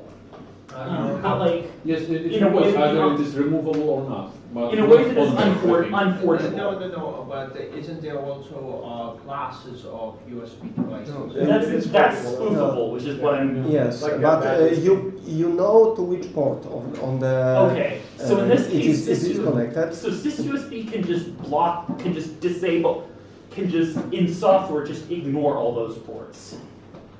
Yep, I'm pretty sure you will need to write some software to do that in sys-USB, but in theory it's possible. Yeah, the only exception is that, like I said, if you have Intel connectivity Wi-Fi, you have those hardwired USB ports for the onboard Bluetooth. Yes, but if it's of course integrated on the motherboard. Yes. Okay, let's move on to DMA. Okay, what about other devices that can issue DMA? We are... do we have an... So it's so can I just explain what my Sure. reasoning? So my reasoning here was that basically to ensure that there is having no persistent mutable state only helps if non-persistent mutable state gets reset. So my reasoning, so what I was thinking is that you need to bounce them through D3 cold for long enough to ensure that the non-persistent mutable state is reset before they are allowed to start performing DMA. And there is an exception for anything that makes no sense to pass through, like an I2C controller or something, or like the NE controller or anything like that. So those devices should be bounced through the D3 cold while the machine is booting, or? Yes, while the machine is booting. Oh, that's a problem because D3 cold requires platform reset. Oh, yeah. Because if you are... it requires the whole power of the PCI device to be cut off, right? Yes, and So why is that a problem? How do you, for example, cut off the power of PCI Express device, for example, on a desktop? For laptops, it is much easier because they recently started to implement runtime D3 features, so you have GPIO control over the powering of the devices. But it also is hardware design dependent, whether you can bounce through D3 cold all the devices on the system. Yeah, I think this is mostly about system restart and not just a fresh boot, because on the fresh boot you are starting from the so it means that the reboot or basically reboot should bounce through ACPI S5 state, right? So the powered off for quite long enough. Yes. Typically, there is a command through the magic reset port that can bounce it for 5 seconds. But question is, if it is enough to clear all the non-persistent mutable state. That may be also hardware dependent because of the capacities and stuff. There's some CMOS batteries that can last for a few years. Yeah, you can set the RTC alarm to wake up the platform after, let's say, a few minutes, a few hours. Yeah, but that's a horrible UX. So the other thought that would really help with this, by the way, is if there was a way to make sure that the IOMMU was blocking such DMA all the way from 0 through handover to the OS, and so that basically it cannot start performing DMA until Zen has set up the IOMMU maps. So there comes a story to my mind when we have been experimenting a little bit with the DMA protection on AMD TrenchBoot VRTM. So we have been trying to set up the DMA protection for the target software using IOMMU, and it occurred that it has been caching the configuration from previous boots, so it was protecting what was set here. So you should not depend on actually what is currently configured on IOMMU until you really set it up yourself. So certainly there needs to be some kind of protocol for IOMMU handoff, and for sure we should be able to set up DMA protection from reset vector, but that would imply usage of technologies such as bootguard, which does it in a secure manner. From the reset vector, you have DMA protection for the whole early boot firmware block, and this would be the state of the art. But that depends also on the threat model, whether we have physical access and attack from the reset vector or not. That's really pretty hard. Yeah, some approaches were to simply if you are worried about devices behind some PCI bridge, then you disable bus mastering on the bridge itself. Until you set up IOMMU. Yeah, so bus mastering should be disabled as soon as possible. This is like Tramer's also suggestion. The bus mastering should be disabled by when you enable reset. When you enable that. So you enable typically at PCI enumeration. When you assign resources, at the end you enable the memory decoding and eventually bus mastering. Yes. So you enable bus mastering and then you leave it as it is. So from that point there is potential risk of yes. And so I'm saying that what if we don't enable bus mastering, PCI bus mastering on even the root complex, for instance? Nothing will work. What? Some drivers may not be aware of or may not support devices without bus mastering enabled. Yeah. If you try to disable bus mastering in the middle of operation, the driver will simply go dead. I'm pretty sure that you won't be able to access your disk to boot the system. So what if? So the other thought. This might be a totally wacky idea, but the other thought I have is, what if we put? Okay, so what if we made? So the problem, it seems, is devices that are directly connected to the root complex. Because anything that's behind a PCI bridge, we can disable mastering on the bridge. But no, if you have AEM-way and so all the address translation services, access control services and other stuff, it should be fine if you configure it well. So what if we had made sure that the AEM-way was brought up before bus mastering was enabled on the root complex, and stays up all the way through the handoff to the OS? The handoff to the OS will be not impossible, but very tricky to coordinate with all the Linux Zen, and you have too many moving parts there. It's not impossible, I would say, but it would take years to agree on the protocol. Yikes! Okay, so what about just requiring, like, okay, so maybe for XHCI is reset when the platform is reset, right? Because it's on the on bus 0, the whole bus 0 will be reset with the platform reset. So so XHCI, that requirement is satisfied for XHCI automatically. That just leaves the NIC, which is probably on something different. Network. That just leaves the network stuff. Because XHCI will just be reset. So what about ensuring that? And at some point the GPU. Yeah. What about ensuring that the network stuff is reset before DMA is enabled?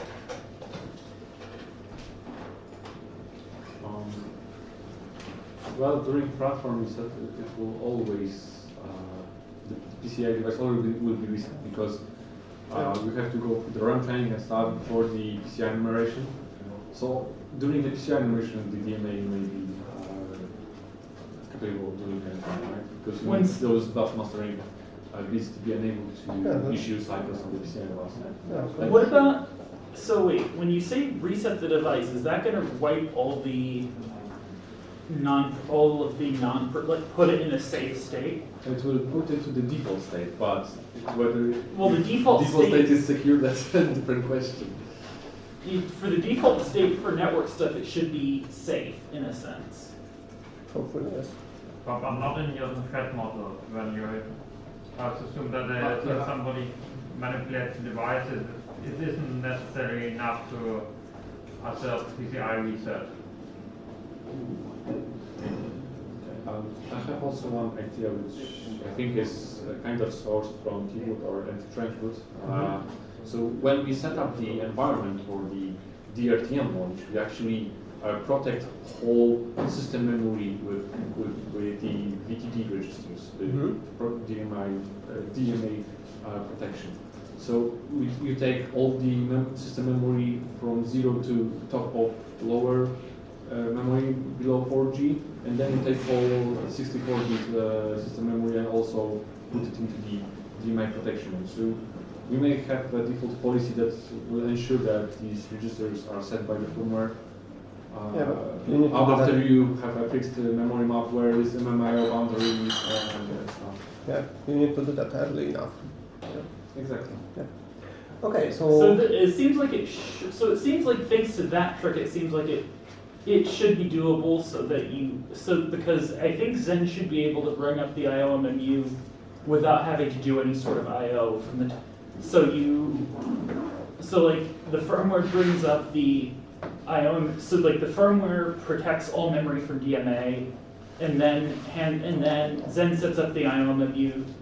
The handoff to the between firmware and the OS and with bootloader in the middle will be tricky things to do. Well, I'm just saying, like the firmware it should be possible to make that handoff secure. In theory, yes. In practice, I'm not very optimistic about the agreeing on specification with all the parties involved. I think it might be possible, at least for the Zen.efi case, where the firmware can just hand over control to Zen in a state where you can do some with in the unified image case. Yeah, you can do that probably with just specific like Dasharo firmware and UFI image, unified image. Yes. And that would be some custom protocol. Yeah, probably. Yeah, de facto standard. Okay, let's move on to the next because there's a lot of DMA is like quite a complex stuff. Okay, so we already established that network stack can be an option. That's pretty clear, obvious. Similar, I guess, for USB stack. That's one issue with that. If you have it disabled, you cannot enumerate the USB devices to show them in the or you can restrict USB mass storage. Or but the point is to not talk to the USB controller at all. Yes. If you had a secure USB, actually secure USB stack, that would be accepted. It's just that but it goes back to the point number 2, right? Yes. A little bit. Yes. Okay. We already discussed that. Okay. Yes. So you can have USB stack, but for allows USB controllers. That would be the conclusion. Yeah, like if you have a controller just for, like for instance, the separate USB 2 controller for keyboard and mouse on the desktop, yeah, you can have that. So anything which is not on bus 0. Next point is about option ROMs. We actually discussed a bit just before the typically we should disallow any option ROMs. Because you don't always need some kind of sophisticated USB device support in the firmware. Network boot can be disabled, but the problem becomes when it comes to the GPUs, because you have those Intel CPUs which are actually not including the integrated GPU inside the processor. Yeah. Because of there are some guys which want to save a couple of bucks. To have a non-GPU SKU, and then you have to buy a discrete GPU. And that requires an option ROM or you do it offline. Yeah. So exactly. So you can't leave people locked out like that. Okay. So the point is here again. We'd like to protect against some compromised system with .0 or GUI GPU at some point to reflash the firmware and present some malicious option ROM. Then with UEFI, those option ROMs have a signature, right? Should have. What about just? Can we require them? So we can either have a policy to load VGA option ROMs or load only signed VGA option ROMs, or have an option to allow certain blobs that you consider trusted to be added to secure boot database. What about just including the hash? Yes, that's what I mean. You add the specific hash of the option ROM to the secure boot database and allow it to run. And then it can be shipped out of the factory. Yeah, just curious. I noticed something that I've had on some GPUs, which is that when I boot the device, some of the time, obviously, like you see if I plug in straight to like an NVIDIA GPU or an Intel GPU, you get like a lower resolution output while it's booting. And it seems like in the operating system, you also see something like it's a UEFI VGA device. Is there something that's being sent from the UEFI to the GPU initially before any kind of driver is like loaded in the operating system to get basic video output? Yes, that's Okay. that's the thing. optional? Yes.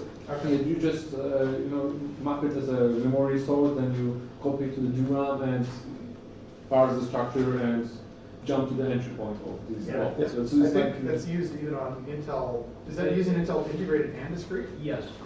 No, Intel Discrete doesn't require VDOBF right now, So there's because a you problem have this EFI graphics output protocol driver. Right. There's a problem So with you pass only a small blob called video BIOS table, which is just a configuration Okay. of the platform. This is not exactly blob, yeah? There is Yeah, like some knowledge this of is open specification or Yeah, open so- layout. Intel publishes description of, So this is of the knowledge layout stuff. bits and stuff. So you only pass the information to the driver and it initializes the early display. So this is so a we problem generate with I have an Intel DG1. It was the first generation discrete graphics card, and it a non-trivial percentage of the time would not output video on boot. Yes, we had it no will idea because why. it is discrete. When it comes to integrated graphics, Some of the time it works. Some of the time it works, but only maybe like 1% of the time.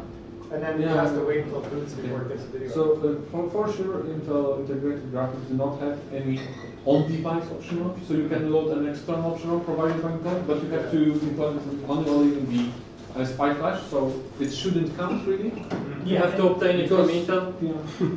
You have to, or extract it from existing firmware, device. Exactly. But this is some different case because you include deliberately include a driver or something that is executed. It is not removable and mutable because you have to replace the firmware. So the measurements should automatically change, etc. Is it an explicit goal to have video output on boot, or do you care if you get into the operating system before initializing video?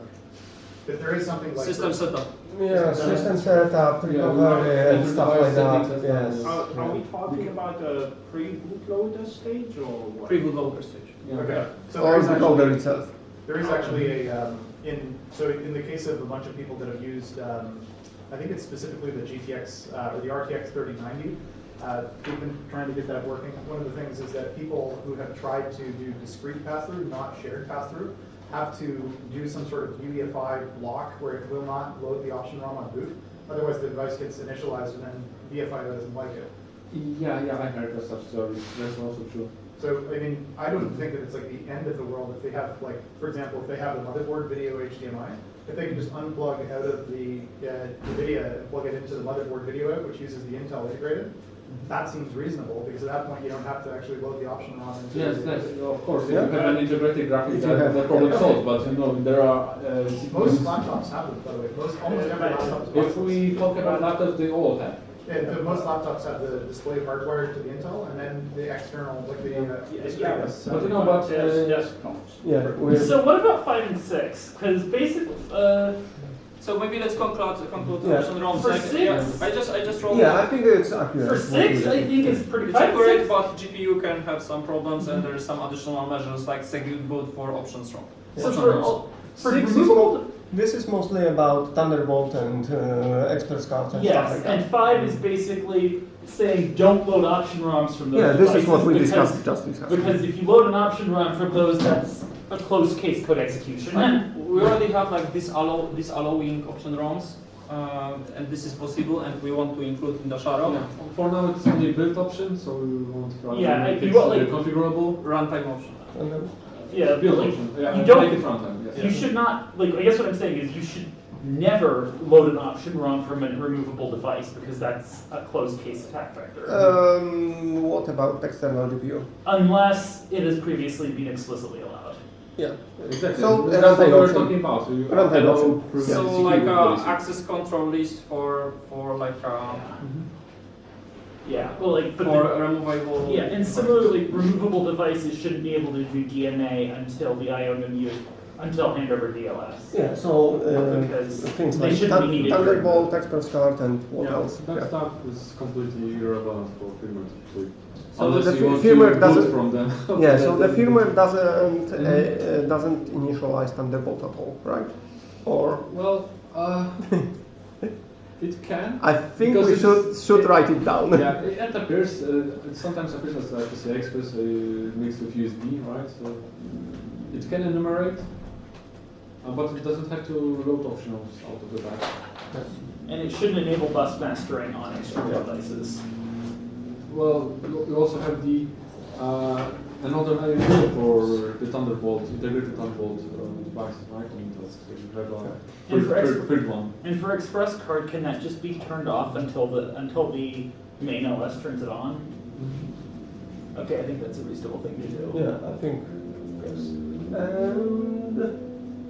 And the seventh discuss that. Yeah, the seventh point actually is a subset. Is mute. Okay, we got like 10 minutes left. Maybe we can invent something for the hackathon. What we can check? Is it anything like low-hanging fruits that we can achieve in short time? I guess Dasharo could get some new flags, some new settings for. Can we try like some build with not loading any option ROM at all and see what happens? Is that reasonable? One switch in the configuration. Yeah. We have it natively. Okay. So what about a switch? What about having? But for example, in this configuration of the device, there aren't any optional that can be loaded. So there is no device optional in this set. So we would have to bring some kind of external pluggable device which would have. As for how to define that? Like so, Dasharo with option ROM disabled. With option ROM disabled, and of course booting what platform? Like we have some target where we have option ROMs. And what about a switch for maybe we don't use option ROMs on any hardware that we have here. So then yeah. What about we don't. As I said, this setup on the backstage, we don't have any device with optional, so it wouldn't make any difference even if we implemented that. So this build doesn't make sense because what about a run? What about promoting it from a build time switch to a default no option runtime switch? Demi, but this doesn't help us in goals for hackathon. Oh, I see, because it can't be tested. Yeah. Yeah. The other thought: what about having? What about USB? What about having a switch for the USB stack? We don't have PS2 keyboard, or rather, we can't attach PS2 keyboard. Yeah. We didn't take enough hardware for that. Okay. So if we disable USB, we would not be able to go back to the BIOS menu and enable it back again. Because I can bring PS2 keyboard if the motherboard has a slot for that. Yes, it has, but you need the splitter because you have unified PS2, which you have to split into keyboard and mouse.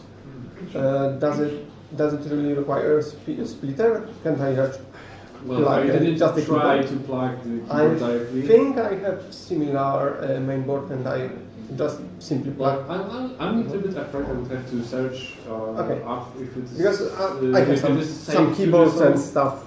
Yeah. I can bring serial ports. Couldn't you have coreboot list on the serial port for yes, we have serial ports, but it is only one direction because only the TX pin is exposed. Oh, okay.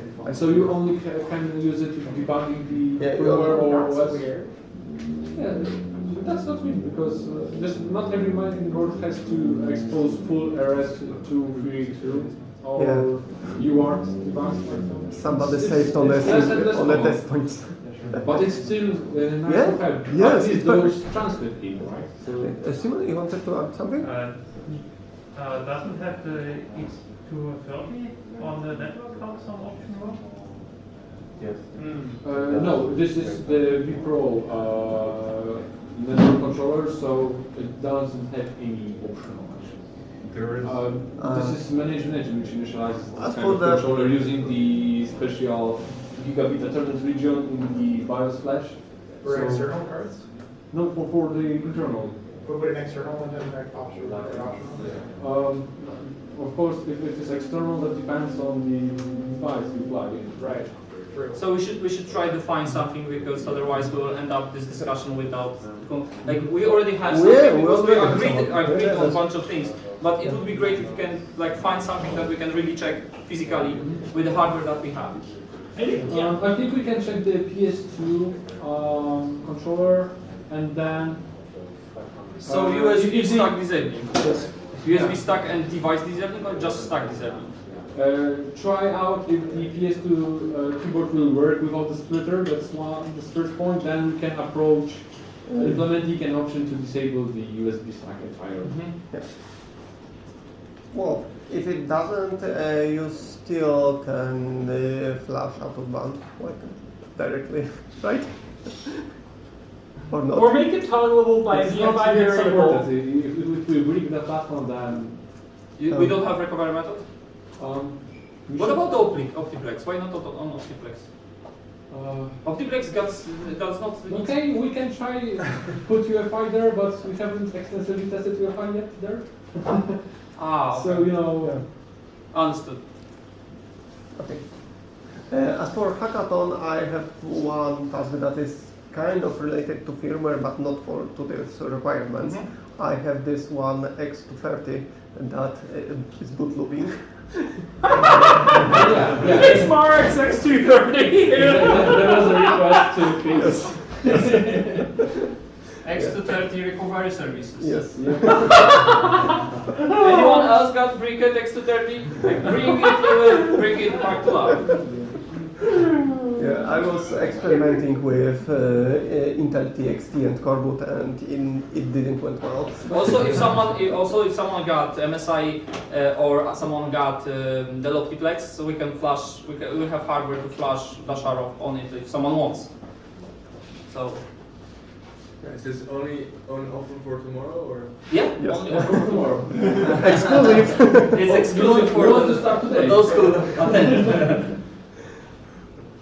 Okay, I'm just wondering, like, if this list is exhaustive. Of course, I know Demi give it a lot of thoughts, and the question is, like, if anyone else from the audience thinking about, we missed something here. Like, there's something that we should add to this requirement to make things better. So what about like why there's no secure boot, like this kind of UEFI secure boot, safe boot, like this kind of things? Yeah, so that's a very good question because in this list we don't really have requirements for anti-VMA. And the question is, should there be here by default? I'd like to. So this is highest assurance level. So this is like a premium, I would say, not because as I said on the presentation, the NTA made availability will be dictated by DRTM capability presence, which is obviously on Intel it is only limited to the higher end CPUs. Yeah, exactly, and I'm not really sure if we should require that for certification. It may be some option like some certification plus or something. Yeah. Can you do that? Like this would be great. Like something like premium or something. Yeah. Wouldn't it be nice? Speaking of bootguard, one thought I had would be because people hate bootguard because it prevents experimentation and stuff like that. Yeah. But what if you had a bootguard shim that just loaded the next stage bootloader, measured it, and got out of the way? This is Matthew Garrett's idea, and it would require. For every microarchitecture, it would require assembly implementation, so it would be maintenance nightmare. Why? Why is that? Because you don't have any RAM when you are out of reset. Oh. ROM CC. If you boot with bootguard, you are actually have caches now, so you only have to set up the stack. So maybe that's possible. But to measure it, you need to talk to TPM, right? Yes. Yes, but if you implement the TPM drivers inside shim, you're fine because bootguard will load this shim and set up the cache as a RAM, so you can program in C right off the bat. Isn't this the problem that the bootguard evolved with every microarchitecture, and essentially you will have different implementations? And also, no, because from the BIOS perspective, you end up at a defined entry point in defined legacy x86 reset state. But the only difference is that you have already the caches run enabled. So you just only enter protected mode, set up the MTRR for the stack, and you are fine. So the key point would be to convince OEMs, which release platform with Intel bootguard enabled with their keys, to sign that shim and allow others to have their own chain of trust. which is kind of problem. Yes, but we can talk to those OEMs. Some of them. We can make it a requirement. Doesn't the Lenovo, the new ThinkPads, they have another signing key requirement? It's like a Pluton. Yeah. Otherwise, you can't boot that. Linux. You need a Microsoft third-party UEFI certificate in order to boot Linux. Oh, it's because it's. But it's like the standard with secure boot, which you can disable, right? No. No, you have to go in. What is it? To download some other. No, it's a setting. Yeah. Basically, this is partially because Microsoft realized that all third-party software is also full of vulnerabilities. Right. Yeah. So now, if you want to boot anything that isn't like plain Microsoft, like that isn't Windows, you're going to have to go into the BIOS and hit the button to enable the third-party certificate. But it's there by default. And it's literally a yes/no. Okay. That you have to answer in the BIOS. This is not technically not a BIOS. Pluton related either. No, it is Pluton. In the new Lenovo ThinkPads, there is something where you can actually find a PDF file, and it explains, in order for this to boot with Pluton, you need to go into the UEFI and actually tell Pluton, allow the Microsoft third-party UEFI certificate. Okay, so Pluton, I believe the current implementation is just a few additional modules inside of the AMD platform security processor. Okay. It isn't any kind of dedicated chip. Okay. At least that's what Matthew Garrett figured out. Okay. Because I remember just reading this like page on the Lenovo, and then them saying. Yeah, no, that was about the secured course. It was about secured core. Okay. Which is basically they realized that letting anti-malware stuff run in the BIOS is kind of ripe for vulnerabilities. And secured core is different from Pluton, right? Yeah, secured core. Yeah, secured core doesn't. I don't think requires booting because it would restrict it to AMD machines only. So is there any form of boot security provided by Pluton? None that weren't technically already provided by the TPM, I believe. Okay. For now, only the TPM, right? Or usage is So I believe this is interesting. Maybe we also have some insights. So this is interesting segue for a drink, or if anyone has something. I guess. What was I thinking? One last thing. Something. Oh yeah. What will it take to get open firmware on modern AMD? Money. Another topic for a drink. Money and time. For a few drinks. Somebody having a business model for that, because I think we have people who are. Yeah. Let's start with the business model. Yeah. If there is business model, we will do that. Yeah. Okay, because the business model I can think of is that it turns out that for at least some OSs, AMD turns out to have a huge advantage over Intel. But who enforced that? Who started? AMD started, or the OS vendor started? No, it's neither. It's an architectural difference. It's that Speculative stuff? Yes, exactly. It's specifically on AMD. This is according to Andrew Cooper on the Zendevel IRC chat, by the way. But anyway, on AMD, if you set the IBRS bit, that disables the indirect branch predictor entirely, except for the return stack buffer. And so that means that branch target injection is simply not possible. And because of that, you don't have to set. If you do that, you can avoid having to do an IPPB at every context switch, which for microkernels is the difference. At least my understanding is the difference between a context switch taking a few hundred cycles and a few thousand cycles. So what you're telling me is this is how we're going to set Andrew Cooper free from fixing every single speculative execution exploit? Not really, but it's by way of saying that microkernels, for which context switch speed is really important, will at least some operations will be orders of magnitude faster on AMD than they'll be on Intel. Now, the reason Linux isn't going to do this, obviously, is because it means that anything in user space that relies on indirect branches is going to be dog slow. But the assumption here is, you could presumably make this a per task tunable, where you have to do an IBPB when switching into a task that wants to use it, and an IBRS after leaving that task. But basically, but my thought is that the software, because the SEL14 wants to make an SEL4 based OS that supports x86, and one of the, specifically I think initially it'll be a hypervisor mostly, but one of the problems is, one of the things they pointed out on the mailing list is you're looking at I know you pride yourself on fast context switches, but the hardware's gonna screw you over. Well, turns out on AMD you might not be quite so screwed. On Intel, yeah, you're looking at an IPv on every context switch, in which case you might as well choose to, so you might be better off with just making all the inter-process communication fully asynchronous. Okay. Send me an ISO file for that when it's available. Yeah. Okay, so I believe we're done with this design session. Okay. Thanks. And we will have one last talk for the 2 days of conference, tomorrow hackathon. So let's get to the last talk about the performance.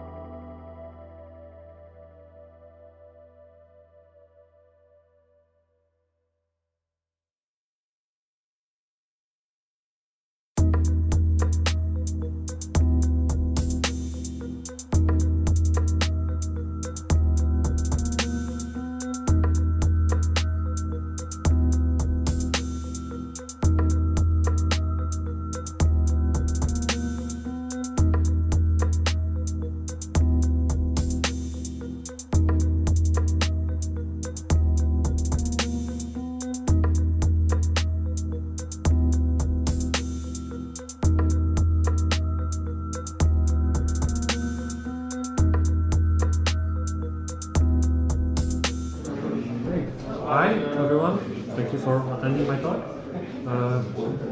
We'll be talking about comparison of performance between Dasharo and vendor firmware, proprietary vendor firmware with QubesOS.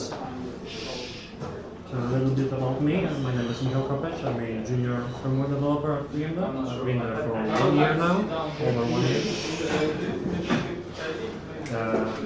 I'm interested in coreboot development and firmware security in general.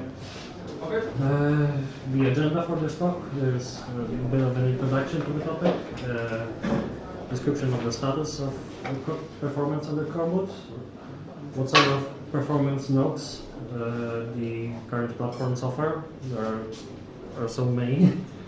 The tests that I will run, and a short summary of the situation. So yeah, so computers are getting really fast now. You can easily get like an 8-core laptop or a 16-core desktop. It was unthinkable just like five years ago.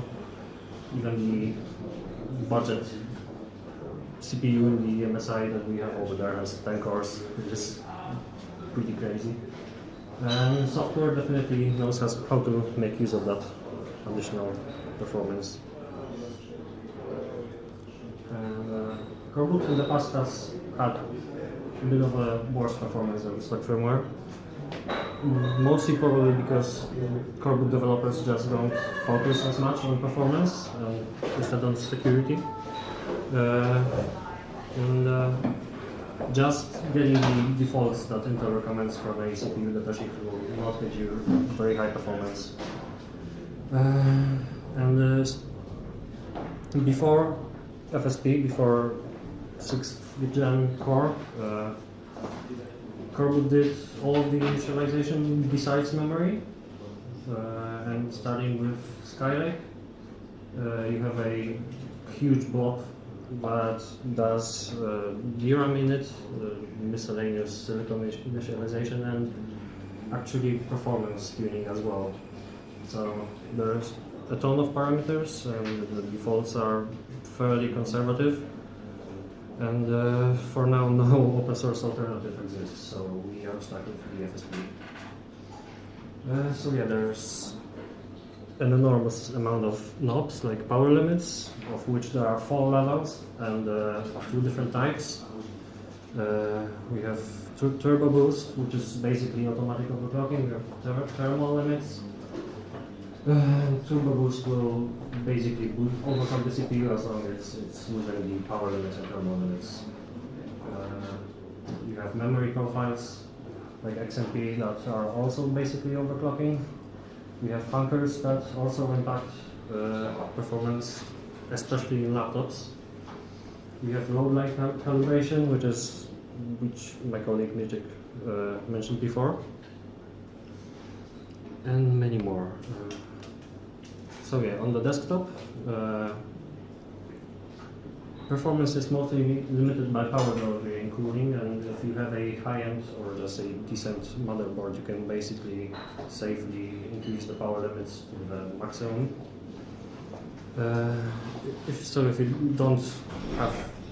If you have a decent cooling, at least. Yeah, there's also power saving features and voltage regulator parameters that have to be tuned. On the other hand, in laptops, we must balance power, heat, and noise. So basically, you can have 2. You can have high power. You can stick a huge fan on it that will spin up to 9,000 RPM, and it will be fast, but it also will be very noisy. Or you can have a low power CPU that is cool and quiet but doesn't have a lot of performance. So we have to tune these carefully for a decent experience. So the knobs that we use there are primarily power limits and fan speeds. Yeah, and even some newer laptops have profiles that allow you to switch these on the fly. To measure the actual performance difference, I used couple of tests from the Phoronix test suite on QubesOS inside Debian 11Q. So the tests were compression and decompression, transcoding, code compilation, which is most relevant to programmers, and systems, which is a synthetic benchmark. The platforms were the MSI Z690A Pro DDR4 and two NovaCustom NS5X laptops with different CPUs actually to see if there's a measurable difference in there. On the desktop we have a ton of nodes. These are the specifications of the computer if you're interested. And yeah, with the Z690A chipset and the K-series CPU, we basically have access to all the overclocking features of the platform. And we did not enable XMP as we do not have that stable yet at this point. So the stock BIOS also did not have XMP enabled to these tests. On the other hand, with laptops, the NovaCustom NS5X is a 15-inch laptop that comes out of the factory with Dasharo pre-installed. These are the CPU specifications. The tests were done on the vendor firmware on Dasharo v1.3. Yeah, so the primary nodes were the power limits and fan speeds in this case. So the results for the MSI, as you can see, the recent version, it's pretty much identical in data compression. It's within a couple thousands. Yeah, very close. In terms of video transcoding, we have one outlier, which I'm not sure the cause of, in 4K video transcoding, which was like 10% slower for some reason. But in all of our other cases, the performance was pretty much identical. And in code compilation, it was also pretty much identical, within 2%. I can see slight advantage of the show. Yeah. Yeah, actually. We should say that. This is other way.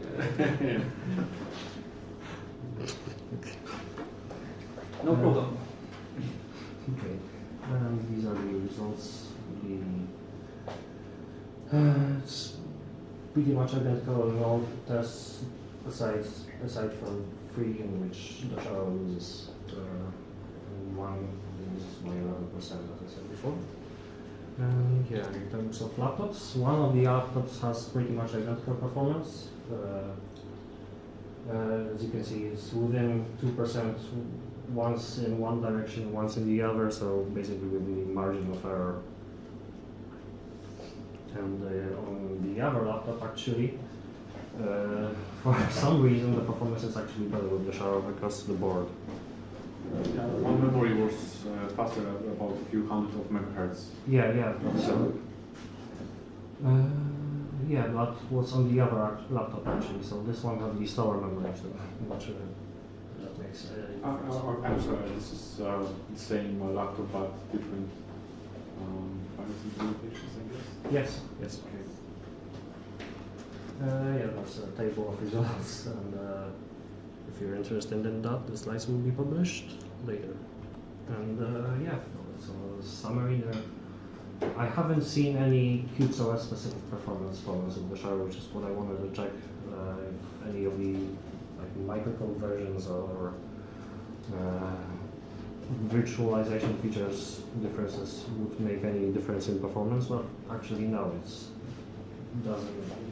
fully functional at this point in Dasharo. So in terms of improvements, I think on the desktop we really need to have a menu with all the options, because we can't just hardcode the values according to our tests, because it might work in our exact configuration, but on someone else's computer it will most likely not work due to like silicon quality or just hardware configuration differences. And on laptops, I think we would want to implement platform preference, so that the user can choose the performance profile. But at the moment, I think there isn't any reason to switch to Dasharo. And yeah, this turned out to be a pretty short presentation. So if you have any questions.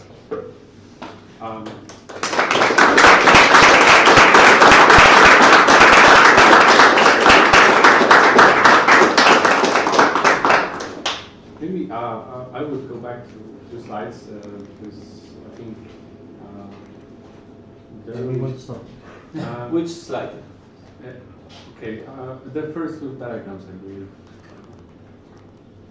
Yeah, maybe a little bit of commentary here because these numbers are so small that people in the back may not actually see. Oh, so yeah. a little bit maybe of commentary. Yeah, so this is just megabytes per second in compression and decompression with ZSDD. And the difference is almost like it's negligible, basically. it's like a okay. So maybe one comment to that. What's important is to realize that when Intel released FSP, they provide so many options for configuration, and of course, player like 3MDep will not get dedicated support to fine-tune performance of the BIOS that we're doing. But I'm pretty sure IDBs get that.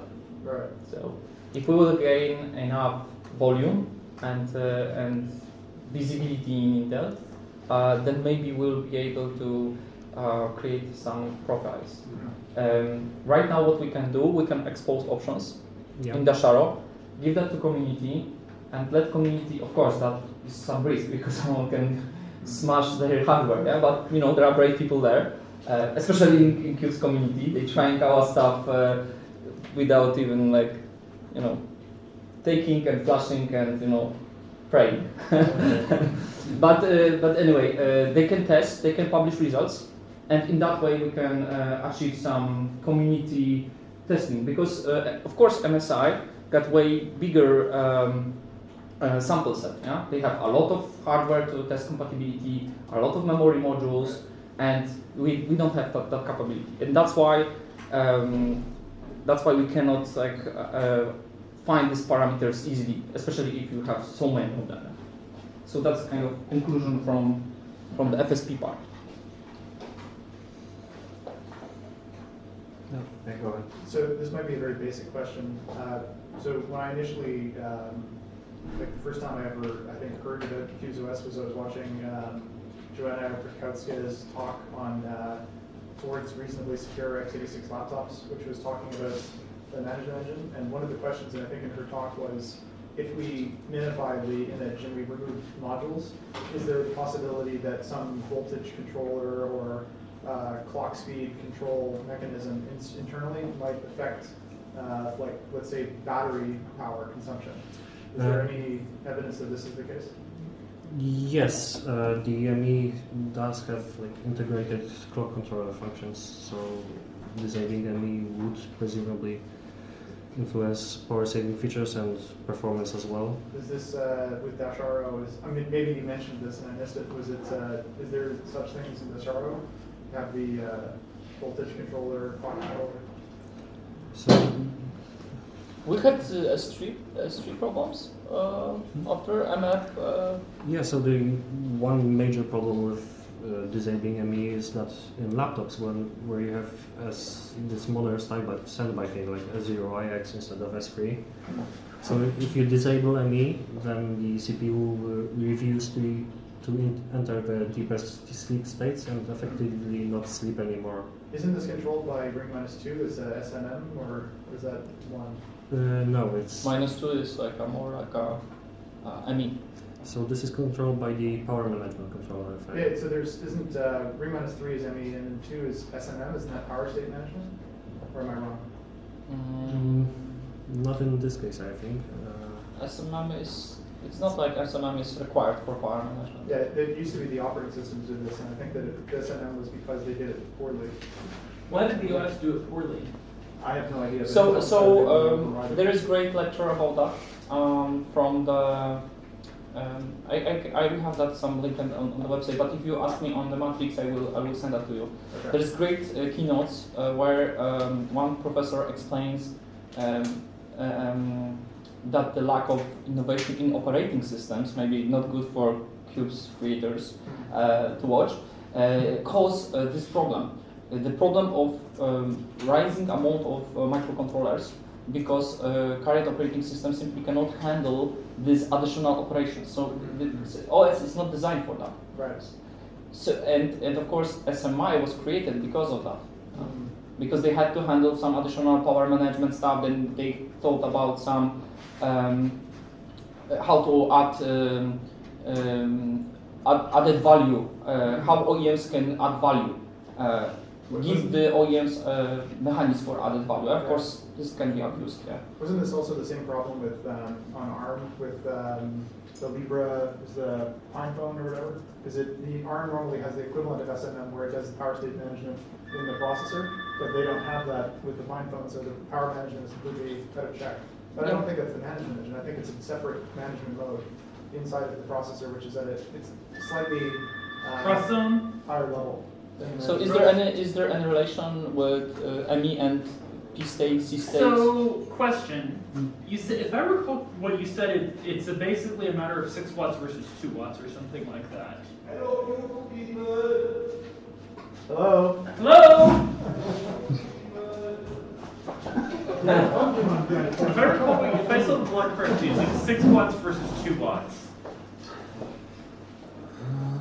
In the actual sleep mode, there will be a difference between like 0.1 watts and 2 watts, I think. And what? And 2 watts. Okay, because like some people might be willing to make that trade-off. So I suggest make it if there was a way to shoot for the firmware if there was a way to make that the user's choice, especially if they could make that choice after buying the machine, that would be awesome. Yeah, I agree. So this is about the state of ME, right? Yeah. So but we plan to do that. Like we plan to do a ME in which you can decide about the state of ME. Is there any possibility, because this would normally be done as a runtime adjustment, correct? Because they change the power states? Some things can, some things cannot. Like you will not get rid of get rid of part of ME inspired runtime. Yeah. You will have to store what you remove. Yeah. Just to get it back. In case you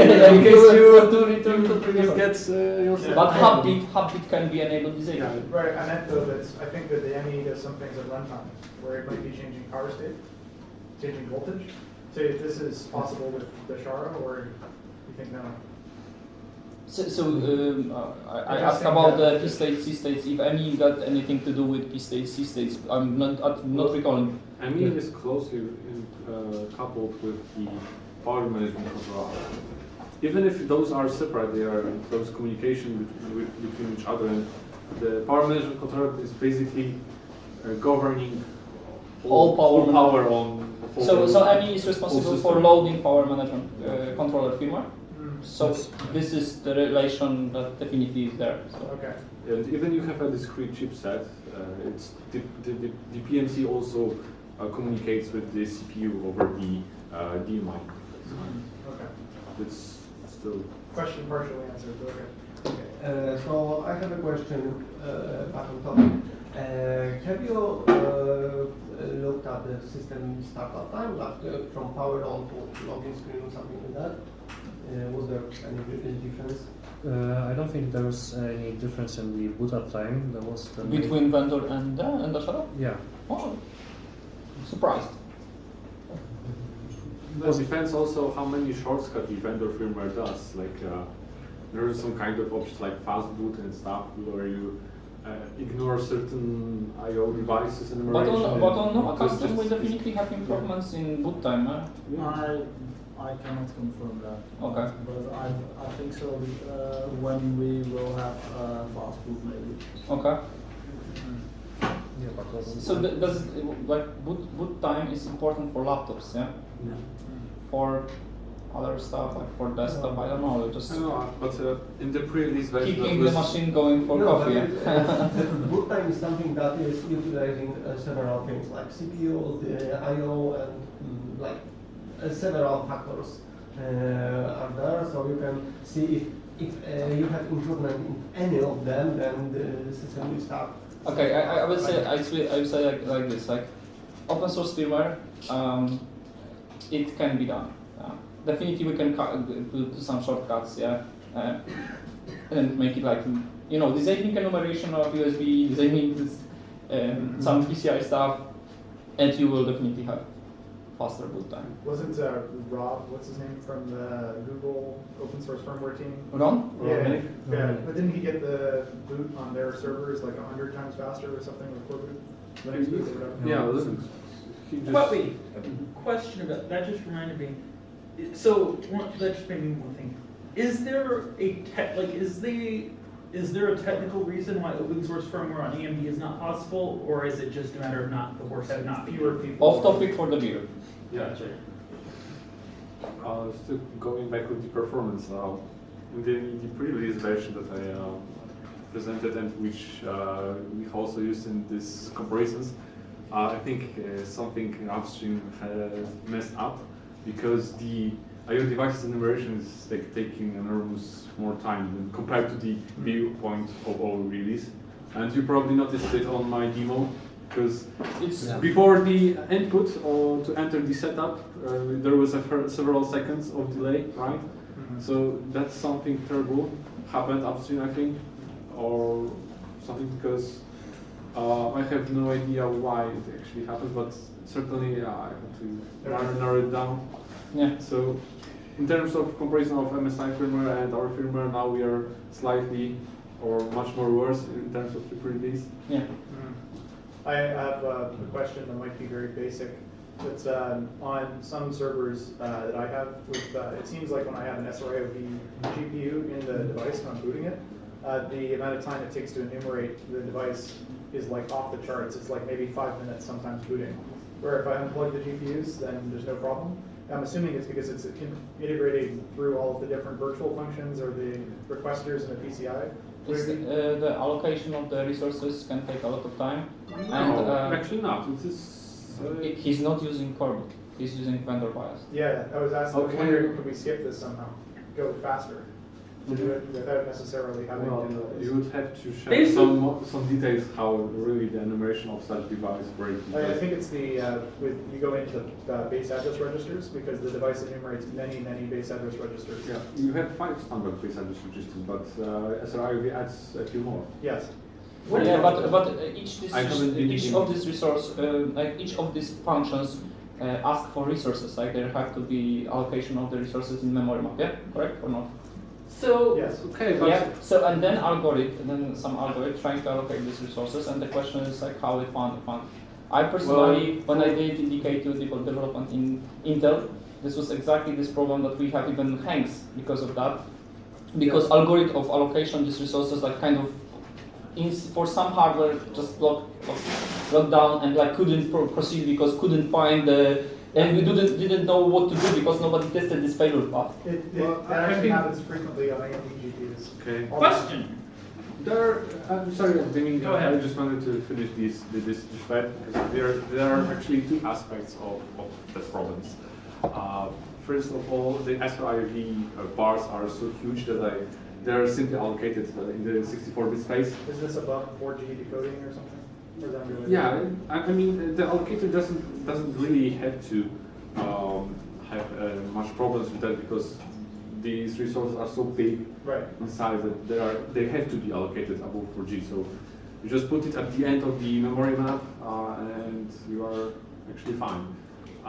The second one, the EDK2 development of PCI allocation, I think it's terrible because I saw comments that there are some limitations of the resource allocation of PCI, like when you have the memory map space configuration, like the mmconf space for the PCIe, it cannot overlap with any PCI aperture, so you have to have it outside the in the PCI resources. Otherwise, it may mess up your data probably. So yeah, and there are a lot of this reallocation. If the reallocation is triggered, is taking time because one more time, and maybe again we didn't succeed because of something. We did like, oh, we faced another resource. Let's reallocate. Okay, we reallocated. Oh, there's another resource, and then one more time, and you know, this kind of. Is there some practical way, if I were to use, let's say, Dasharo or coreboot or something, in a server, like that this could be made more faster? Or am I stuck with like 20-minute, 5-minute, you know? It should, and even if it didn't, you have the means to fix it. Okay. But the vendor bias, no. But you know, maybe coreboot. Yeah. What about, so what do you all think about like Linux boot-esque ideas, or even like Zen boot ideas where this might sound totally crazy, but like imagine if you had DOM zero kernel, Zen DOM zero kernel, and bare bones DOM zero and RAMFS, right in the together with like the actual hardware and code right in the SPI flash. That sounds brilliant. I love that idea. That sounds brilliant, but how much Zen plus Linux? Linux could be getting pretty. You only bring the kernel modules and such that you need for the specific hardware. You cannot bring all the kernel modules. Yeah, you typically then build it inside the kernel, right? No, I'm saying I'm saying you build as many things as modules as you can, and then you only install when building this. No. If this is firmware, you only need, the hardware where you're making this, so you only include the actual stuff you need. So you just have everything. You don't even need. You can even set config modules to know. Google is doing this now. I'm guessing I've heard that. Yeah, Ron is doing this. But yeah, so like, imagine if in this case, now the one thing you But want. they do not put Linux kernels on the flash. They put the Linux boot. I think they put the Linux boot, yes, but not with Chrome devices. With other servers.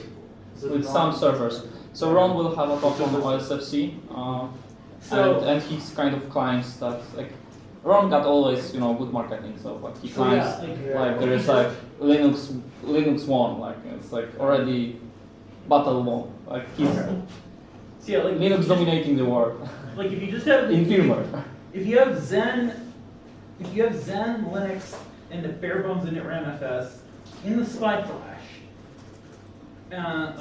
where the kernel and init RAMFS, where it's for instance, the init RAMFS would not be based on system D because it blows. Just to give you an idea, like we're talking about like the bare bones needed to get you to a Lux prompt, and then. Have you ever experimented with custom coreboot payloads? I have never used coreboot in the first place. This is I'll speak. And so what you're saying, it was done. This was like in 2019. We built in Zen into PC Engine's SPI and just put from that and. Zen? No, we didn't build into Zen. I'm sorry. This was KExec. We built in Linux boot KExec Zen. Yeah, that's right. What about instead including Zen in the what for? I guess the thing that comes to my mind is just. So you want to make Zen a Type 0 hypervisor, right? According to Flash. Well, I'm just thinking in the sense that it partly from a boot up speed perspective, but also partly because it means that you have the IOM and U up before you even have to start enumerate before you even start enumerating devices and such like that. Yeah, this is a little bit off topic. This kind of stuff was done by Chromium, I believe, and they have Dixie hypervisor, like they have hypervisor in UEFI. Wasn't that the part that wasn't released? Yes, exactly. Yeah, exactly. They tried to convince them to release that, but this didn't happen. And they even mentioned that they will do that. Yeah, they did, but then they got bought. Yeah. Who got bought? Chromium. But anyway, this is like off-topic stuff, and we can continue Are there any questions related to the presentation, to the performance discussion? No? Well, I'm not sure if it's exactly related, but you just proposed that apparently it's a risk for users to install Dasharo on their systems or flash it on their systems. Yeah. For systems that are compatible. Is it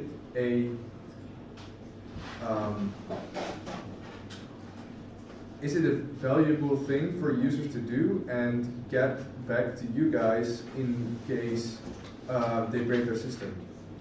Like, is the information for you worth it of helping them out fixing it because it might support them just doing it, or just might pull the trigger for them doing it, knowing that their support once they, the risk for breaking their system is then, I guess, lower. I'm not sure how successful you guys could be in fixing it, but The problem with fixing is logistic, and even sending laptop costs some money.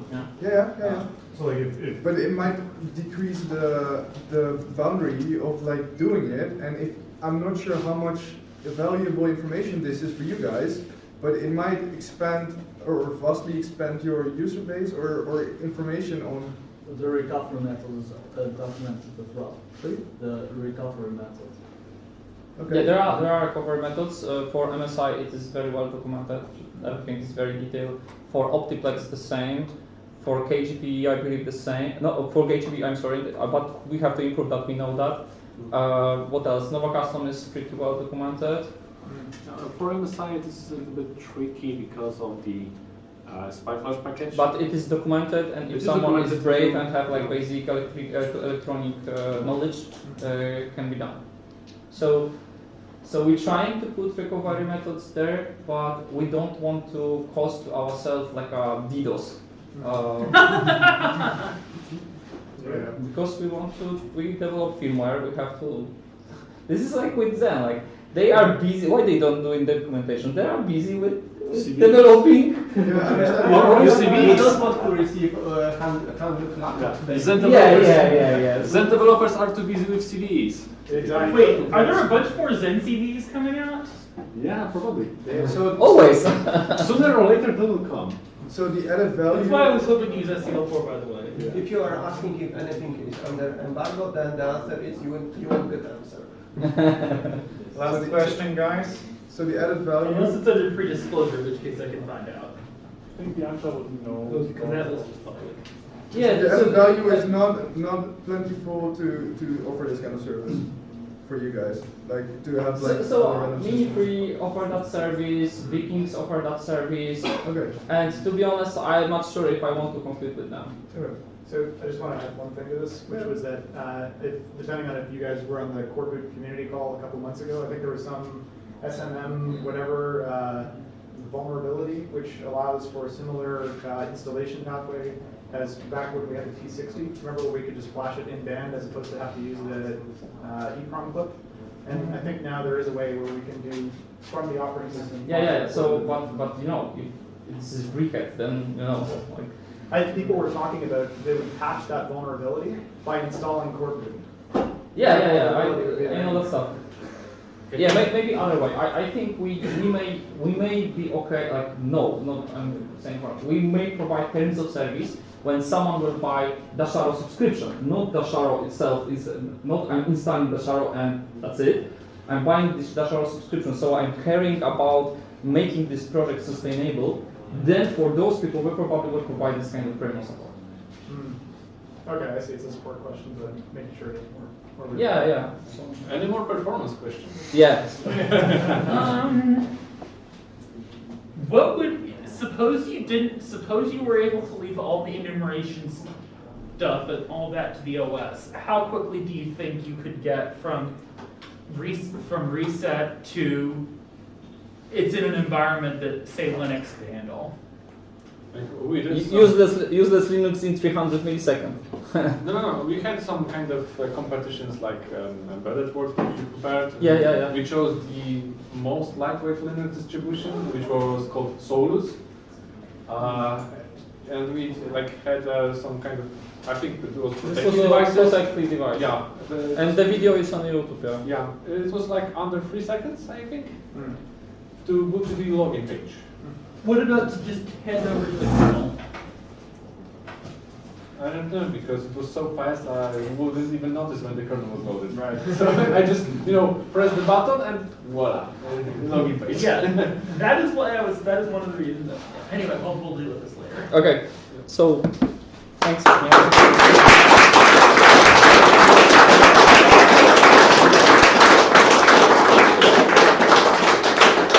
Okay, it's time for Piot's keynotes. Okay, so I would like to first thanks our sponsor for making this event happen, for providing financial support, and for coming and presenting. So a huge round of applause for Freedom of the Press Foundation, Protect the NLNet, NovaCustom, Arc Compute, and NitroKey.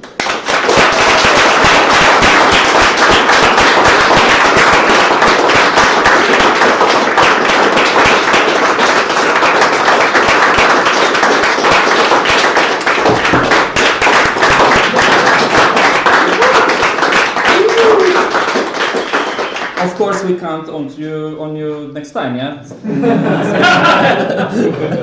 So so we got great talks today. Like mostly 3M Dev exhausted the space with Dasharo related and hardware related stuff. I hope you will learn something from that. We got great presentations from our sponsors about hardware. We even some discounts. So I hope you will use that.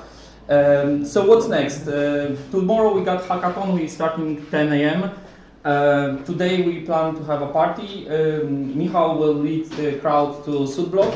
I will join probably in some hour or something because I have one more meeting. And that's it. Thank you very much for joining us this year and hope to meet you together next year or maybe tomorrow on a hackathon if you want to contribute something. Yeah. I'll be there.